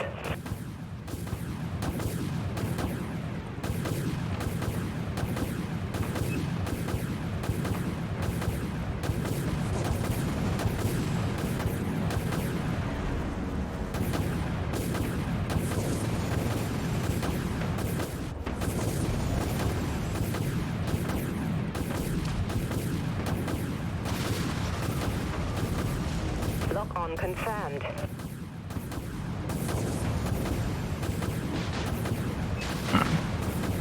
Missiles locked on target. Aye, Captain. Engaging. Aye, Captain. Engaging. Heavy damage across multiple systems, Captain. Systems drained, Captain. Enemy destroyer has lock on confirmed. Launching missiles. Reloading silos.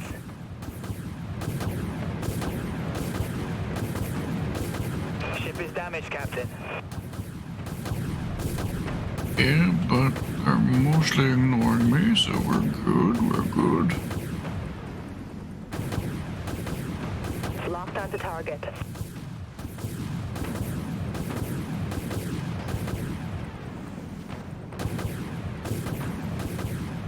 You heard the captain. Amplifying weapons eye. Thanks, Captain. The repair ship. Commencing cooldown.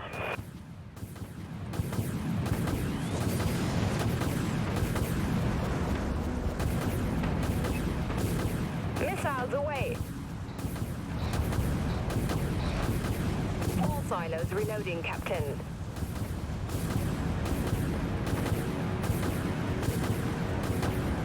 Come on.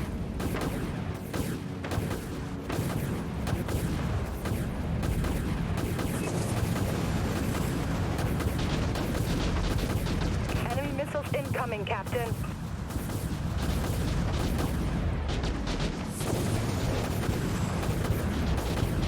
We've been hit hard. Damage control teams dispatched.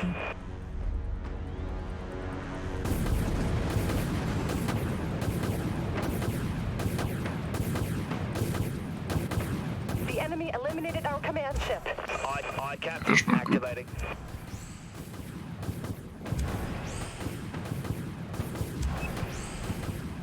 Fire missiles, aye, Captain. System drained. Cycling. Missile silos reloading, Captain.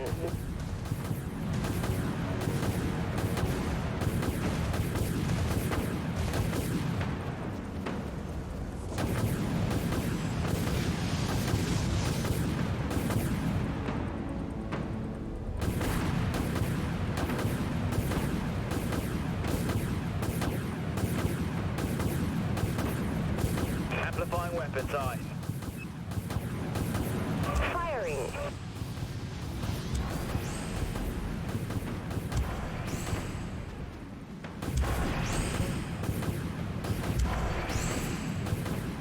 Reloading.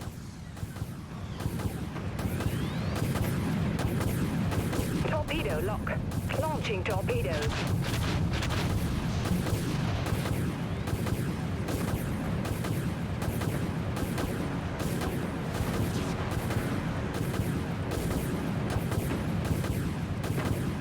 Launching missiles.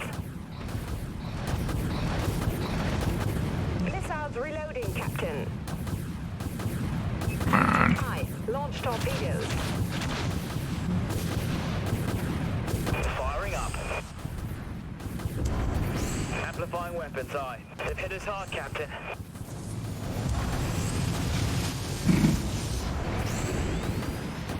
System drained. Cycling.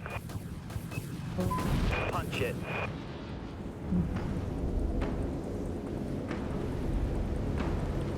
Just barely survived.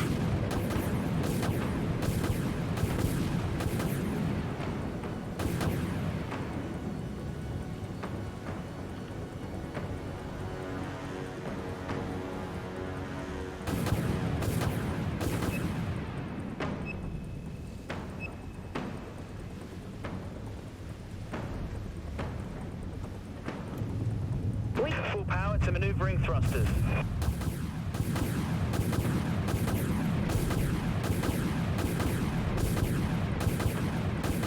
Aye, Captain. Engaging. Let him loose.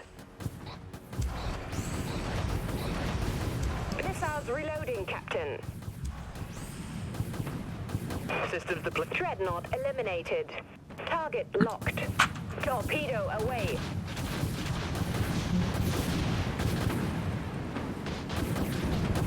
Multiple impacts detected. Enemy warheads locked on our position. Heads up! Our command ship is on the battlefield.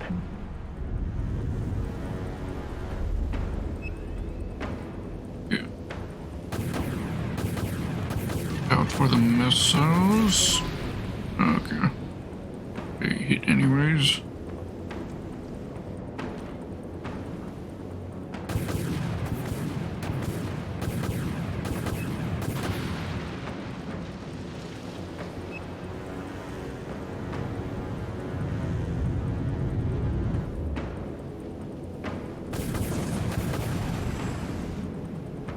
Captain, we've got a lock. Aye, clearing torpedo tubes. All silos launch missiles. Aye, Captain. Activating.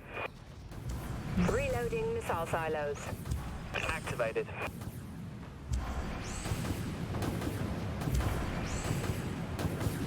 System drained. Starting cooldown.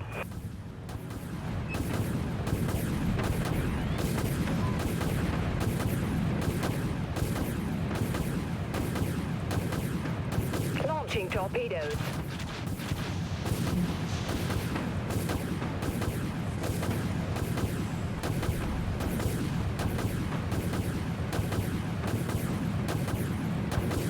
Come on. Go down. Aye, Captain. Activating. Amplifying weapon systems. Hostile destroyer eliminated, Captain.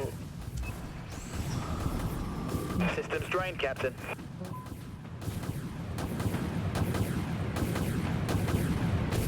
Let him loose. Scratch another enemy attack cruiser. Torpedoes locked. Enemy warheads locked on our position. Aye, launch torpedoes.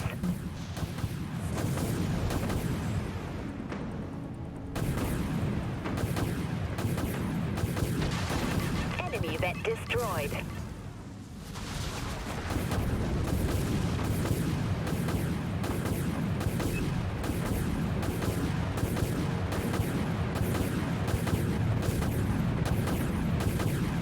They've hit us hard, Captain. Punch it.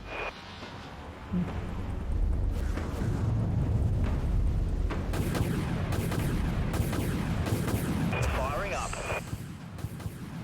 Aye, Captain. Engaging. Missiles away. Reloading missiles. Scratch one Dreadnought. Commencing cooldown.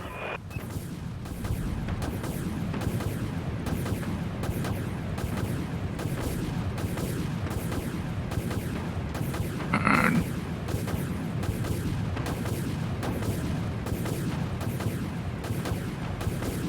Corvette's going down. Ship is damaged, Captain. yeah. Aye, Engaging.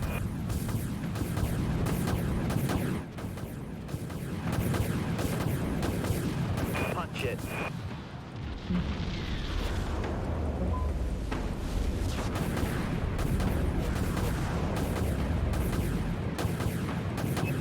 Aye, clearing torpedo tubes. Missiles away. I call that a win. There we go.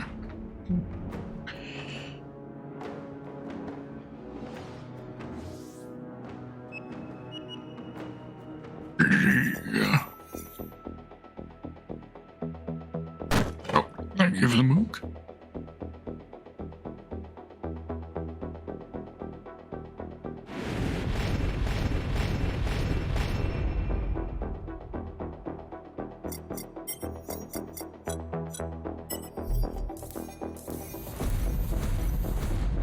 Good, not bad results, not bad results.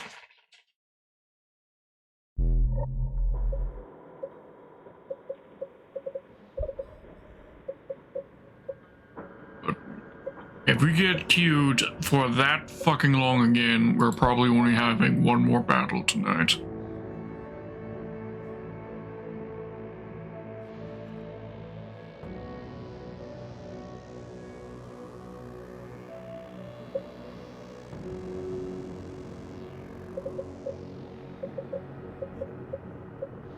That's all I have time for. In that case, I went.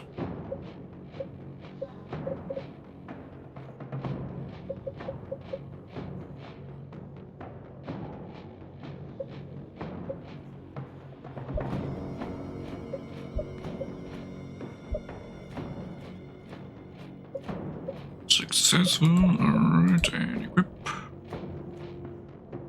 Ooh.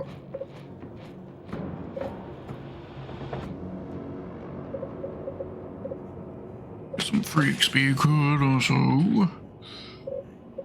Put something else as well.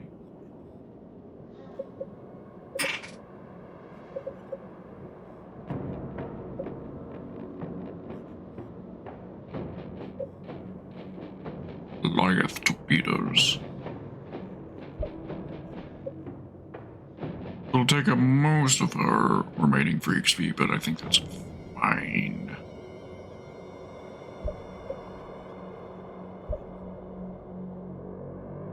Which has failed, bruv. Stop being cringe.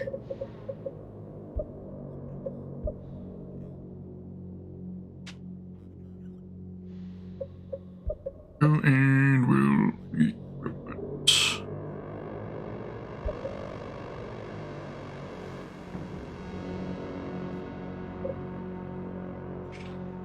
There we go, just a couple more modules and we can get the Dreadnought of this nation, or at least the first Dreadnought of this company.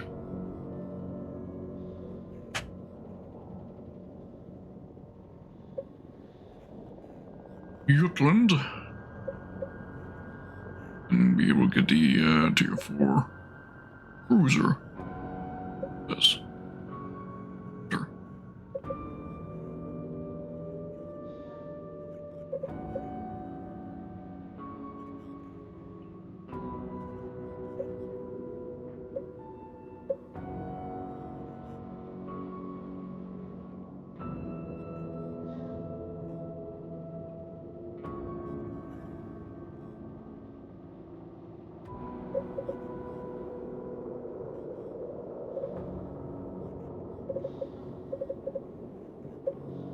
Alright, let's go into queue. And hopefully we don't get Let's find you a battle. such an absurd queue time again.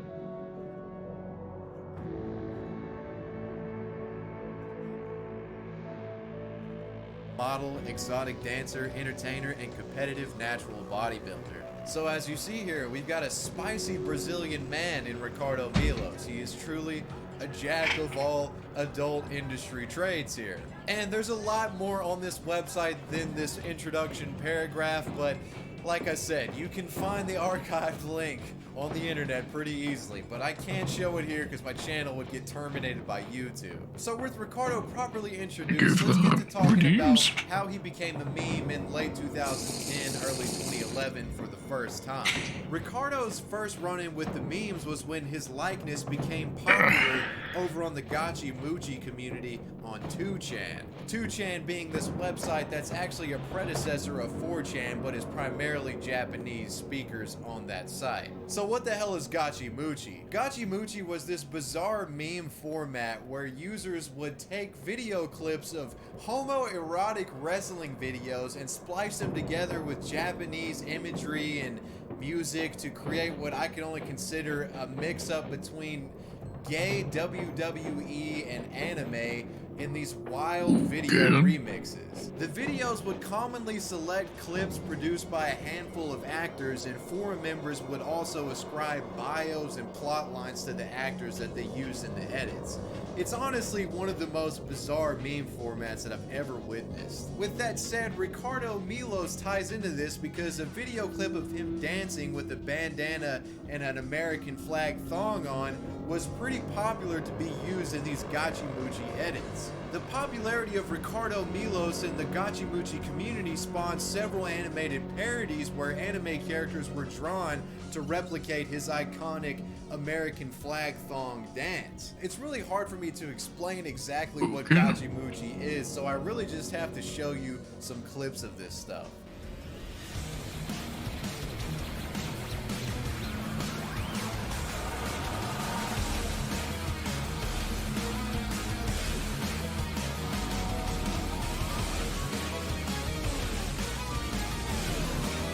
Alright, enough Gachimuchi. Alright, so it's basically his JoJo. Let's talk about how he became a meme on TikTok. So the reason why he became a meme more recently on TikTok all stems back to the summer of 2018. It starts on a popular Russian image board similar to 4chan called 2ch. And despite the similarities of 2ch to 2chan, the two sites have no association. So during the rise of TikTok in 2018, people would go on 2ch and post videos of TikTok girls, you know, making little video remixes or whatever people do on TikTok. You know what I'm saying? I really haven't figured it out yet. But needless to say, people on 2ch were getting annoyed of people sharing TikTok videos on their B forum. So the 2ch users that were getting annoyed started counter spamming with Ricardo Milos' dancing video. So this resulted in an intense back and forth flame/spam war between the TikTok posters and the Ricardo Milos posters until ultimately the whole thing just coalesced into people putting Ricardo Milos into TikTok videos, editing them in for comedic purposes, thus creating the Ricardo Milos bait and switch meme that we have now. The popularity of Ricardo Milos over on 2ch would eventually spread over to 4chan, and after that Ricardo Milos pretty much became unstoppable, and the meme is still in full swing today. So with the origins of the Ricardo Milos meme explained, let's get into the... You know, I've been wanting to make just a quick edit meme for Ricardo because there is actually a restaurant here in my city called Ricardo's. So it was just going to be editing Ricardo Milos behind the counter at Ricardo's.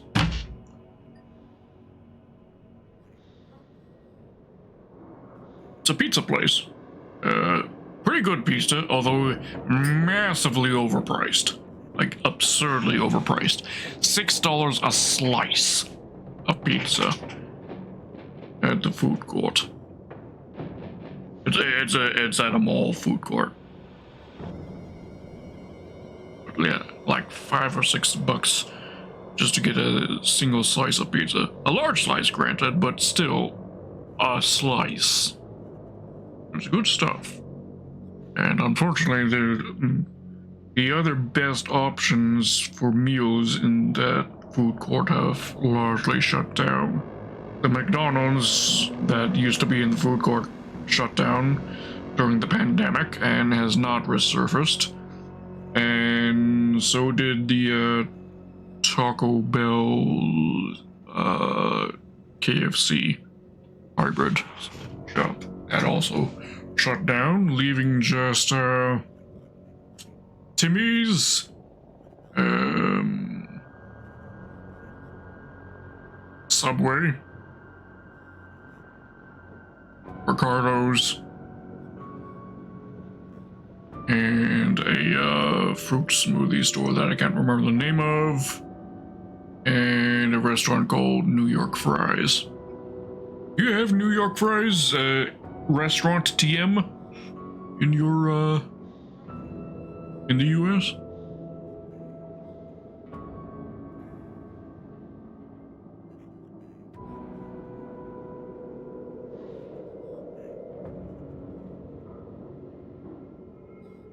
Sounds good.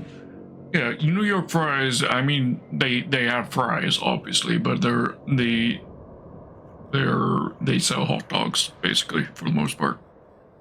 Hot dogs with a side of fries, or you could have just fries, or you could just have hot dogs. Chili dog, or whatever normal variety of things you would expect to be available in combination with fries and or hot dogs.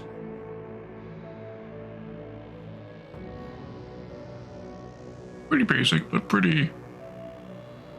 but decently priced, and get what you pay for.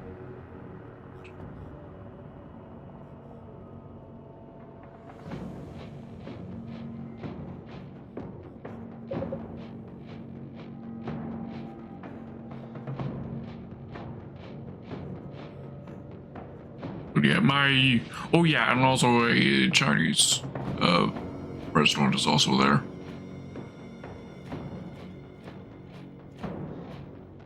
I don't really do Chinese all that much. At least not that form of Chinese. I prefer either a buffet or, if they have it, a nice wonton soup. I'm not a huge fan of rice or the other sides that typically come in dishes for Chinese food dishes. Oh, we got ourselves a match. Alright. This time, just the regular 7 minutes, 55 seconds. Alright. Elysium Conquest. Alright.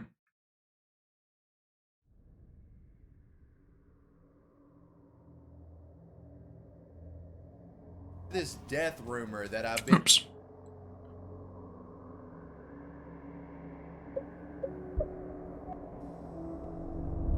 Alright.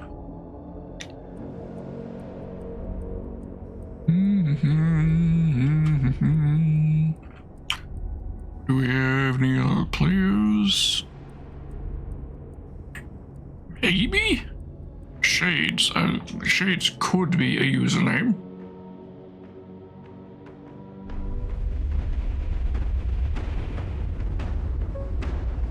We've linked our territory to our allies. All decks to action stations. Incoming enemy ships. Run out the guns.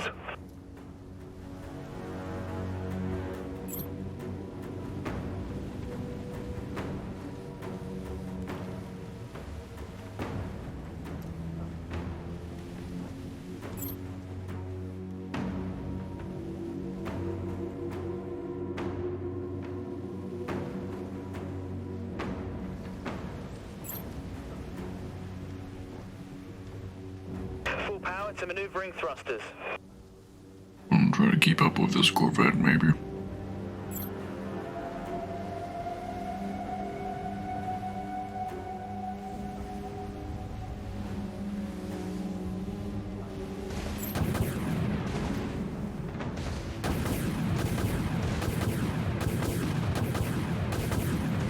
Nice way to start off.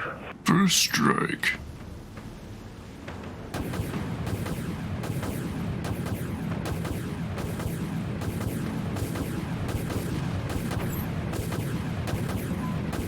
Enemy missiles incoming, Captain. We're getting killed out here.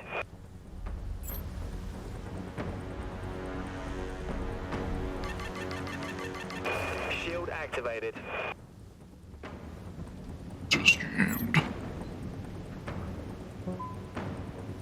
enemy is capturing control point Beta. Securing the control point.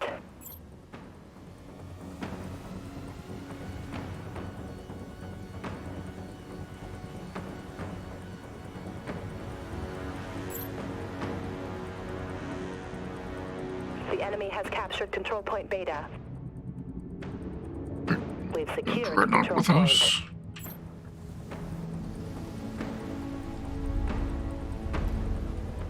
None.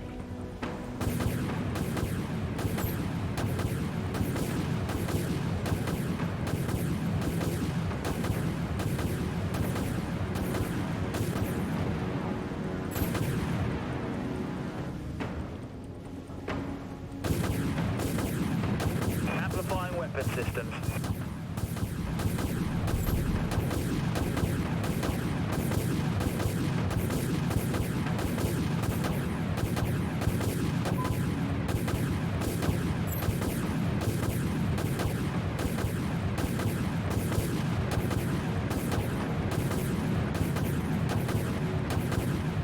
We're locked on, Captain. Send it to him.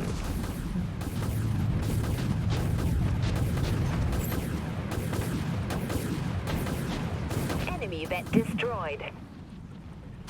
That'd be the new torpedoes I got equipped. Engaging.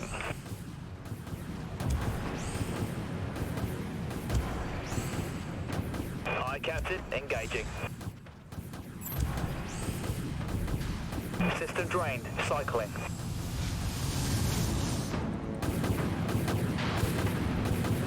We've gained a foothold into the battlefield, Captain. That did it. Enemy destroyer's hull is collapsing. Ship is damaged, Captain.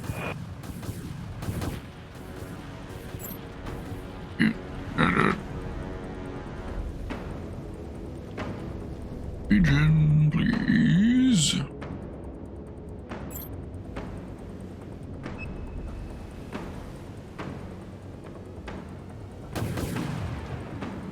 Heavy damage across multiple systems, Captain. Thank you. Shays, that might be a real player. Potentially. Can't take him lightly. We've got a lock. Ship's hull down to 50%, Captain. Launch. We've lost our link to Allied Shit. territory.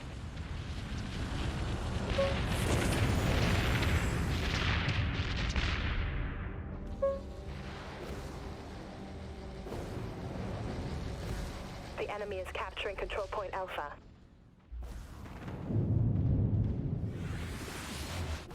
We've linked our territory to our allies. Okay, I'm going The enemy is to capturing control point Alpha. stick where the majority of the team is.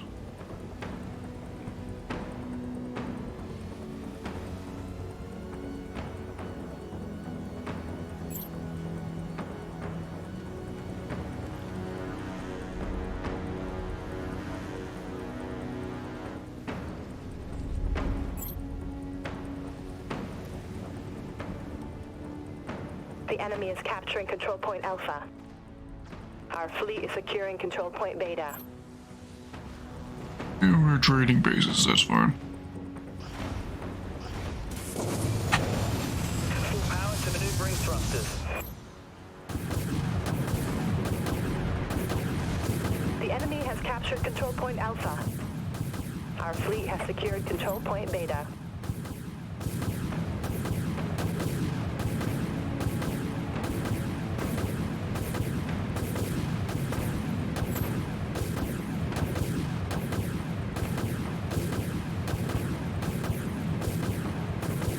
Hostile corvette destroyed, Captain.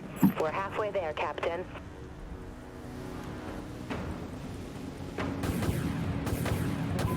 You heard the captain.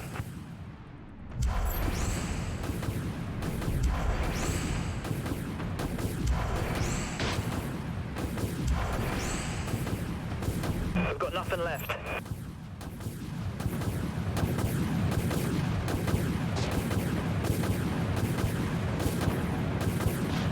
Torpedoes locked. Aye. Launch torpedoes. Our Goliath has a lock. hello. Goliath away. Multiple impacts detected. Shield activated.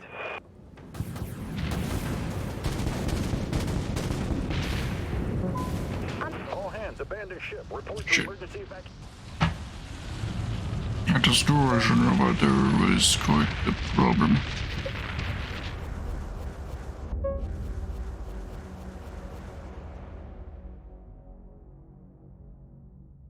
I should have warped.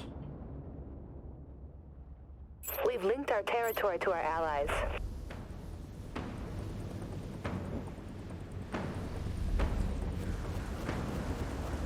The enemy fleet is dominating the battlefield.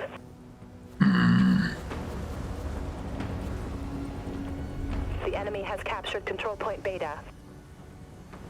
Yeah, it's not good. Punch it.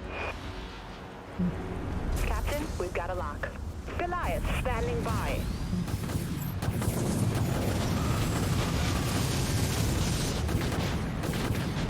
Multiple impacts. Damage control teams on station. Lock on confirmed. Jump's not yet ready, Captain. Shield activated. Let's jump.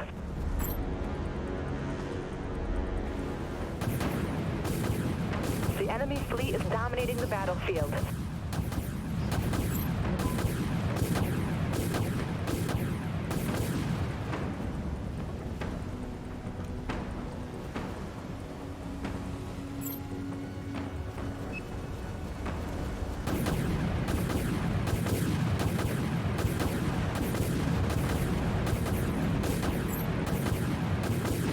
Amplifying weapons, aye. Thanks, Captain. Aye, Captain. Activating. The enemy team is approaching. We need to push them back. Reloading.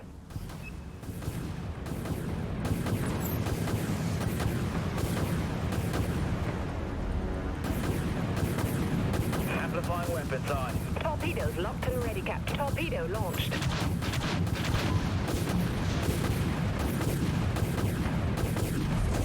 Enemy Dreadnought destroyed. Nothing but a pile of slag. Amplifying weapon systems. Destroyed an enemy attack cruiser.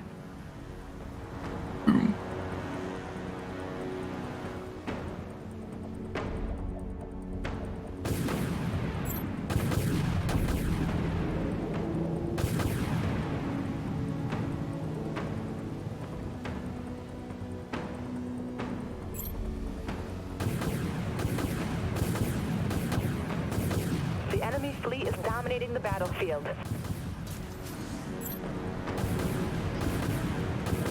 Firing.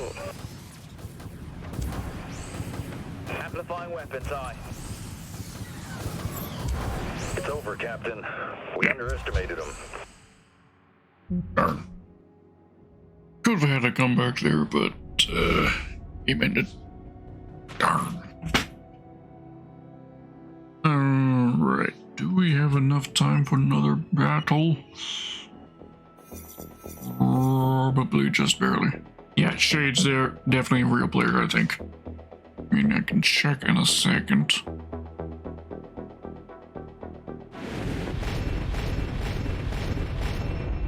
Scoreboard. Yeah, Shades was a real player. Alright.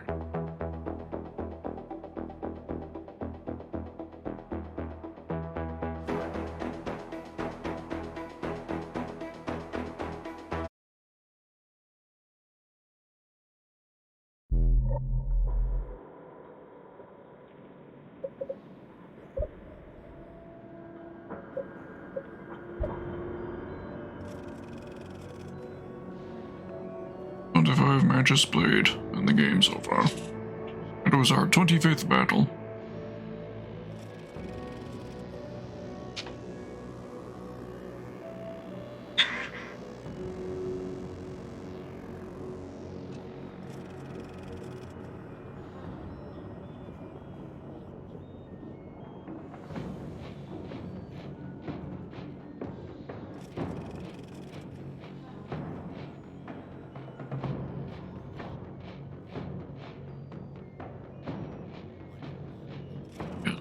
25 battles total we've won. And, sorry, 25 battles total we've played, and we've won 20 of those 25 battles. So that's a pretty good win rate.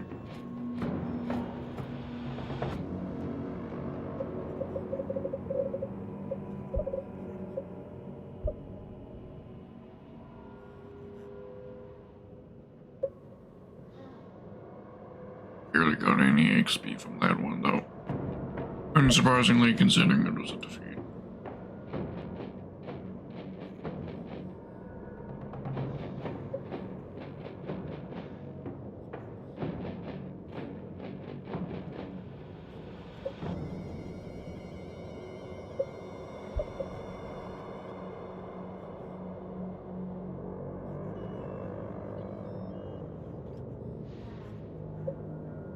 Just for 0. Free shit. Alright.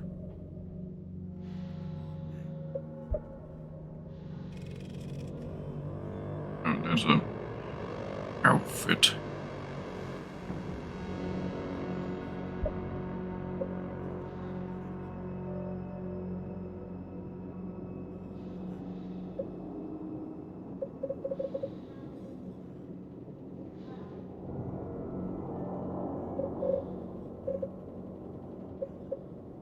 Anything else in the market that's like actually be given up for free?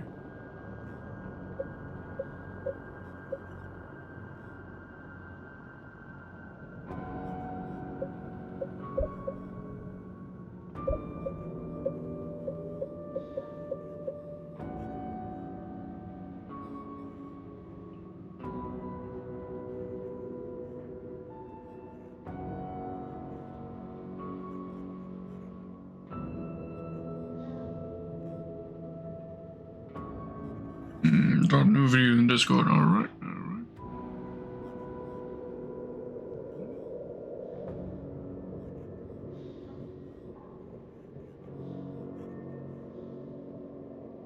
But yeah, we're definitely not getting to that video tonight. Only 20 minutes left in the stream. Overall.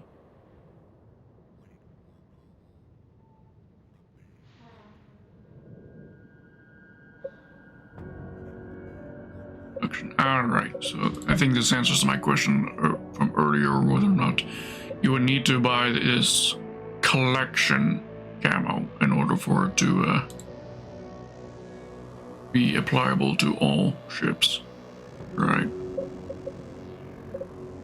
Alright, so we'll give it one more shot.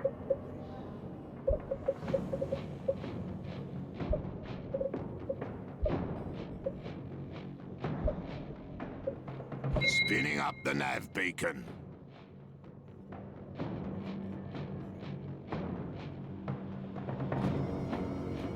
Yeah. One more, bro. As long as it doesn't do that bullshit shit of giving it like an extra long queue time, which was probably a bug in the matchmaker element. It was probably a one-off bug.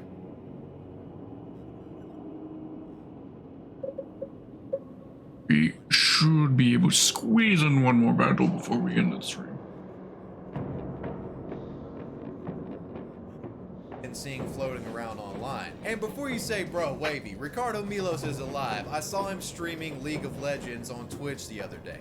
That's 100% inaccurate, and I'm going to explain why. On March 3rd, Brazilian bodybuilder Nilton Felix started streaming on Twitch under the username Ricardo Milos LOL. So the guy's Twitch channel is Ricardo Milos LOL, and if you look at the streamer himself, he looks pretty damn similar to Ricardo Milos. And not only does the guy stream League, he does these dances on stream, and I can't lie, it's convincing. This guy looks like Ricardo Milos. And for a while, the internet really thought that this guy was Ricardo Milos, and people would start flocking to this new Twitch channel with the guy getting 100,000 followers as of today. But eventually people would start pointing out differences in his facial features and something wasn't adding up about the whole situation. So there were definitely skeptics out there, but they were honestly in the right, because later on the guy would come clean saying that he wasn't Ricardo Milos and revealed himself to be a man named Nilton Felix, linking his Instagram in his Twitch bio. So yeah, before you start typing, don't say that Ricardo Milos isn't dead because you just saw him on Twitch the other week. That's not the case. That was an imposter. So where does this death rumor actually come from? During the research for this video, I saw people asking the question, is Ricardo Milos dead? And I'm like, why the hell do people say this? And I can't really find anything super specific. It's just one of those things where someone disappears on the internet for a while and people just jump to conclusions and assume that you're dead. But there is one thing that I found that may be leading people to think that he's dead or got injured somehow, and that is a post on his Facebook page. The last publicly available post on the official Ricardo Milos Facebook page was posted on September 7th of 2017, and this post states, "Everyone be safe in the path of Irma." Irma, of course, referring to Hurricane Irma, which was a Category 5 hurricane that struck several Caribbean islands and southern Florida. Pinball says hi. A total of I'll tell him I love you. And Ricardo Milos is Isn't like I love him. based out of Miami, Florida, and if he didn't And kiss him on the evacuate, head. would have directly been affected by Hurricane Irma. With this being his last post on the Facebook page, I can certainly understand where some people would see this and assume, oh my god, Ricardo Milos got swept away in Hurricane Irma. But this can easily be dispelled because there is a list of all the fatalities from that hurricane on the internet, and Ricardo Milos is nowhere to be seen on that list. He doesn't even show up on a casualties list. So clearly he wasn't killed by Hurricane Irma. But if you look around online, it's hard to find any new updates from Ricardo Milos past 2017. So I guess he's dead, right? Well, I found something that may debunk this rumor on a website called bigmuscle.com. Ricardo Milos has an account on this website, and the site itself acts as a listing providing information for those who may be interested in working with Ricardo Milos. It says the account was created on March 19th of 2004, which is remarkably close to the time when he launched RicardoMilos.net, so this account is definitely legit and owned by Ricardo Milos. It says here it was last updated on August 5th of 2017. But here's the smoking gun. It says that the account was last accessed on December 19th of 2018. So that means that Ricardo Milos has signed into his bigmuscle.com account as recent as December of last year. Sure, somebody else could have his account information and log into it. So it was a match.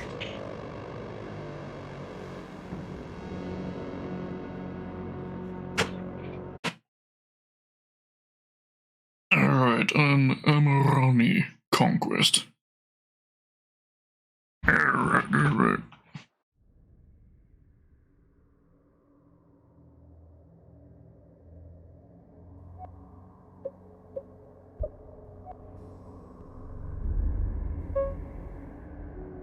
Here we go.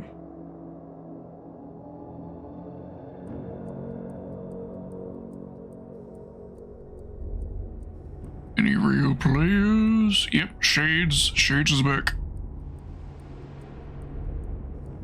But we got two players on our team. We got Wongon.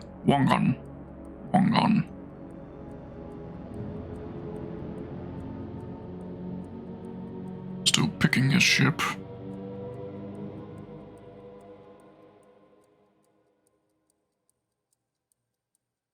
Hello, Kronik. Welcome. How are you doing?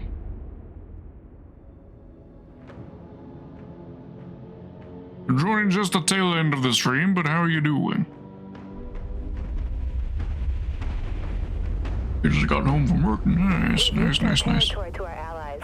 Attention all ships, eliminate incoming enemy forces.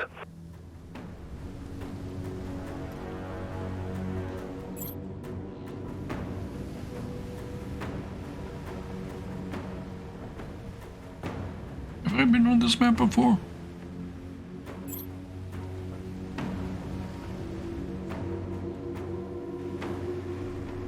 Think so.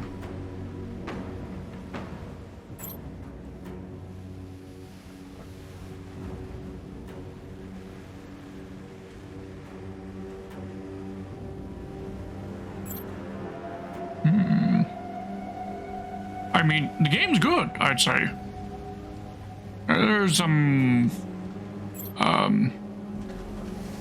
UI stuff that I think could use. User information in general, I think, could be a little bit better, but the combat, I'd say, is pretty solid, and everything else. Everything else of importance is pretty good, I'd say. Oh, yep, there's shades. Enemy missiles incoming, Captain. Torpedoes locked on. Heavy damage across multiple systems, Captain. Launch Goliath. Activated. Amplifying weapons, aye. Hull integrity's collapsing. Oh, yeah, that core right there pretty much nuked me. Came out of nowhere.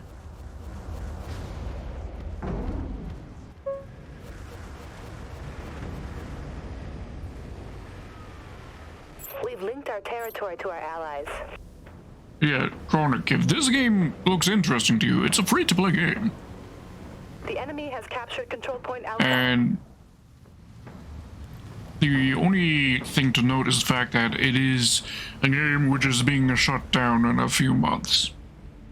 So if you feel like you are ever going to play this game, I would suggest doing so soon.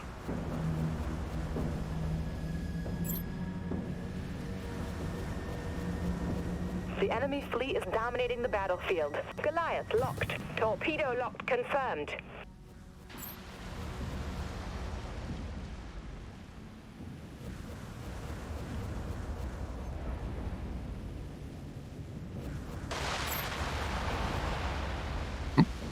Okay.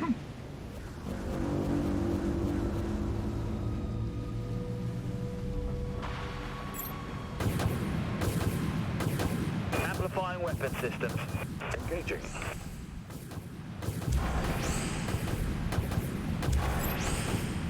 Enemy has a lock. Launching torpedoes. That's it, she's done. Launch nuke. Aye, Captain. Scratch another enemy. There Artillery you go, got cruiser shades. destroyed. Securing the control point.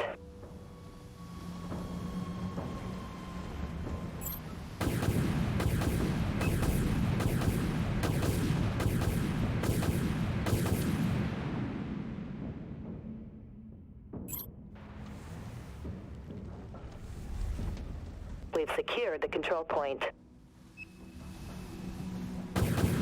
The enemy has gained an early lead. The enemy is capturing control point Beta.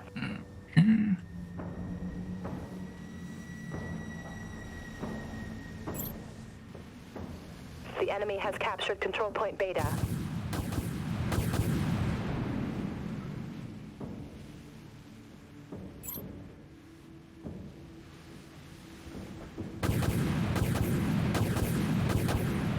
Aye, Captain. Activating. Firing up.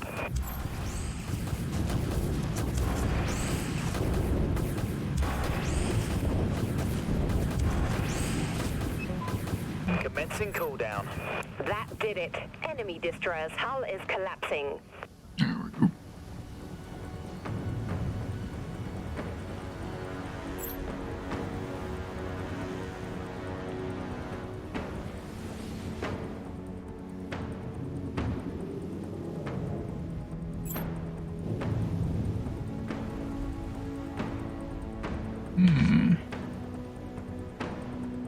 At the edge for now. Oh, hello.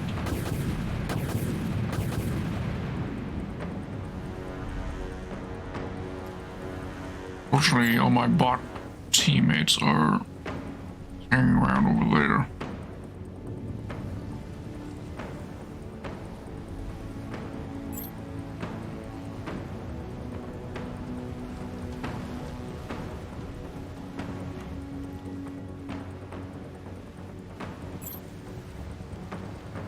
We've lost our link to Allied territory.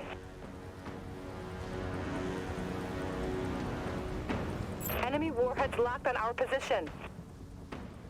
Captain, we've got a Hello. lock. Aye, launch torpedoes. Nuke is away.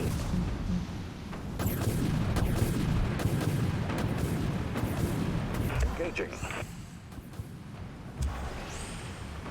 Enemy missiles incoming, Captain. We've been hit hard. Damage control teams dispatched. Amplifying weapons, aye. Critical Oh, system failure God. across the board. Shades got me. Again. Actually, no, Shades didn't get me the first time, did he?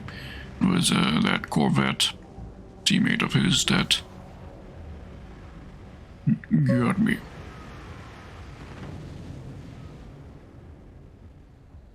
We've linked our territory to our allies.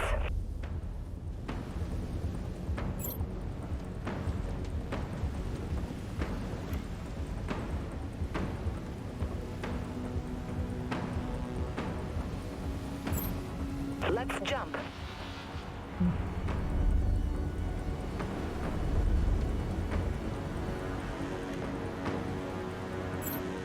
Full power to maneuvering thrusters.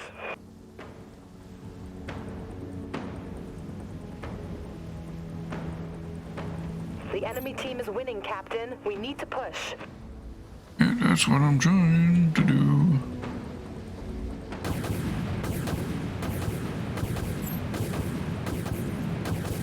You heard the captain.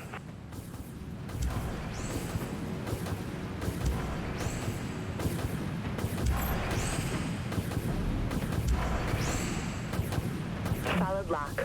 System drained. Starting recharge. Our Goliath has a lock. Taking down a Dreadnought never gets old. Torpedo away. Securing the control point. Thanks for the assist.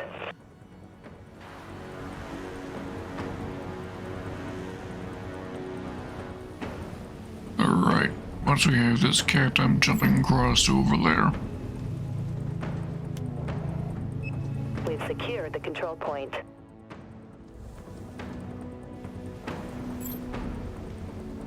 Let's jump. Our fleet is dominating the battlefield. Now. Shades. Shield activated. Firing.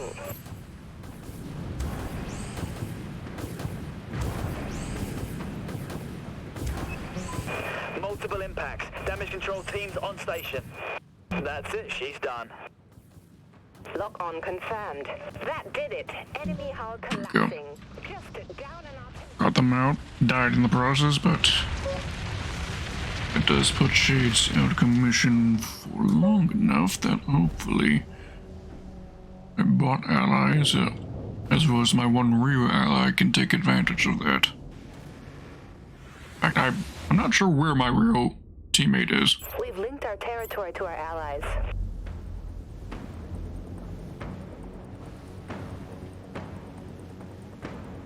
Punch it.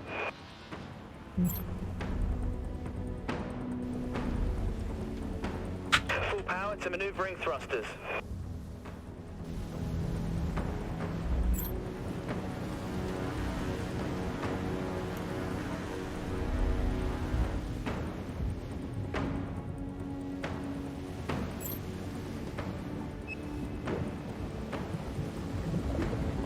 There's Shades again.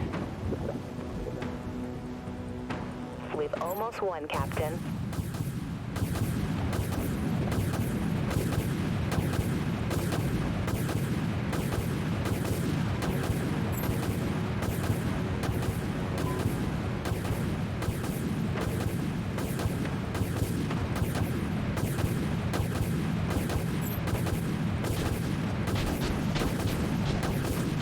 Shield activated. They've hit us hard, Captain. Engaging. Let's jump. Abandoned ship. All hands. Ah, shit. I waited too long to jump. My bad.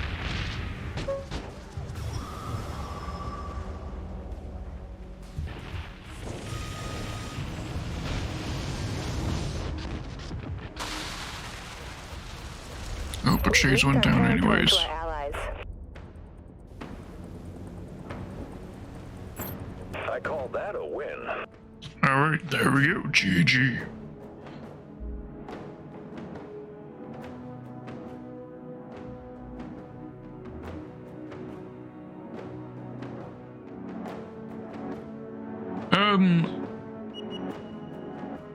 it did have a good player count once upon a time. But unfortunately, I think, I'll be honest, I don't know exactly what happened to cause its player count to dwindle.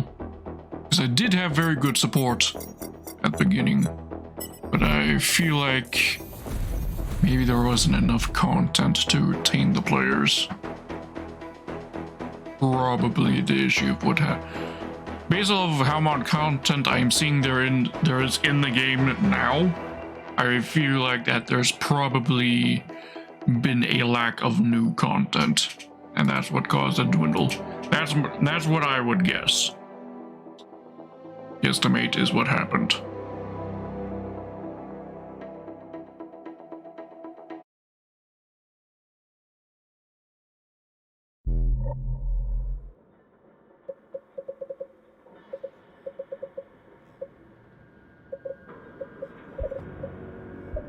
Let's upgrade our ship. Yeah, I did get enough XP maybe to research and upgrade.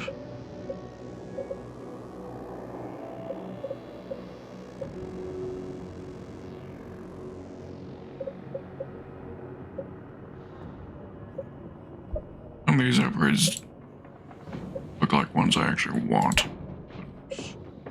I won't bother with purchase. Well, actually, I do need to purchase it for it to count for the tech tree, but I won't equip it. All right. Anyways, that's there. Right. So we need to find ourselves a good old raid target to be ending off the stream today, ladies and boys. Let's find ourselves a raid target.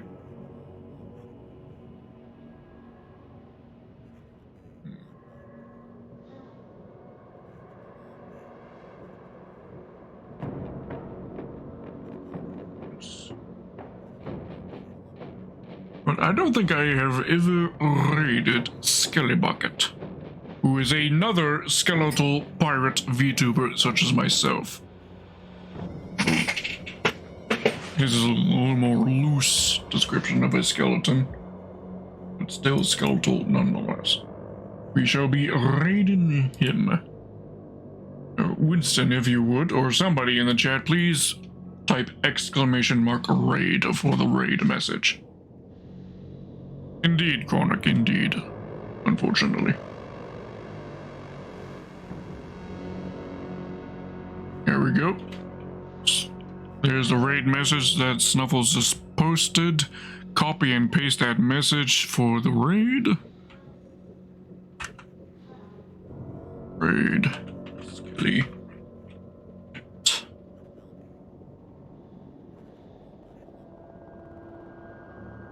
There we go. Raid has been connected. Copy and paste that raid message. Add to it whichever milk emojis you have. Take care of yourselves, and I'll be live again tomorrow to play Minecraft on the Bonebile SMP server. In the meantime, take care of yourselves, and I'll do the same myself. Good night.